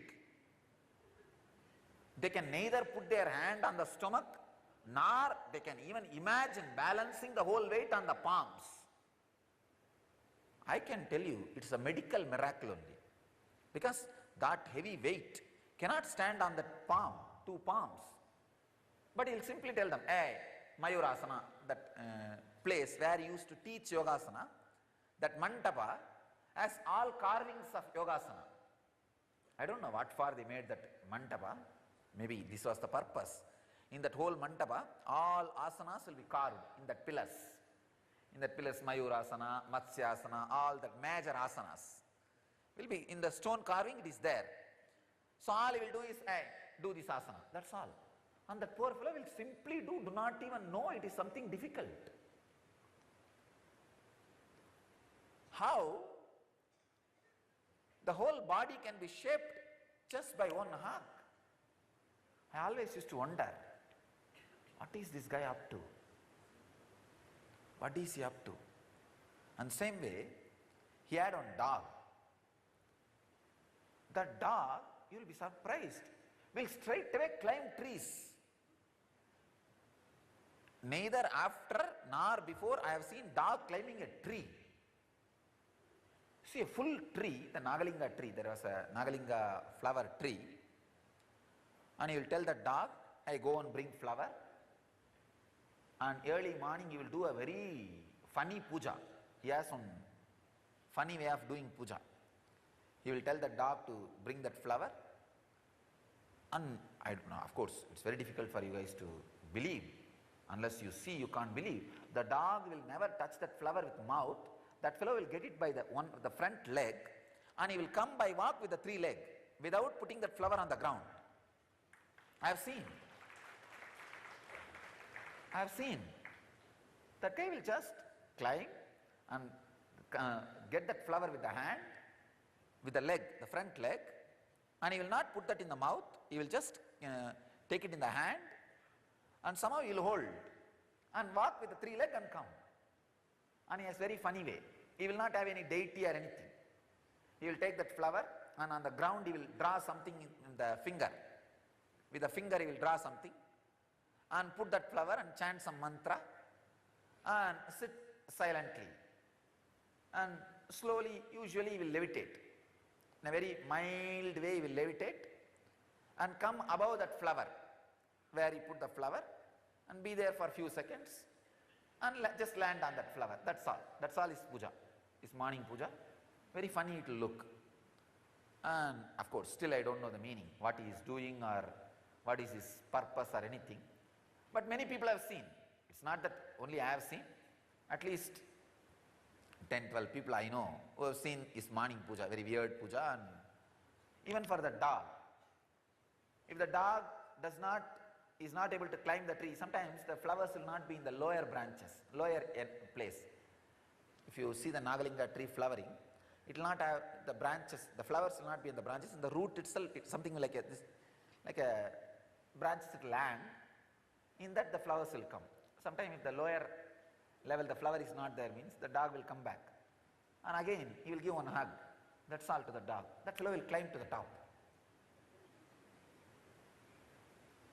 How he is able to transmit the powers through the hug, it's a very great experience. Now I know the science of it. Now I know the science of it. So,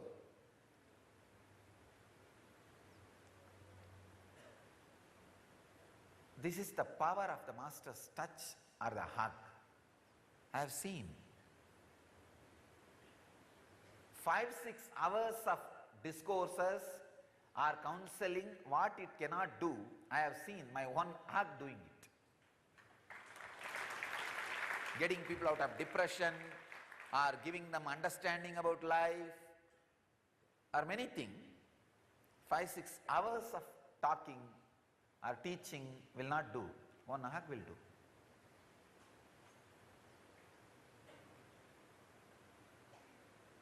That is why still, even people who lived around me for 6-7 years will not miss one chance of having one hug. They will not think, no, after all every day I am seeing what is there. I hugged him thousands of times. No. They will not try to miss one chance. Because it's an experience. Something happens in the system. It's not that I will always be hugging in a very loving way. I will say, all right, come. It will actually be beating. But even then, something happens in that hug. Something is transmitted. Something is directly sent to your DNA. Maybe because of this scientific statement, We can do research on hug also, before hug and after hug. What happens in a system and prove it to the world. The power of master's hug. See, hug is nothing but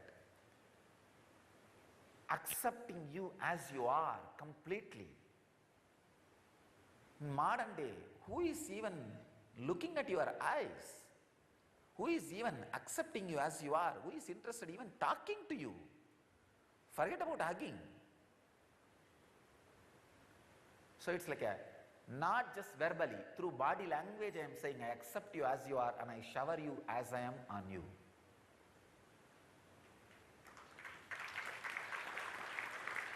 That is why the hug does something extraordinary which you can't imagine. It gives you in body language a deep comfort and the feeling. And I am saying I accept your surrender. I accept you as you are. I accept your being. I am showering my being. That is why the hug. See, the hug directly revives and rejuvenates your DNA. It may take 1 or 2 hours for you to feel that energy of the hug and the transformation. But it works from the deeper level, not from ordinary mental level. Not from ordinary mental level. That is why even if you don't feel in my face expression or body language the love, it will be felt in the very DNA. The next research, the scientist and researcher Greg Braden gives evidences on how emotions change our DNA.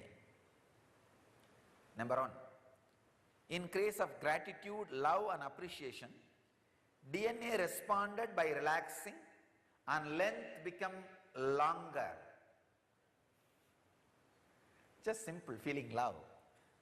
Understand that every day, morning 1 hour when you do Guru Puja, your DNA is relaxed and length becomes longer.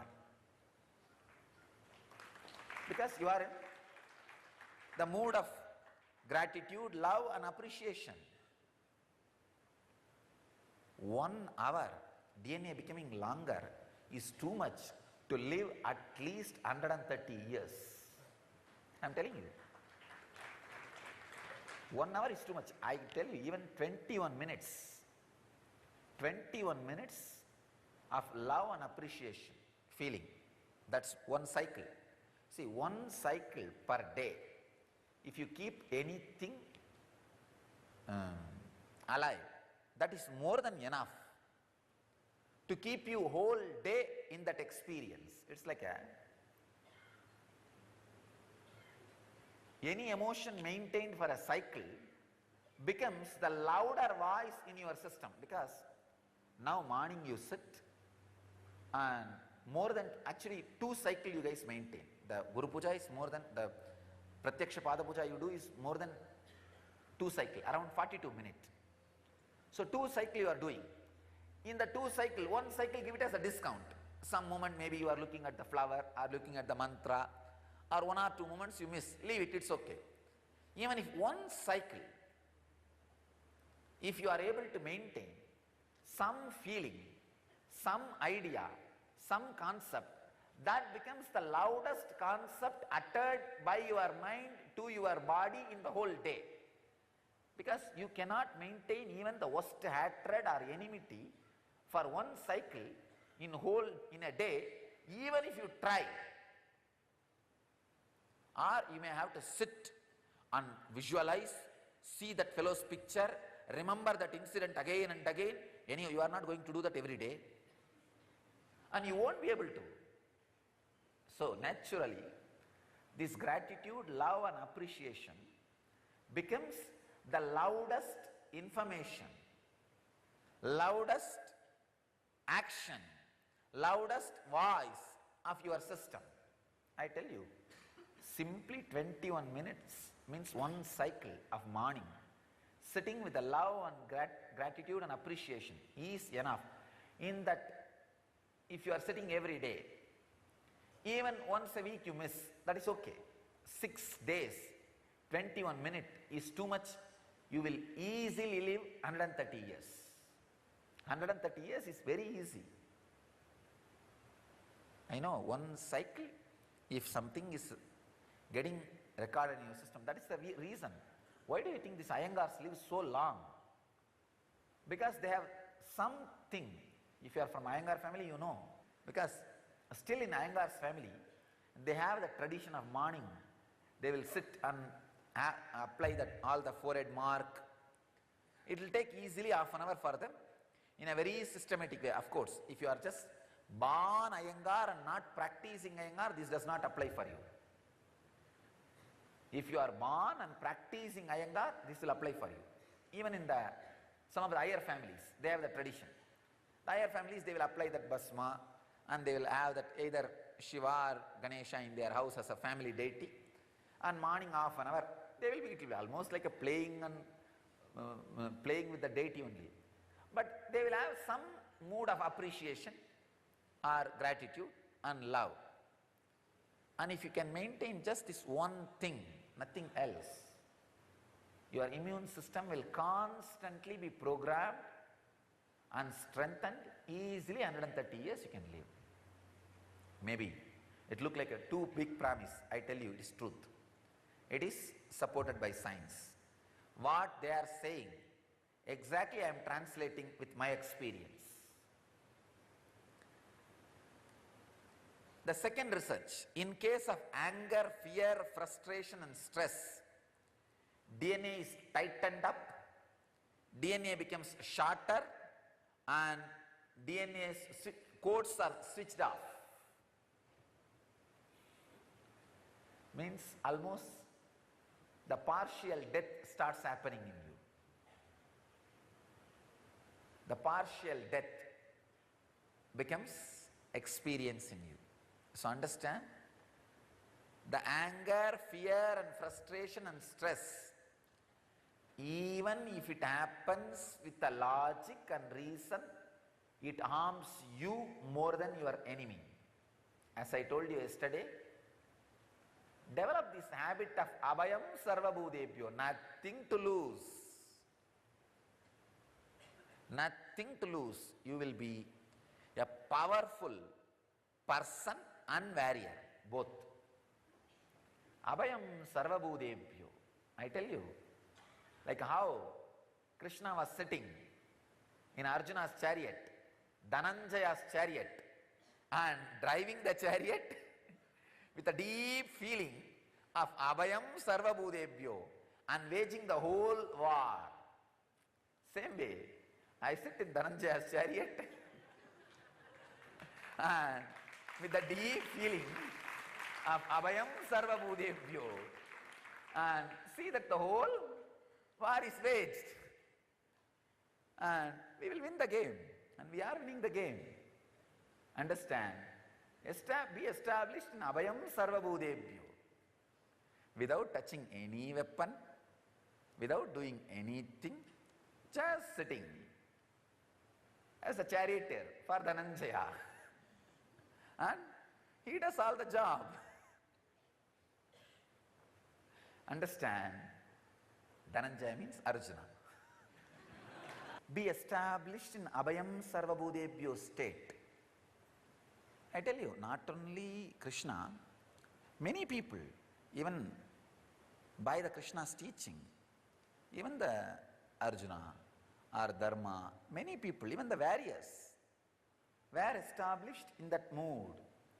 So as much as you can, every night, relax into that mood of abhayam sarvabhutebhyo and relax. Then you will understand the pure anger, unmixed anger, unmixed response, a pure strategy, and you will just see very beautifully how beautifully you flow into that, and right strategy evolves in you. Not only that, your mind and body becomes the lubricated tool. Understand? When a diamond studded tool cuts the granite, it's like a war. Who gets more heated up will break. If the tool gets more heated, naturally that will break. Stone will win. If the tool knows how to maintain its coolness, stone will break. Tool will win. Same way, Abhayam Sarvabhudebhyo is an amazing lubricant. Like a Krishna sometime advised, even for his enemies and opponents, some strategy planning sessions.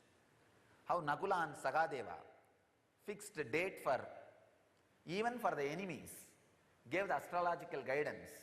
I am telling you, even those people who cherish enmity towards me, I give you this as a strategy planning. Watch and use it. Practice this Abhayam Sarvabhudebhyo if you can. You will have lubricated tool. You will have lubricated tool. I tell you, have lubricated, cool diamond tool, diamond studded tool. Tejas. Tejas means shining like sun, cool like moon. Your intellect is supposed to be like that. Not to be shaken by fear and stress and being paranoid. Paranoid means unnecessary directions. You will be wasting your energy.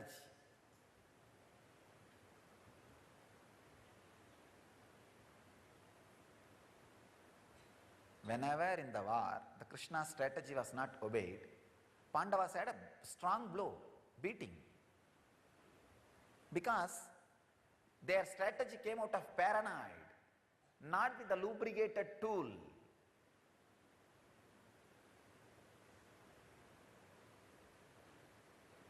Anyhow,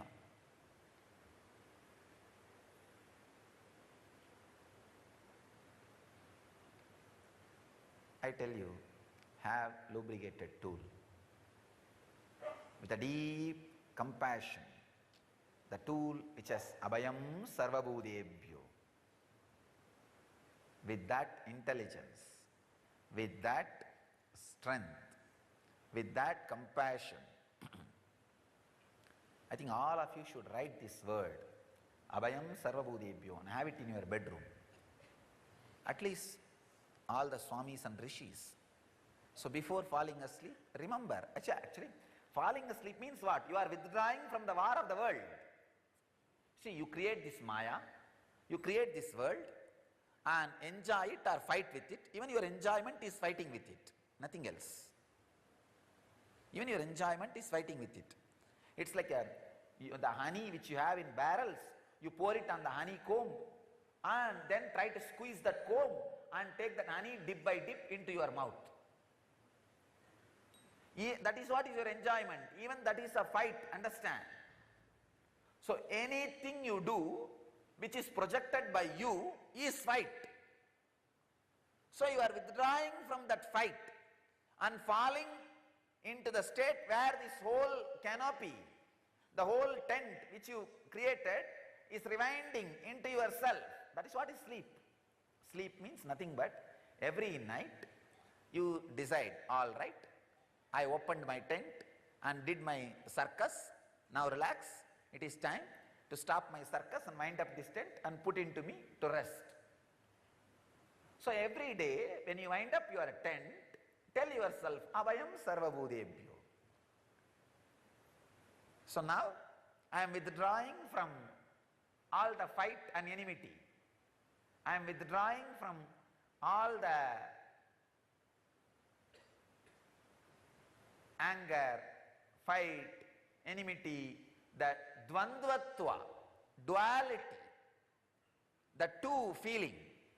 So I am relaxing. I tell you, just with this one idea, sleep every day. That deep sleep which you have, that oneness which you experience will become enlightenment. As on now, you feel sleep is not happening with your will. It is being sucked. That is why when you come back, you feel that oneness is a darkness. It has happened. But every day make a decision. Hey, enough drama. Now I am packing up all my circus tent and relaxing. Abhayam sarva bhudebhyo. Let nobody needs to have fear of me. I am withdrawing. I am withdrawing. Remember this and sleep.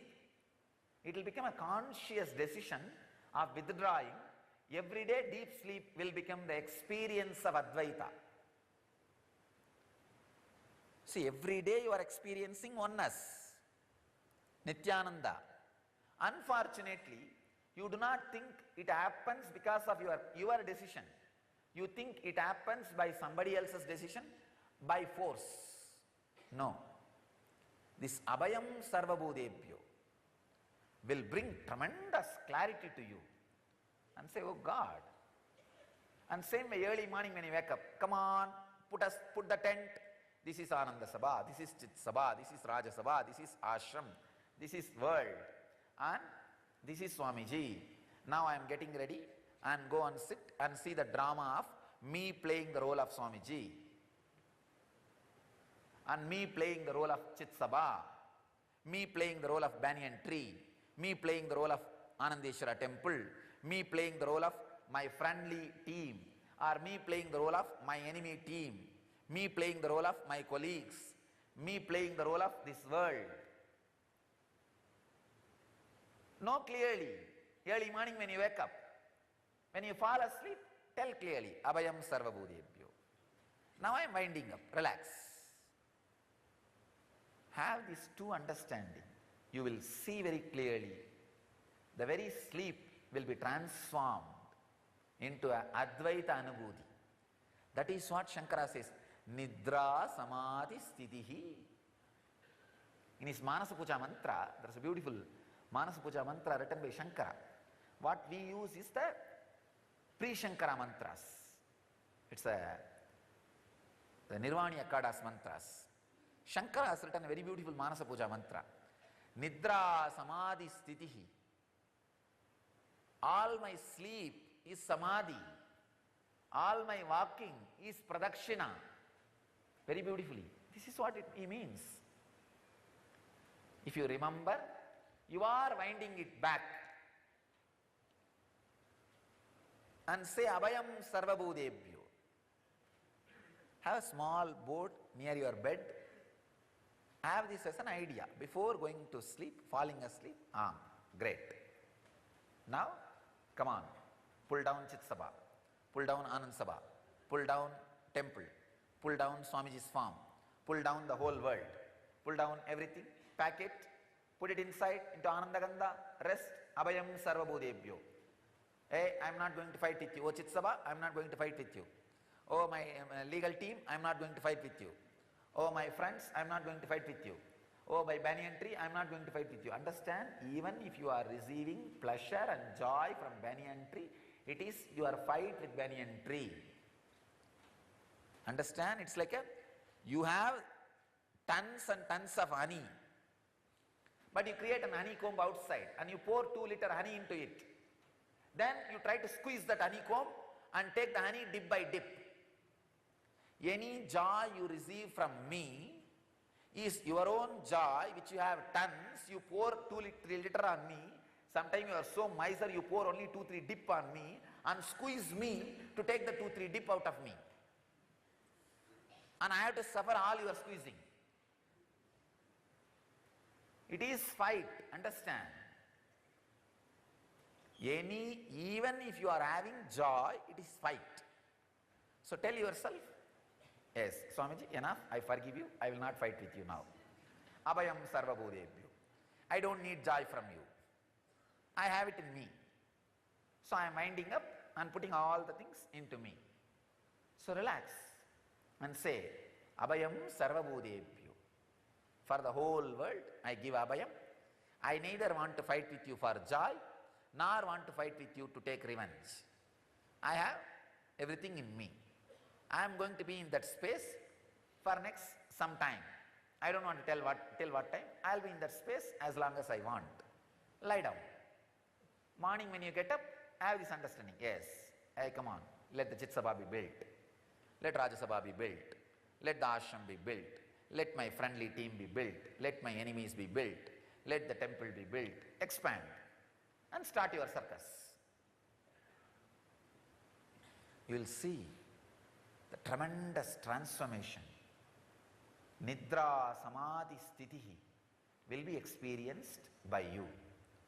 So this stress, anger, frustration will not be there in your sleep, and your DNA will not die. Every night, if you sleep without fear, anger, frustration, stress, the death of your DNA will be reduced and the anti-aging will start happening. This is the technique for anti-aging. Understand? Technique for anti-aging. Early morning when you wake up, you will be like a fresh flower. See, early morning when you wake up, you should not feel like brushing your teeth. Your mouth should feel fresh. Then you slept whole night with love, with deep love. Use this as a scale to find out. Early morning when you wake up, your mouth should not feel like, you will feel that bitter or very bad. You want to rush and brush the teeth. Of course, there are some people insensitive, that is different. Forget about that. Usually, a normal man will feel like running and brushing. If that feeling is there, night you slept with some frustration, fear and stress. Practice this, what I am saying, abhayam sarvabhudebhyo. Within 10-15 days, you will change. You see, you should brush the teeth. I am not saying don't. But early morning when you wake up, you should not feel any difference between how the mouth was when you slept and morning when you wake up. This is the scale to find out whether you are sleeping with love or stress, whether you are aging or anti-aging. If your mouth is fresh, like as if you had a mint in your mouth early morning, that is, it means you slept with love. There is no fear, stress, anger. You are anti-aging.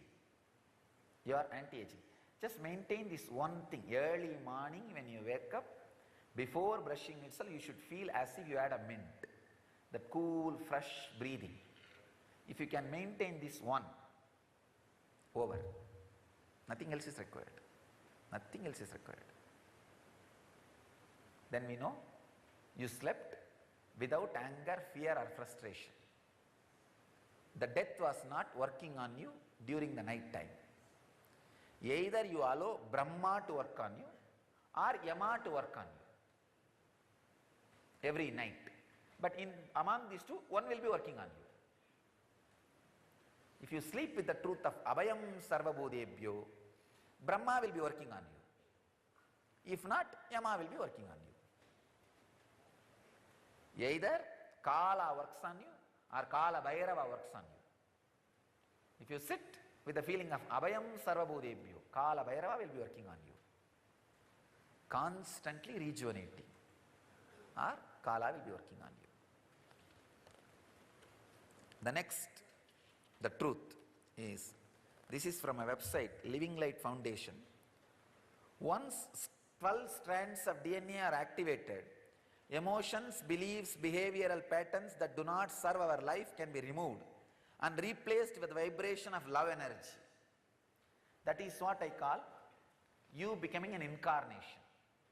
This is what has exactly happened to me at the age of 22, 2000.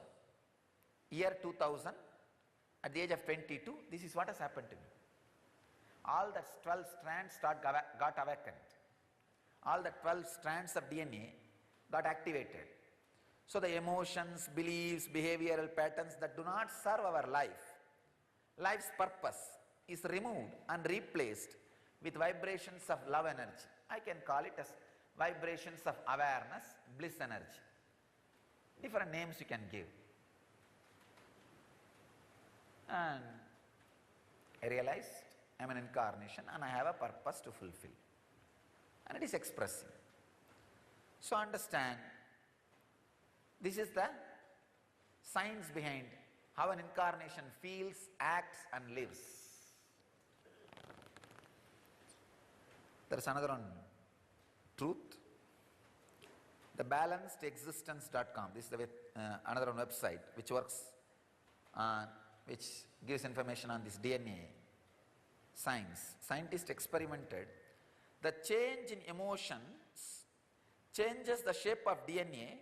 They infer that emotions change our physical DNA, and when we change, the world around us changes. Please understand. Oh God. Emotions change our physical DNA, and when we change, the world around us changes.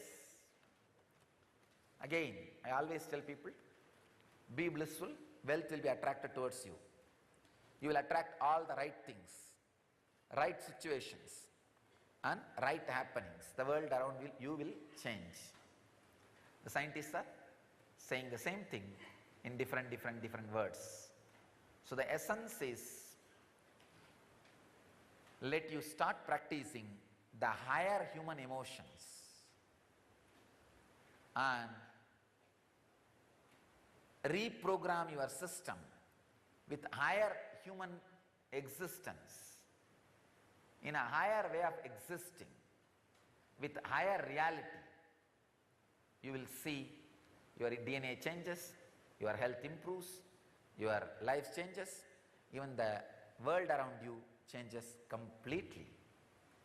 So let you all experience this change. Inner awakening is all about giving you the glimpse of this change. You are reprogrammed to the higher reality. All your human emotions are purified, and not only your health becomes strong, you are transformed physically. You learn the science of attracting the right changes around you, because the Sangha gives you that intelligence. So to experience Buddha, Dhamma, Sangha, be in inner awakening. My blessings to all of you. Let you all achieve and radiate enlightenment. Let you all achieve, live, experience and radiate the eternal bliss. Nityananda. Thank you.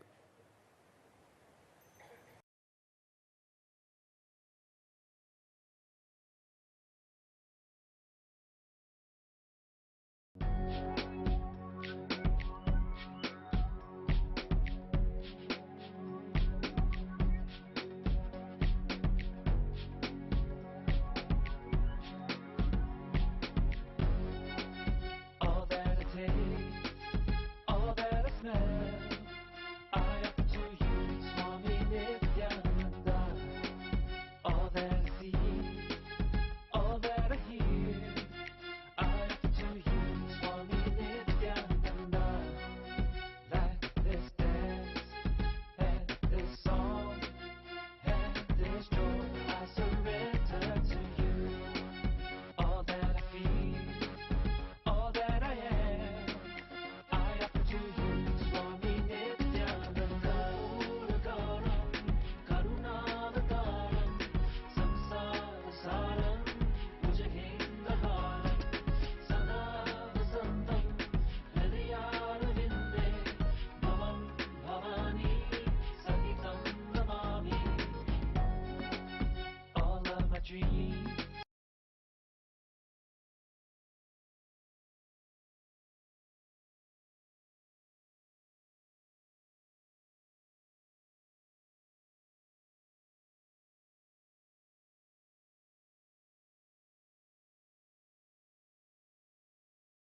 Sadashivasamarambam Shankaracharya-madhyamam Asmadacharya-paryantam Vande Guru-paramparam.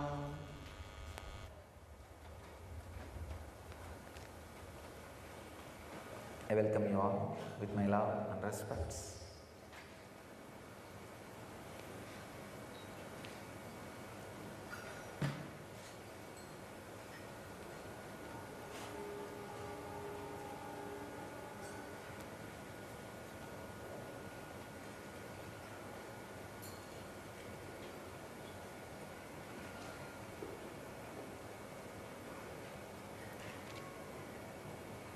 Today's subject is awaken your extrasensory powers through super DNA.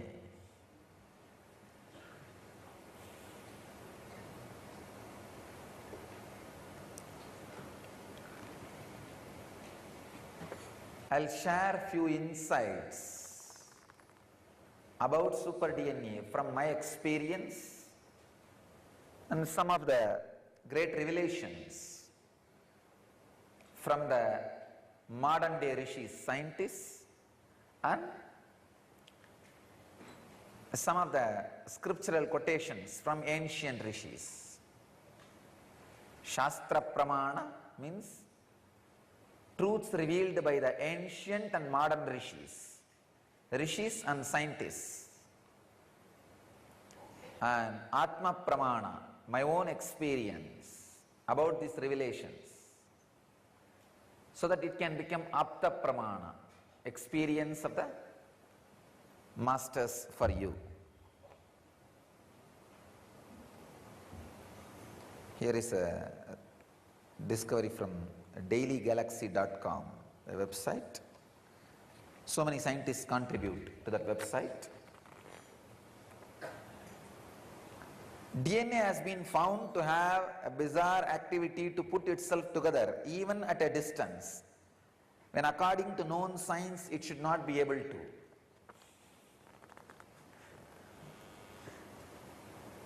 I'll explain how the teleporting, telepathy, all these things are possible. It is just because of this truth. DNA has been found to have bizarre ability to put itself together even at a distance, when according to known science it should not be able to. Science is said to catch up with teleporting and telepathy and all that. Scientists Grezna and France found out that DNA can cause patterns in vacuum, producing magnetic wormholes. Please understand, it's a new word, wormholes. Wormholes are tunnels-like connections between areas in universe through which DNA attracts bits of information outside time and space and passes them on to our consciousness. It was noted that this information can be passed on between individuals whose DNA is turned on or activated.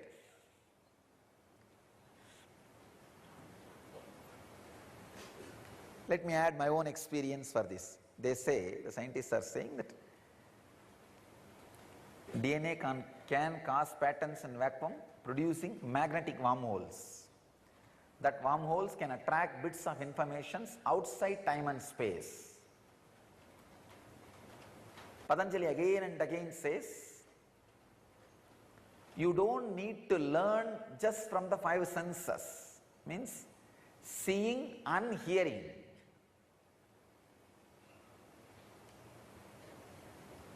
I have an example of Vivekananda. Whatever he expressed in 9 years of his public life, even for you to study, it will take 39 years, his lifetime. This proves solidly Vivekananda did not receive all information through eyes and ears. You can take my example. Whatever I expressed in last 8 years, even for you to study and understand, it will take at least 33 years. Forget about experiencing and expressing, just to study. Very clearly you can see, logically you can see very clearly, objectively you can see, this much of information cannot get into the system through ears and seeing or any other education method within last 33 years, even if I was studying all 33 years, 24 hours.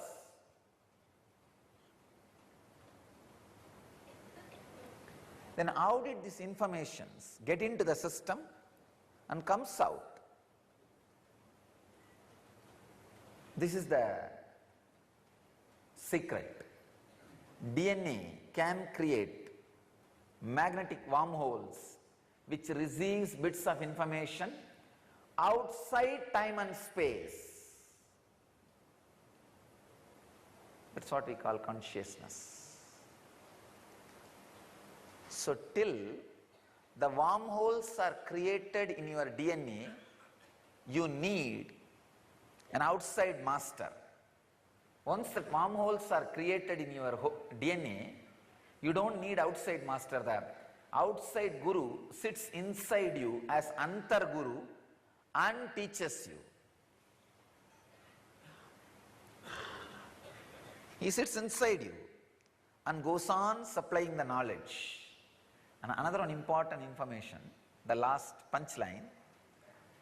It was noted that this information can be passed on between individuals whose DNA is turned on or activated. Whatever I downloaded through my wormholes and DNA can be transmitted to you without using my words, without you seeing or listening. Just if your DNA is activated or turned on. That is what I call initiation, Upanishad. Only in the beginning, you need to listen to my words. If the DNA gets activated or turned on, no need for words, no need for ordinary way of teaching. Just the transmission, the initiation, energy darshan is enough. That is what I was telling yesterday. Initiation is like an intense downloading into you.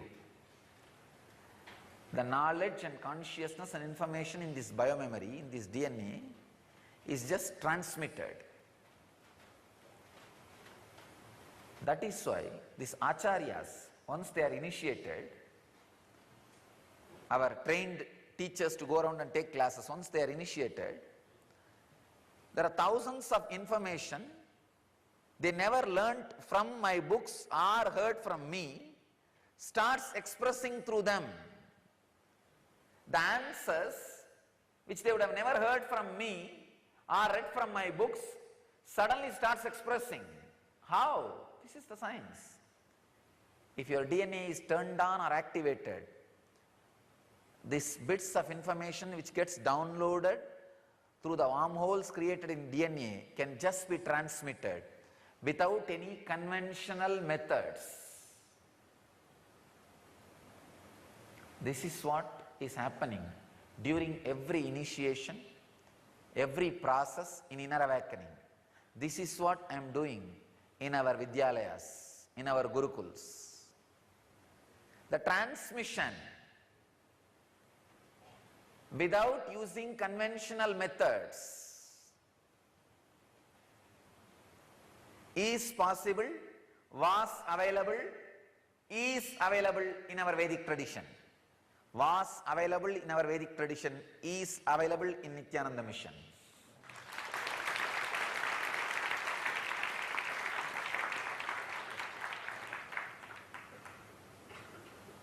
It's possible. Otherwise you can't imagine hundreds of shakas of Upanishads, Vedas have been by-hearted, memorized. By the time the kids complete 7 years, in our tradition, there are rishis, there were rishis. By the age of 7, they mastered the whole thing.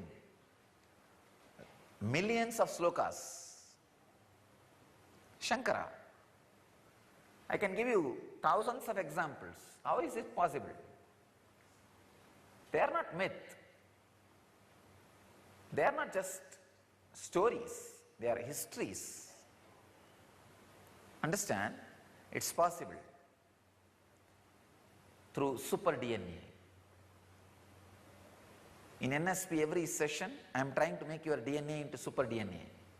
Same way in the inner awakening, every session is to turn on, activate the DNA so that the experience can be transmitted as it is.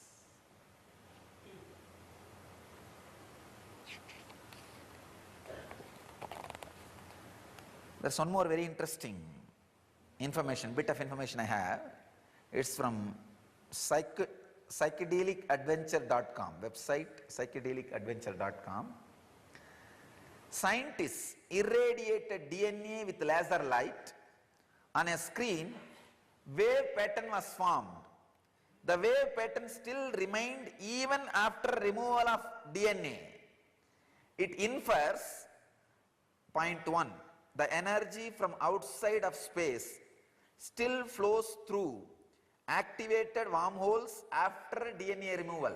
Means once the initiation is given, even if you are not physically around me, the connection and energy transmission constantly goes on. The second thing, hypercommunication, telepathy, remote sensing is definitely a part of human protocol. Means it is possible for human beings. Telepathy or remote sensing is possible for human beings. That is why I tell you,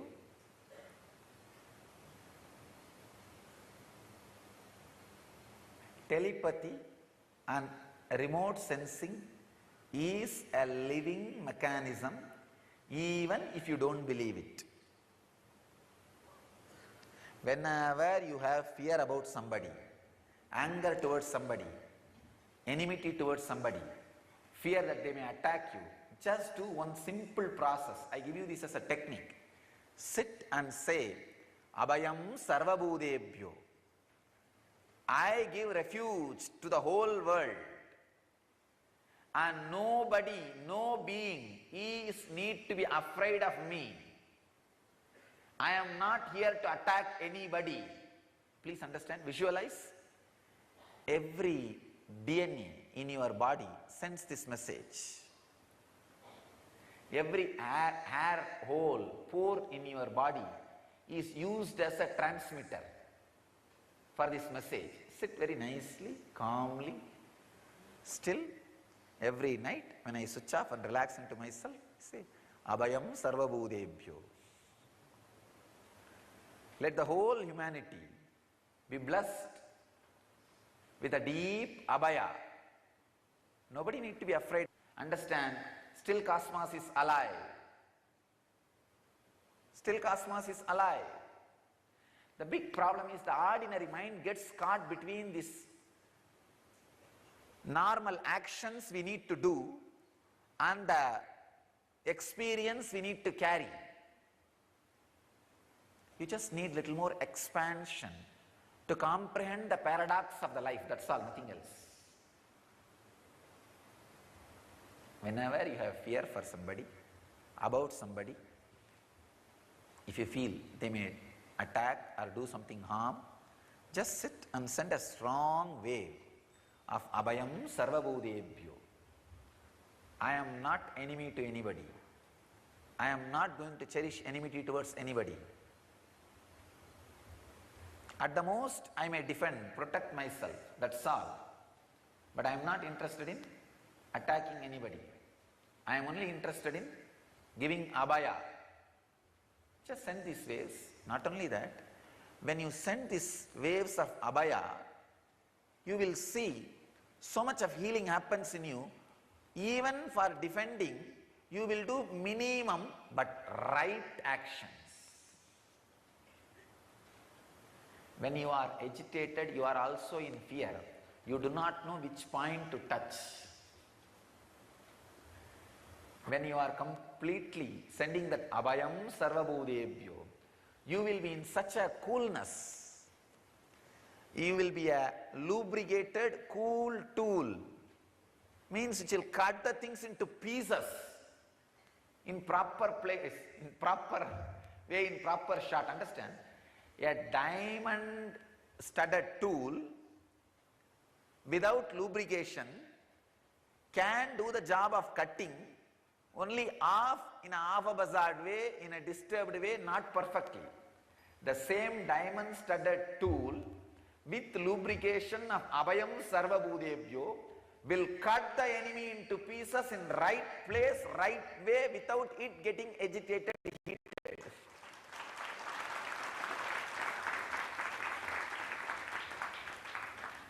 Even as a war strategy, Abhayam Sarvabhudebhyo is an ultimate strategy, because it goes on lubricating the diamond tool. Whenever a tool is lubricated and maintained as cool, it knows where to hit, and the stability to go on hitting gets extended by the lubricated tool. So I tell you, every day, see, life is a war. Life is a war. Wherever you are, it's a war. It's a war between continuously people and you, nature and you, life and you, death and you. It's a war. So you have a option of lubricating all the tools you carry. Simple thing. Every night, before falling asleep, sit in the bed and feel Abhayam Sarvabhudebhyo. I give refuge to the whole world. I am not enemy to anybody. Nobody is enemy to me. There is no enmity. There is no anger. And I am a dropout. Actually, every night you are a dropout. Every night when you fall asleep, what do you mean? You say, enough. I fought, let me rest, let me relax. Every night when you fall asleep, you are a dropout. So drop out with this great feeling of Abhayam Sarvabhudebhyo. I tell you, next day, not only the people who cherish enmity towards you would have lost their enmity and anger towards you. Even if there is one or two things retained by them, your weapon knows where to hit and how long to sustain and how clearly cut. This lubrication of Abhayam Sarvabhudebhyo does two jobs. One, reduces the anger and enmity the enemy carries towards you. So half of your job is done. Second, if there is little bit remaining, it knows exactly where to hit and it will have the stability to hit forever and ever and ever. So I tell you, in all possible fights, in all possible wars, the greatest strategy, I tell you, this is the exact strategy adopted by Sri Krishna in Kurukshetra. It is the exact strategy adopted by Sri Ramachandra in Lanka. This is the exact strategy all incarnations have adopted, are adopting, will be adopting. In all their fights, in all the wars they wage, understand, Abhayam Sarvabhudebhyo. The moment you feel it and radiate it through your every pore, two things. One, the anger and vengeance enemy carries towards you will disappear.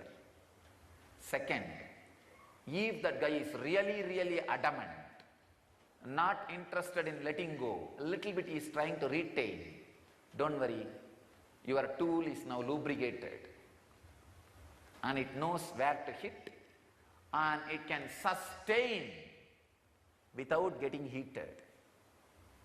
It's a tool without lubrication, it gets heated and gets broken.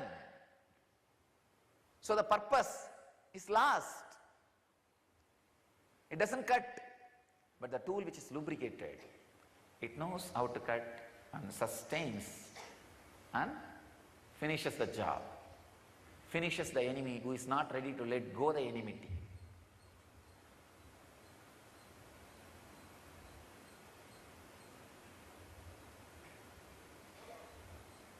Abhayam Sarvabhudebhyo. I can tell you, let your DNA structure be established in that one concept of I am not enemy to anybody. I have no enemies. I have no anger. I have no enmity. I am established in ahimsa. I give refuge to the whole world. Abhayam sarvabhudebhyo. So I tell you, when you play the whole drama, when you wage the whole war, being established in abhayam sarvabhudebhyo, you don't need any weapon, any army. I tell you, the greatest secret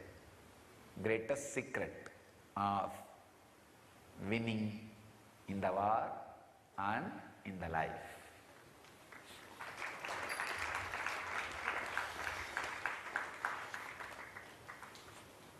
And I have one more information for you. Indigos are born with activated DNA and are natural telepaths. As I said, we are working intensely towards creating an infrastructure to specially take care of indigo kids to bloom as incarnations. To bloom as incarnations. So, if you have indigo kids, go to India. We are here to take care of indigo kids and make them flower into an incarnations. Actually, I am dedicating our whole Nityananda Gurukul specially to take care of indigo kids.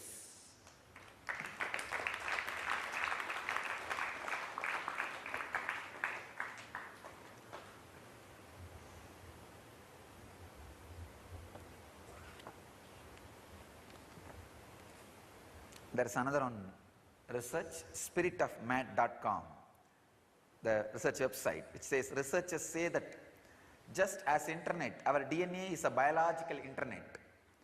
DNA can feed proper data to network, can call up data from network and establish contact with other participant in network.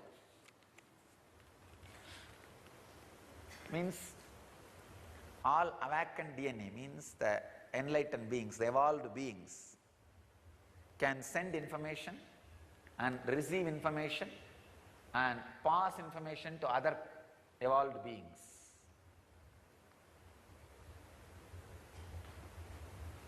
Now I declare, let it be on record, so that I will have commitment to fulfill. Within 1 year, I will establish at least 20 people with this activated DNA. They will be made to stay in different parts of the country, and regular communication will be done to them just through DNA without any conventional method like a cell phone or Skype or internet or any normal medium. So let the date be noted. In 1 year I will establish it. In 1 year I will prove this science. I will prove this science and offer the technology to the world. See, only when these things are proved as science and technology is offered, the reproduction possibility is offered to the world, it can be accepted as truth objectively. I'll take up this job. Once I make the commitment, I know it will automatically start happening inside my system. So it's a boon, kalpataru I give for the whole world. Within a year, we will establish at least 20 people who can communicate with each other without any conventional method, just through the telepathy and DNA system. Awakened super DNA. We will prove it to the world. The power of awakened DNA and initiation mainly. The power of initiation. As I was telling, every session, every process, every initiation cleanses you so much and awakens so many extrasensory powers. That is why so many of our devotees and disciples are again and again and again reporting millions of miracles and extraordinary success in their life, just because the super DNA gets awakened, the activated DNA. I bless you all. Let all your DNA be activated. Let it become super DNA. Let you all experience and radiate enlightenment. Let you all achieve, experience, live and radiate the eternal bliss, Nityananda. Thank you.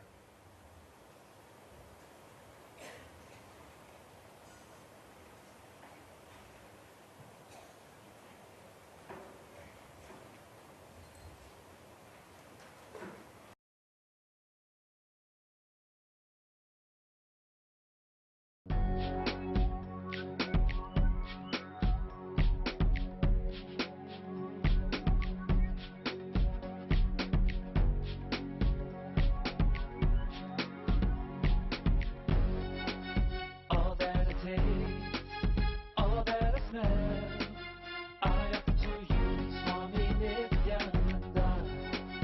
All that I see, all that I hear, I offer to you, Swami Nityananda. Like this dance, and this song, and this joy, I surrender to you. All that I feel, all that I am, I offer to you, Swami Nityananda. Puragaram, Karunavataram, Samsara Saram, Bhujagendraharam, Sada Vasantam, Hridayarvinde, Bhavam Bhavani, Sahitam Namami. All of my dreams,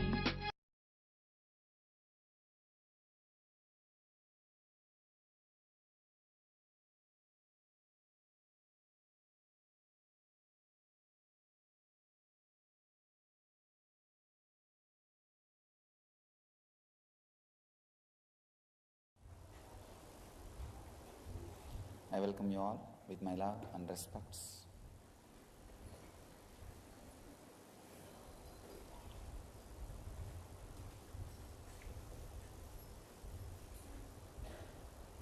Today's subject is genetic science behind initiation, Diksha.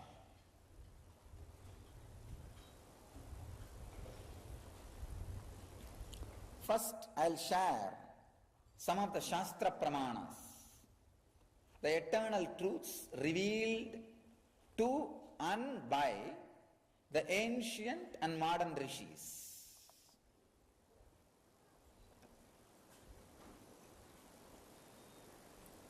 Rishi means mantra drashtaha, who sees mantra. Mantra means the way for liberation, way for higher consciousness, way for higher experiences. Manaha trayate iti mantraha.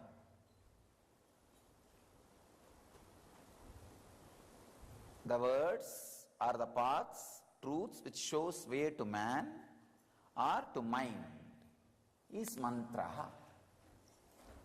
So whoever experiences mantra is the rishi.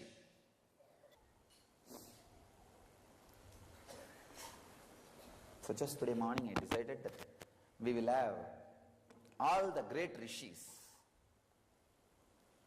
In the Vedic tradition, some 112 names are recorded. For all of them we will have Murti in our ashram. And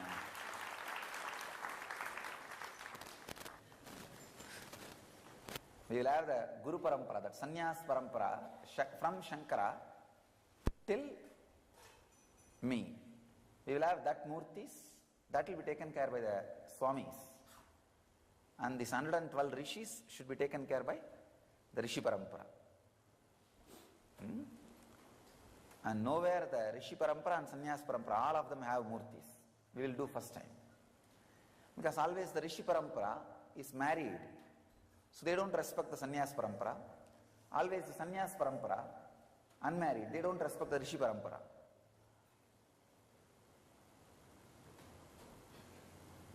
Never both were living together in one place. We will have the Rishi Parampara and Sannyas Parampara, both Murtis in Biddi.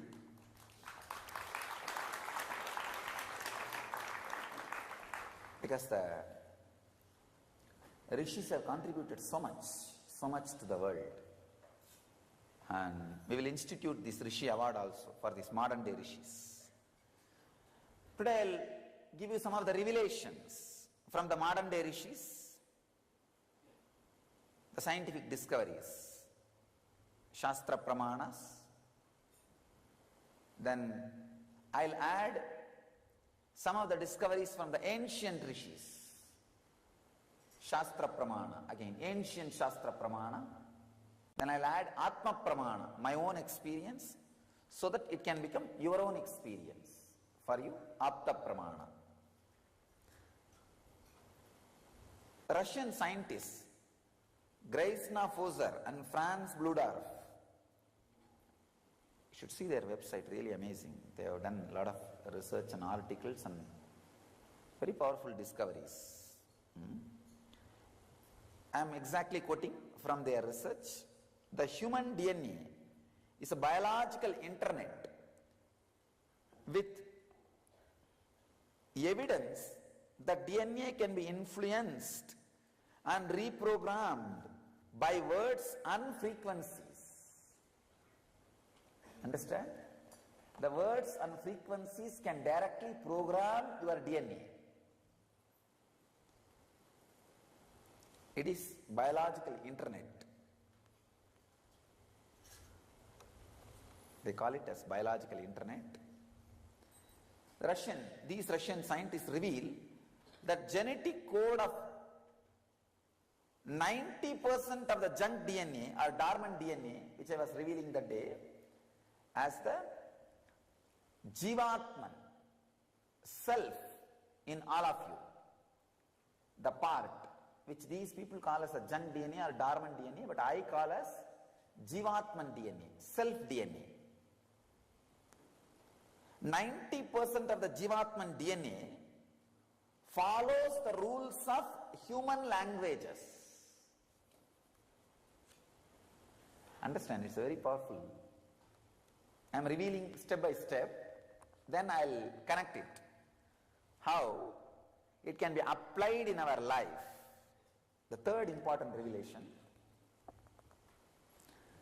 Graisna Fozer and Franz Bludorf compared the rules of syntax, the way in which words are put together to form phrases and sentences, and semantics, study of meaning in language and grammar, and found out that alkalines of our DNA follow a regular grammar and set rules like our language.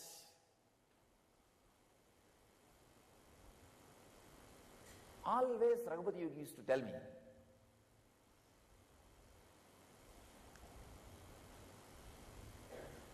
he will teach different yoga for different parts of the body. See, for hands he will give some yoga. For eyes he will give some yoga. For tongue he will give some yoga. For nose he will give some yoga. And the most difficult part to work out is the cheek. Even for that he has some yoga. He will give some yoga. When I ask him, what is the yoga for brain? He will categorically tell, chant Sanskrit. The Sanskrit language, learn Sanskrit language, chant Sanskrit mantras. You should be surprised. How can brain have yoga by Sanskrit? He will insist that I chant that Surya Namaskar mantras during the postures. He will insist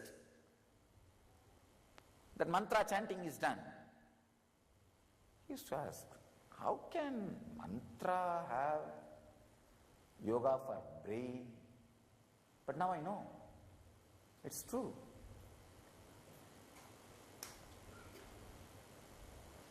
I can tell you from my experience, whatever is said and done, a person who speaks a decent cultured language naturally behaves, lives, thinks decently and culturally.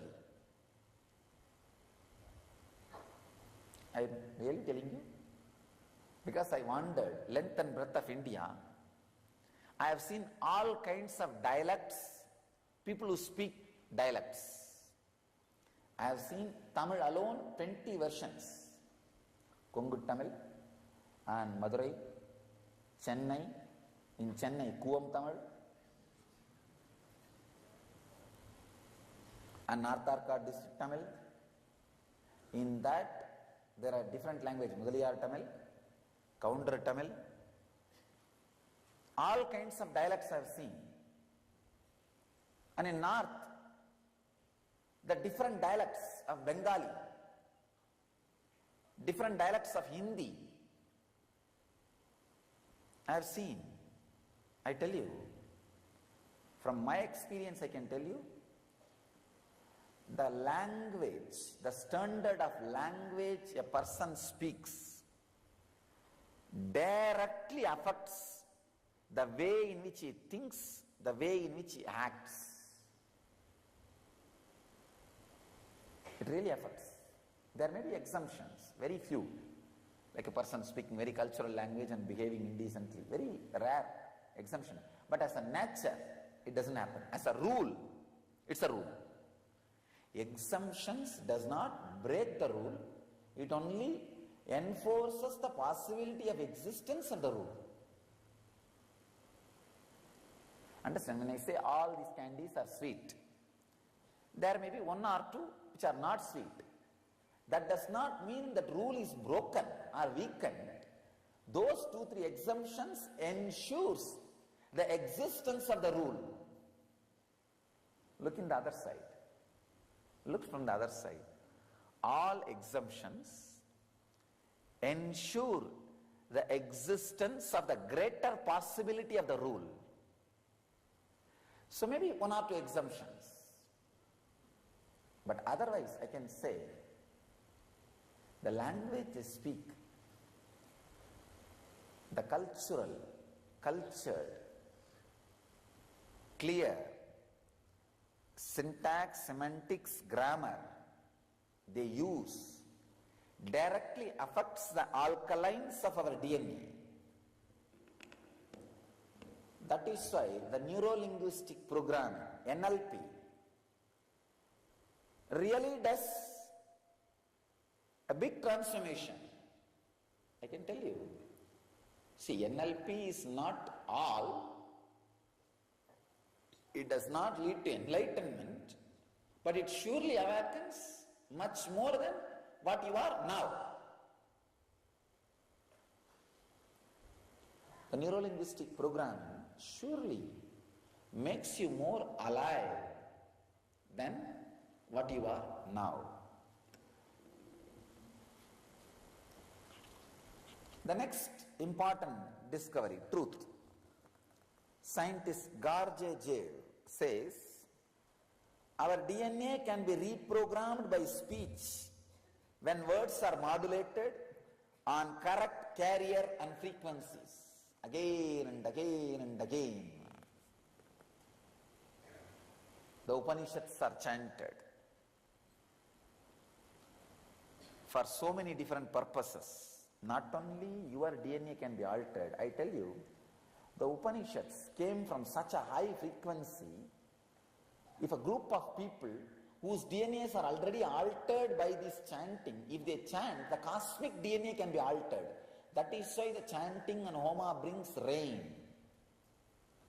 It brings whatever we need, the natural positive effects. Why do you think such big tsunami did not touch single temple? See, all over, from Kanyakumari to Chennai, at least 2,000 temples are there, which compounds usually gets washed by the wave. At least 2,000. Please understand. From Kanyakumari to Chennai, first of all, let us start with Kanyakumari Devi temple. From that to Chennai Tiruvattriyur, Kashi Vishwanath temple, and Pattinattar Samadhi. At least 2,000 temples are there. Tiruchendur, Thoothukudi, just temples are there. Not a single temple was broken or damaged or disturbed. We may say, no, coincidence. No.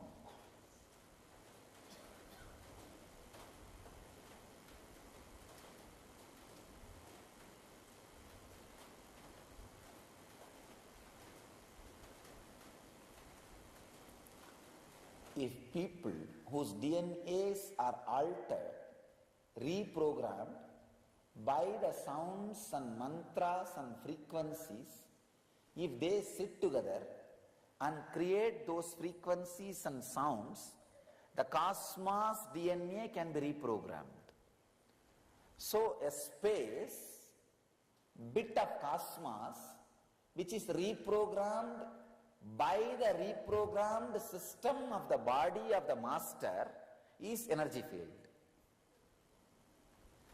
Bit of the cosmos, which is reprogrammed by the reprogrammed body of the master, is energy field. That is why just very living in that field reprograms many of our DNA.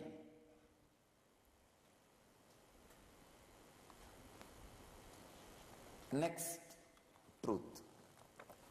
Since the basic structure of DNA and language is of same structure, one can simply use words and sentences of human language of proper frequencies. This proves DNA reacts to spoken words with proper frequencies.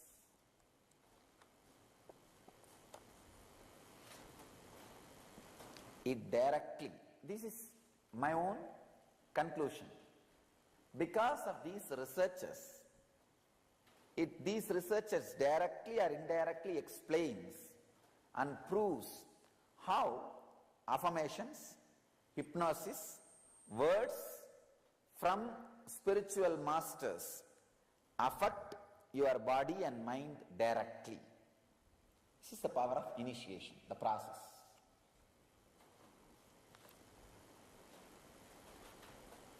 Many of you people would have seen the video of people levitating during LEP.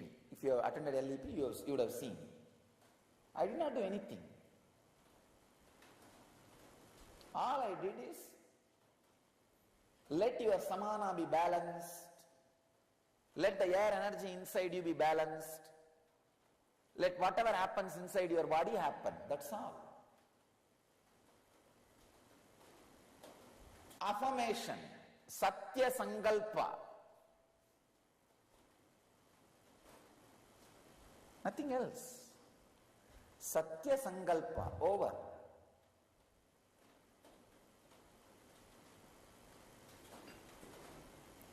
Immediately, the whole thing fell in place.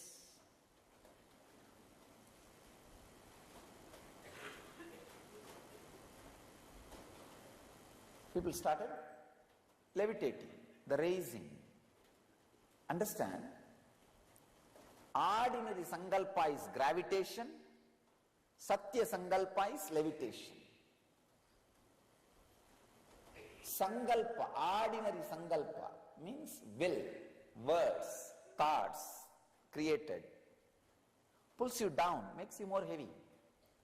Satya Sankalpa makes you levitate.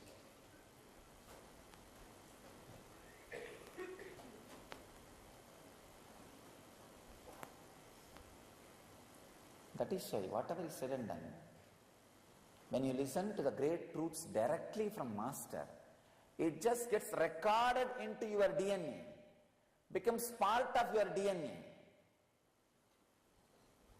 This is the science why millions come to listen to the Masters, and how the Master's words directly gives experience to people. That's what I call transmission of lamp. Initiation. From a lit fire, only you can light the lamp. How much ever you sit and beg, please, please, why don't you lit yourself? How much ever you play and do any drama, any game, light cannot be lit by itself. Only from the lit fire, it can be lit. Transmission of lamp only can happen. Same way, How much ever you sit and talk in ordinary way? No. Only the reprogrammed DNA can transmit that frequency and right words and reprogram your DNA. That process only I call initiation.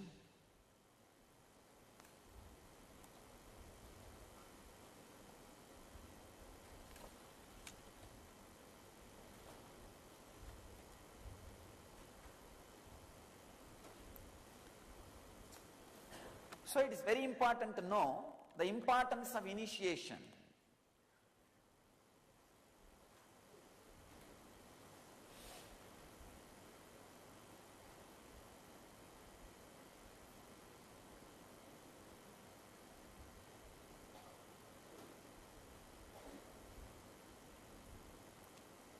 If you sit and listen to the truth from an ordinary man who has intellectually memorized it, it is called learning, teaching and learning. If you sit and listen to a man who himself is practicing those truths, he is called Acharya, you are called Shishya. If you sit and listen to those truths, who has experienced it, he is called Guru, you are a Shishya. If you are listening to those truths from a being whose very DNA is programmed, it is called initiation. He is an incarnation, you are a devotee, it is called initiation. This is what exactly I am doing in Inner Awakening. Every session of Inner Awakening is an initiation. Awakening of one DNA. Every session of Inner Awakening. First working on life, means different energy centers. Then working on death, the different energy layers. Then working on koshas, sheets, different energy sheets, energy fields. Then working on the very core of energy. So every session is an initiation into the next step. Your DNA gets reprogrammed for enlightenment. In my life, there is an experience with a group of Tibetan monks. They made me sit inside the bell. Some 10 monks sit around the bell and rub the bell and go on chanting. I never realized the sound can create pain in your hair holes, in your pore. The bell has small holes through which I can breathe, but all the 10 sides they are sitting and rubbing the bell with a small wooden piece. That vibration created, that sound, within 5 minutes your ear stops listening that sound. You can't hear it anymore. But every hair pore feels the pain as if a needle is being inserted. And after half an hour the pain also disappears. It becomes like a pleasure. Very strong, deep pleasure. Then they chant the words like, you are deathless, you are painless, you have no hunger, you have no thirst, you have no old age. They chant like this. I now translated in negative way. They don't say you have no old age, they say you are ever young. They say you are always fulfilled. You are immortal. They declare in positive terms. And I was really shocked, because first I thought, what can this do? Maybe a ceremony. I love usually these ceremonies. Anywhere, any ceremony I see, I'll go and sit. Whether it is a shraddha or I will not bother whether it is some sannyas ceremony is going on, or some shraddha is going on, some ceremony is going on, I'll go and sit. So I saw some ceremony going on. I asked, will you allow me? They said, are you a sannyasi? I said, yes, I left the house long before. Then they put me in that ceremony, I started attending. Then I realized, now I can realize completely the frequencies and language can reprogram your DNA. I can tell you, still I do not have anything called pain in my body. If you have seen me 10 days before in Himalayas, 10-15 days before, there was a big wound, at least 4 to 5 inch wound long, maybe quarter inch depth. There was a bleeding and big wound. It took 5 days for me to realize there was a wound.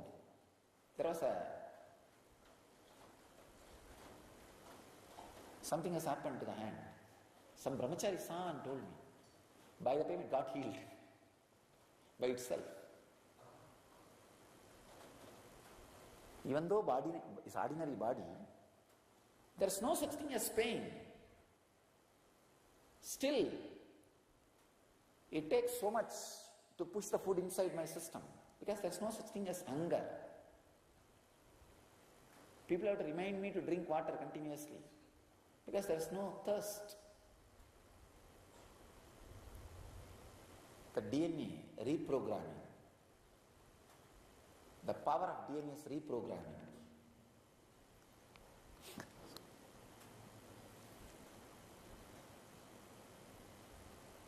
So your DNA can be reprogrammed by the right words, right chantings, right initiation from the incarnation whose DNA is completely reprogrammed.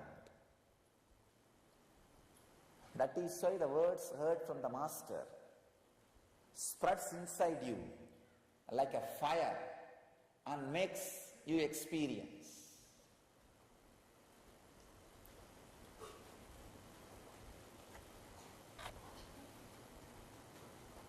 And another one thing, very funny thing, I'll tell you my experience, then I'll give you the research truth. Now, if you are seeing our website, continuously these N Kalpatarus are going on, E-Kalpatarus. And I am talking in more than 20 different languages, Spanish, Portuguese, Slovakian, Germany, and what not, Chinese,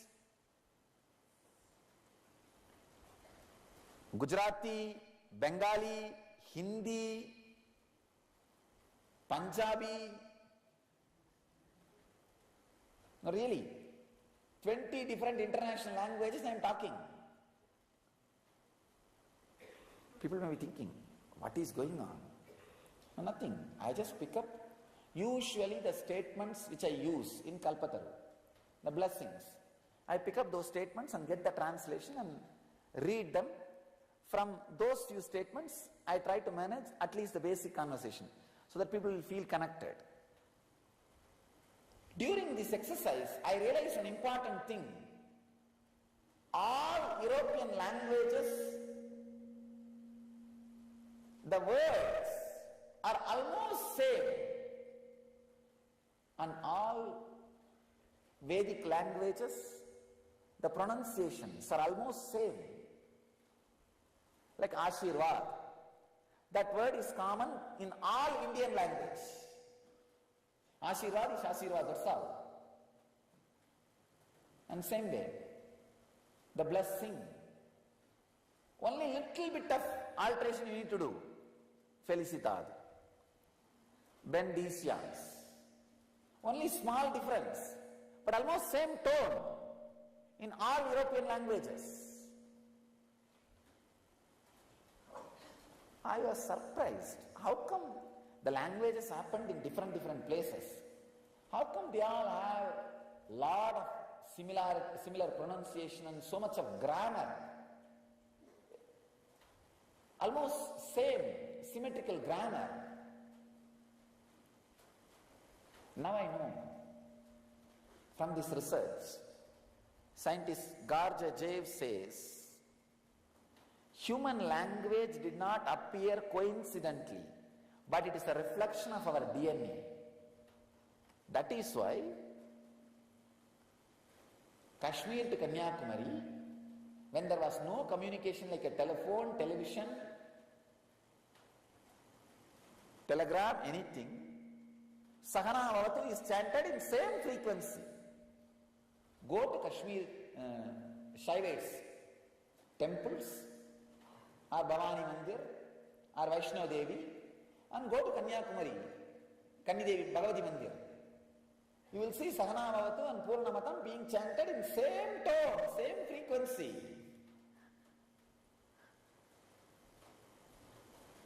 So the language is not just coincident. It is the reflection of our DNA. So, through this I want you to understand three important truths. One, be aware of the words you use. Second, listen to the great words only from the person who has experienced. Third thing, whenever you listen to the great words and higher frequencies from the person who has experienced, whose DNA is reprogrammed, it becomes your experience. That is what is initiation. This is the essence, three message for you for today. I bless you all to have initiation, an experience and radiate enlightenment, achieve and radiate the eternal bliss, Nityananda. Thank you.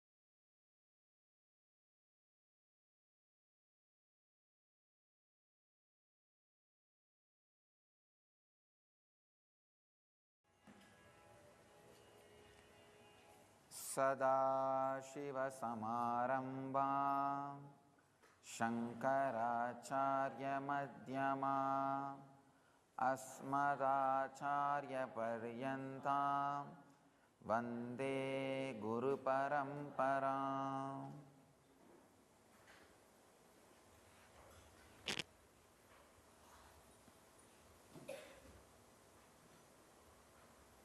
Today's subject is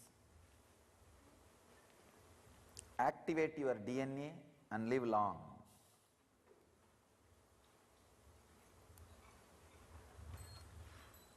Few Shastra Pramana, eternal truths about DNA activation and anti-aging.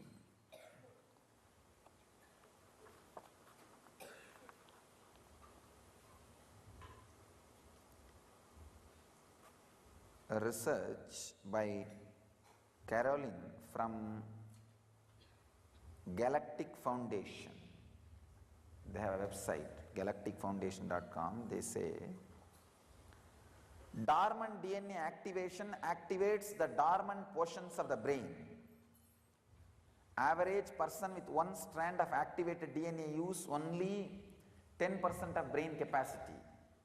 So DNA activation increases the capacity of the brain. And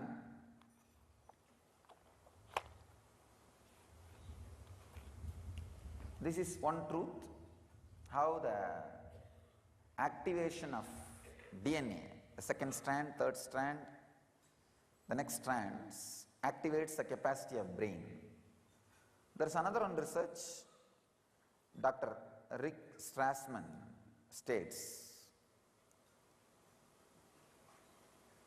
So his research says DNA activation in turn activates the pineal gland, Ajna chakra, located in the middle of the brain at the back of the third eye region. It is called seat of the soul.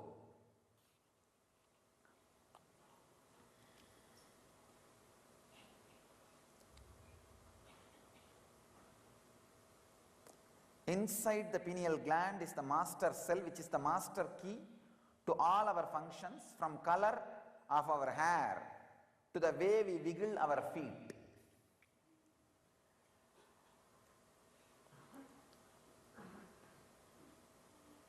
Beth Coleman is research.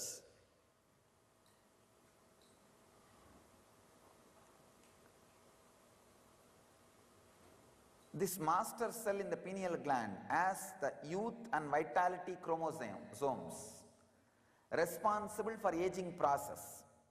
Activation of this gland leads to increase in melatonin secretion responsible for anti-aging. Melatonin is anti-aging hormone. And there is another one research, Wellness Research Foundation. They say telomere is a portion of DNA that governs an aging process. Each time when a cell divides through the course of evolution, a small portion of this telomere is not copied to the other cells, making them shorter and shorter over time. This is the cause for aging. Aging is defined as per the science. I will define aging as per the consciousness. I will add my own experience on this line. There is another one beautiful research conclusion, by Philip D. Minton and Mr. Alciard. He says, telomerase is an immortality enzyme that controls aging process by rebuilding the telomerase. But gene controlling this telomerase is switched off. Activation of telomerase enzyme leads to anti-aging. So these are some of the Shastra Pramanas, means the Pramanas from the ancient rishis or modern rishis. Now I will add Atma Pramana, my experience, to what it is. So it can be a Apta Pramana for you.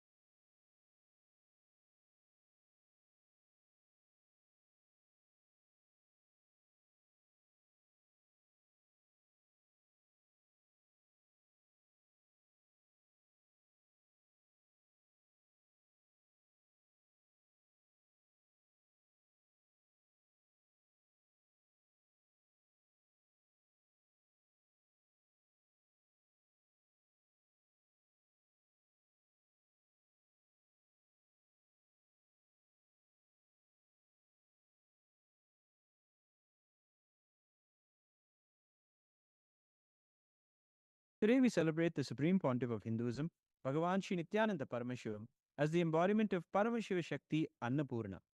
Annapurna is Paramashiva Shakti, the Divine Mother, who manifests to nourish us physically, mentally, and spiritually through the continuous serving of the Annadanam. The Supreme Pontiff of Hinduism says, Devi Annapurni is the Queen of Varanasi. She is worshipped as Nityananda Kari, who gives Nityananda, the eternal bliss. The Supreme Pontiff of Hinduism is establishing Annalayas around the world, giving free meals to billions of people. Just as Annapurna established her Annalaya and served from Varanasi, the Supreme Pontiff of Hinduism from Kailasa is the very embodiment of Annapurna, giving healthy, organic, spiritually nourished food.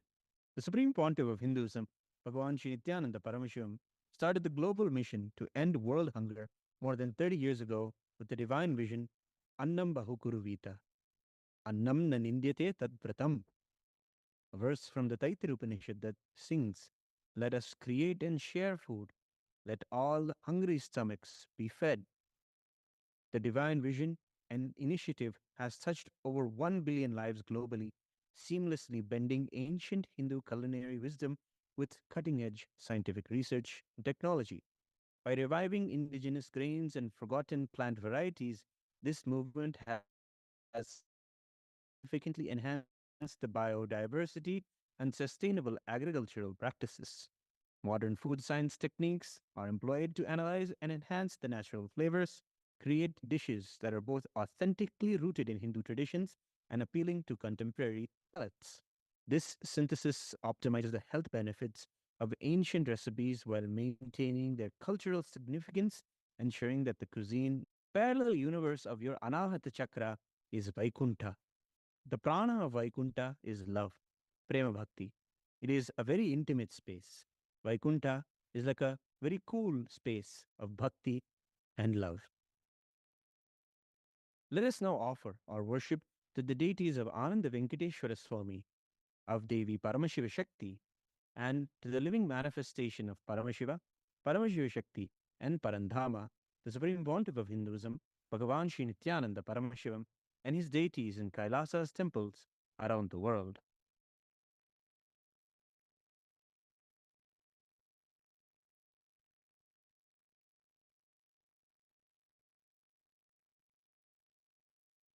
नित्यानन्दकरी पराभयकरी सौन्दर्यरत्नाकरी निर्धूताखिलघोरपावनकरी प्रत्यक्षमाहेश्वरी प्राणेवाञ्चलवंशपावनकरी काशीपुराधीश्वरी भिक्षां देहि कृपावलम्बनकरी मातान्नपूर्णेश्वरी क्षीरोदन्वत्प्रदेशे शुचिमणिविलसत्सैकतैर्मौक्तिकानाम् मालाक्लिप्तासनस्तस्फटिकमणिनिभैर्मौक्तिकैर्मण्डिताङ्गः शुभ्रैरभ्रैरभ्रैरुपरि विरचितैर्मुक्तपीयूषवर्षैः आनन्दीनः पुनीयादरिनलिनगदा शङ्खपाणिर्मुकुन्दः सहस्रदलपङ्कजे सकलशीतरश्मिप्रभम् वराभयकराम्बुजम् विमलगन्धपुष्पाम्बरम् प्रसन्नवदनेक्षणम् सकलदेवतारूपिणम् स्मरे शिरसि हंसकम् तदभिधानपूर्वम् ॐ दूरसि दूर्वदूर्वन्तम् दूर्वदयोऽस्मान् दूर्वदितं दूर्भयं वयं दूर्वामस्त्वं देवानामसि रश्मिरमं बप्रितमं दुष्टतमं वह्नितमं देवहूतममर्तमसि हविर्धानं त्रिगुंहस्वमाक्वामित्रस्य त्वा चक्षुषा प्रेक्षे माभिर्मा संवित्ता मा त्वाहि कुंदिशम् ॐ दशाङ्गं गुग्गुलोपेतं सुगन्धं च सुमनोहरम् आग्नेयः सर्वदेवानां धूपोऽयं प्रतिगृह्यताम् श्रीनित्यानन्देश्वरी परमशिवशक्त्यै नमः श्री आनन्दवेङ्कटेश्वर स्वामिने नमः श्री सर्वदेवदेवी स्वरूपाय भगवते श्रीनित्यानन्द परमशिवाय नमः धूपमाघ्रापयामि अथ दीपः ॐ उद्दीप्य स्वजातवेदो भग्निर्निरृतं मम वसोगश्च मह्यमावह जीवनं च दिशो दिश मानो हि पुंसीर्जातवेदो कामश्वं पुरुषं जगत् अभिभ्रदग्न आगहि श्रिया मा परिपातय साध्यं त्रिवर्ति संयुक्तं वह्निना योजितं मया ग्रहाणमङ्गलं दीपं त्रैलोक्यतिमिरापहम् श्रीनित्यानन्देश्वरी परमशिवशक्त्यै नमः श्री आनन्द वेङ्कटेश्वर स्वामिने नमः श्री सर्वदेवदेवी स्वरूपाय भगवते श्रीनित्यानन्द परमशिवाय नमः दीपं सन्दर्शयामि ॐ मधुवातारतायते मधुक्षरन्ति सिन्धवः माध्वीर्न सन्तोषधीः मधुरक्तमुतोषसि मधुमत्पार्थिवसुम्रजः मधुद्योरस्तु नः पिता मधुमान्नो वनस्पतिर्मधुमागुमस्तु सूर्यः माध्वीर्गावो भवन्तु नः मधु मधु मधु अमृते अमृतोद्भवे अमृतवर्षिणी अमृतं श्रावय श्रावय स्वाहा श्री नित्यानन्देश्वरी परमशिवशक्त्यै नमः श्री आनन्द वेङ्कटेश्वर स्वामिने नमः श्री सर्वदेवदेवी स्वरूपाय भगवते श्री नित्यानन्द परमशिवाय नमः नैवेद्यं निवेदयामि नैवेद्यानन्तरमाचमनं समर्पयामि नीराजनम् ॐ साङ्ग्रहण्येष्ट्याय ददे इमां जनतागुं सङ्गृह्णानीति द्वादशारत्नीरजना भवति द्वादशमासाः संवत्सरः संवत्सरमेवावरुन्धे मौञ्जी भवति ऊर्ध्वैमुञ्जाः ऊर्जमेवावरुन्धे चित्रा नक्षत्रं भवति चित्रं वा एतत्कर्म सर्वमङ्गलमाङ्गल्ये शिवे सर्वार्थसाधिके शरण्ये त्र्यम्बके गौरी नारायणि नमोऽस्तुते श्रियः कान्ताय कल्याणनिधये निधयेऽर्थिनां श्रीवेङ्कटनिवासाय श्रीनिवासाय मङ्गलम् कर्पूरगौरं करुणावतारं संसारसारं भुजगेन्द्रहारं सदा वसन्तं हृदयारविन्दे भवं भवानी सहितं नमामि भवं भवानी सहितं नमामि भवं भवानी सहितं नमामि श्री नित्यानन्देश्वरी परमशिवशक्त्यै नमः श्री आनन्द वेङ्कटेश्वर स्वामिने नमः श्री सर्वदेवदेवी स्वरूपाय भगवते श्री नित्यानन्द परमशिवाय नमः कर्पूरनीराजनं सन्दर्शयामि रक्षान् धारयामि शोणाद्रीशावताराय ज्योतिस्तम्भस्वरूपिणे श्रीकैलासप्रधानाय नित्यानन्दाय मङ्गलम् तत्त्वज्ञानप्रदाताय नित्यानन्देश्वररूपिणे श्रीकैलासप्रधानाय नित्यानन्दाय मङ्गलम् मूलप्रकृतिरूपाय परमशिवशक्तिस्वरूपिणे श्रीकैलासप्रधानाय नित्यानन्दाय मङ्गलम् दण्डत्रिशूलहस्ताय कालकालस्वरूपिणे श्रीकैलासप्रधानाय नित्यानन्दाय मङ्गलम् आदिपूज्याय देवाय सकृत्पूर्णत्वरूपिणे श्रीकैलासप्रधानाय नित्यानन्दाय मङ्गलम् आदिपूज्याय देवाय सकृत्पूर्णत्वरूपिणे श्रीकैलासप्रधानाय नित्यानन्दाय मङ्गलम् सर्वाभयविनाशकाय शत्रुसंहाररूपिणे श्रीकैलासप्रधानाय नित्यानन्दाय मङ्गलम् योगभट्टाभिषिक्ताय राजसन्न्यासधारिणे श्रीकैलासप्रधानाय नित्यानन्दाय मङ्गलम् सार्वभौमैकपत्याय राजराजार्चिताय च श्रीकैलासप्रधानाय नित्यानन्दाय मङ्गलम् मङ्गलम् कल्पवृक्षाय मङ्गलम् ज्ञानदायिने परमशिवाय श्रीनित्यानन्देश्वराय मङ्गलम् मङ्गलम् श्रीविद्याम्बायै मङ्गलम् कामदायिन्यै सर्वमङ्गलदात्री नित्यानन्देश्वर्यै मङ्गलम् मङ्गलम् गुरुदेवाय मोक्षमूलाय मङ्गलम् परमावताराय नित्यानन्दाय गुरवे मङ्गलम् हरिः ॐ तत्सत् सर्वं भगवच्छ्री नित्यानन्द परमशिव पादुकार्पणमस्तु ॐ नित्यानन्दम् Nityanandam, everyone, please remain standing. We're going to be showing all of you to Swamiji now. Please remain with your cameras on.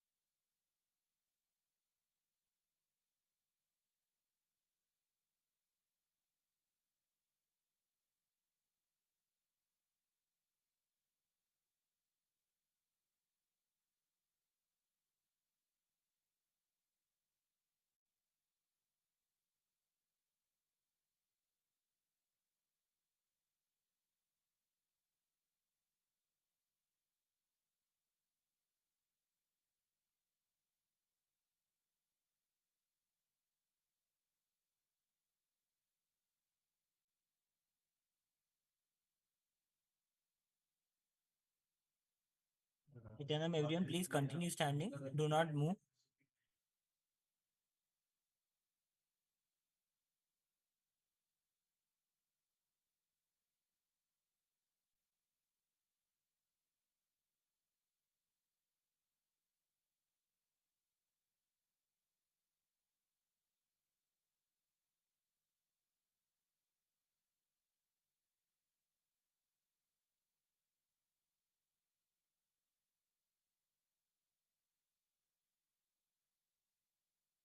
Nityanandam, Acharyas, please turn so that you can face the camera and do namaskaram. And please smile.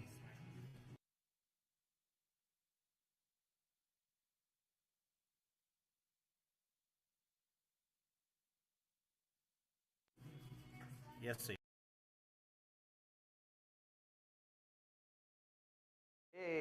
Move, hug, oh God. What not? And put this whole thing in NTV so that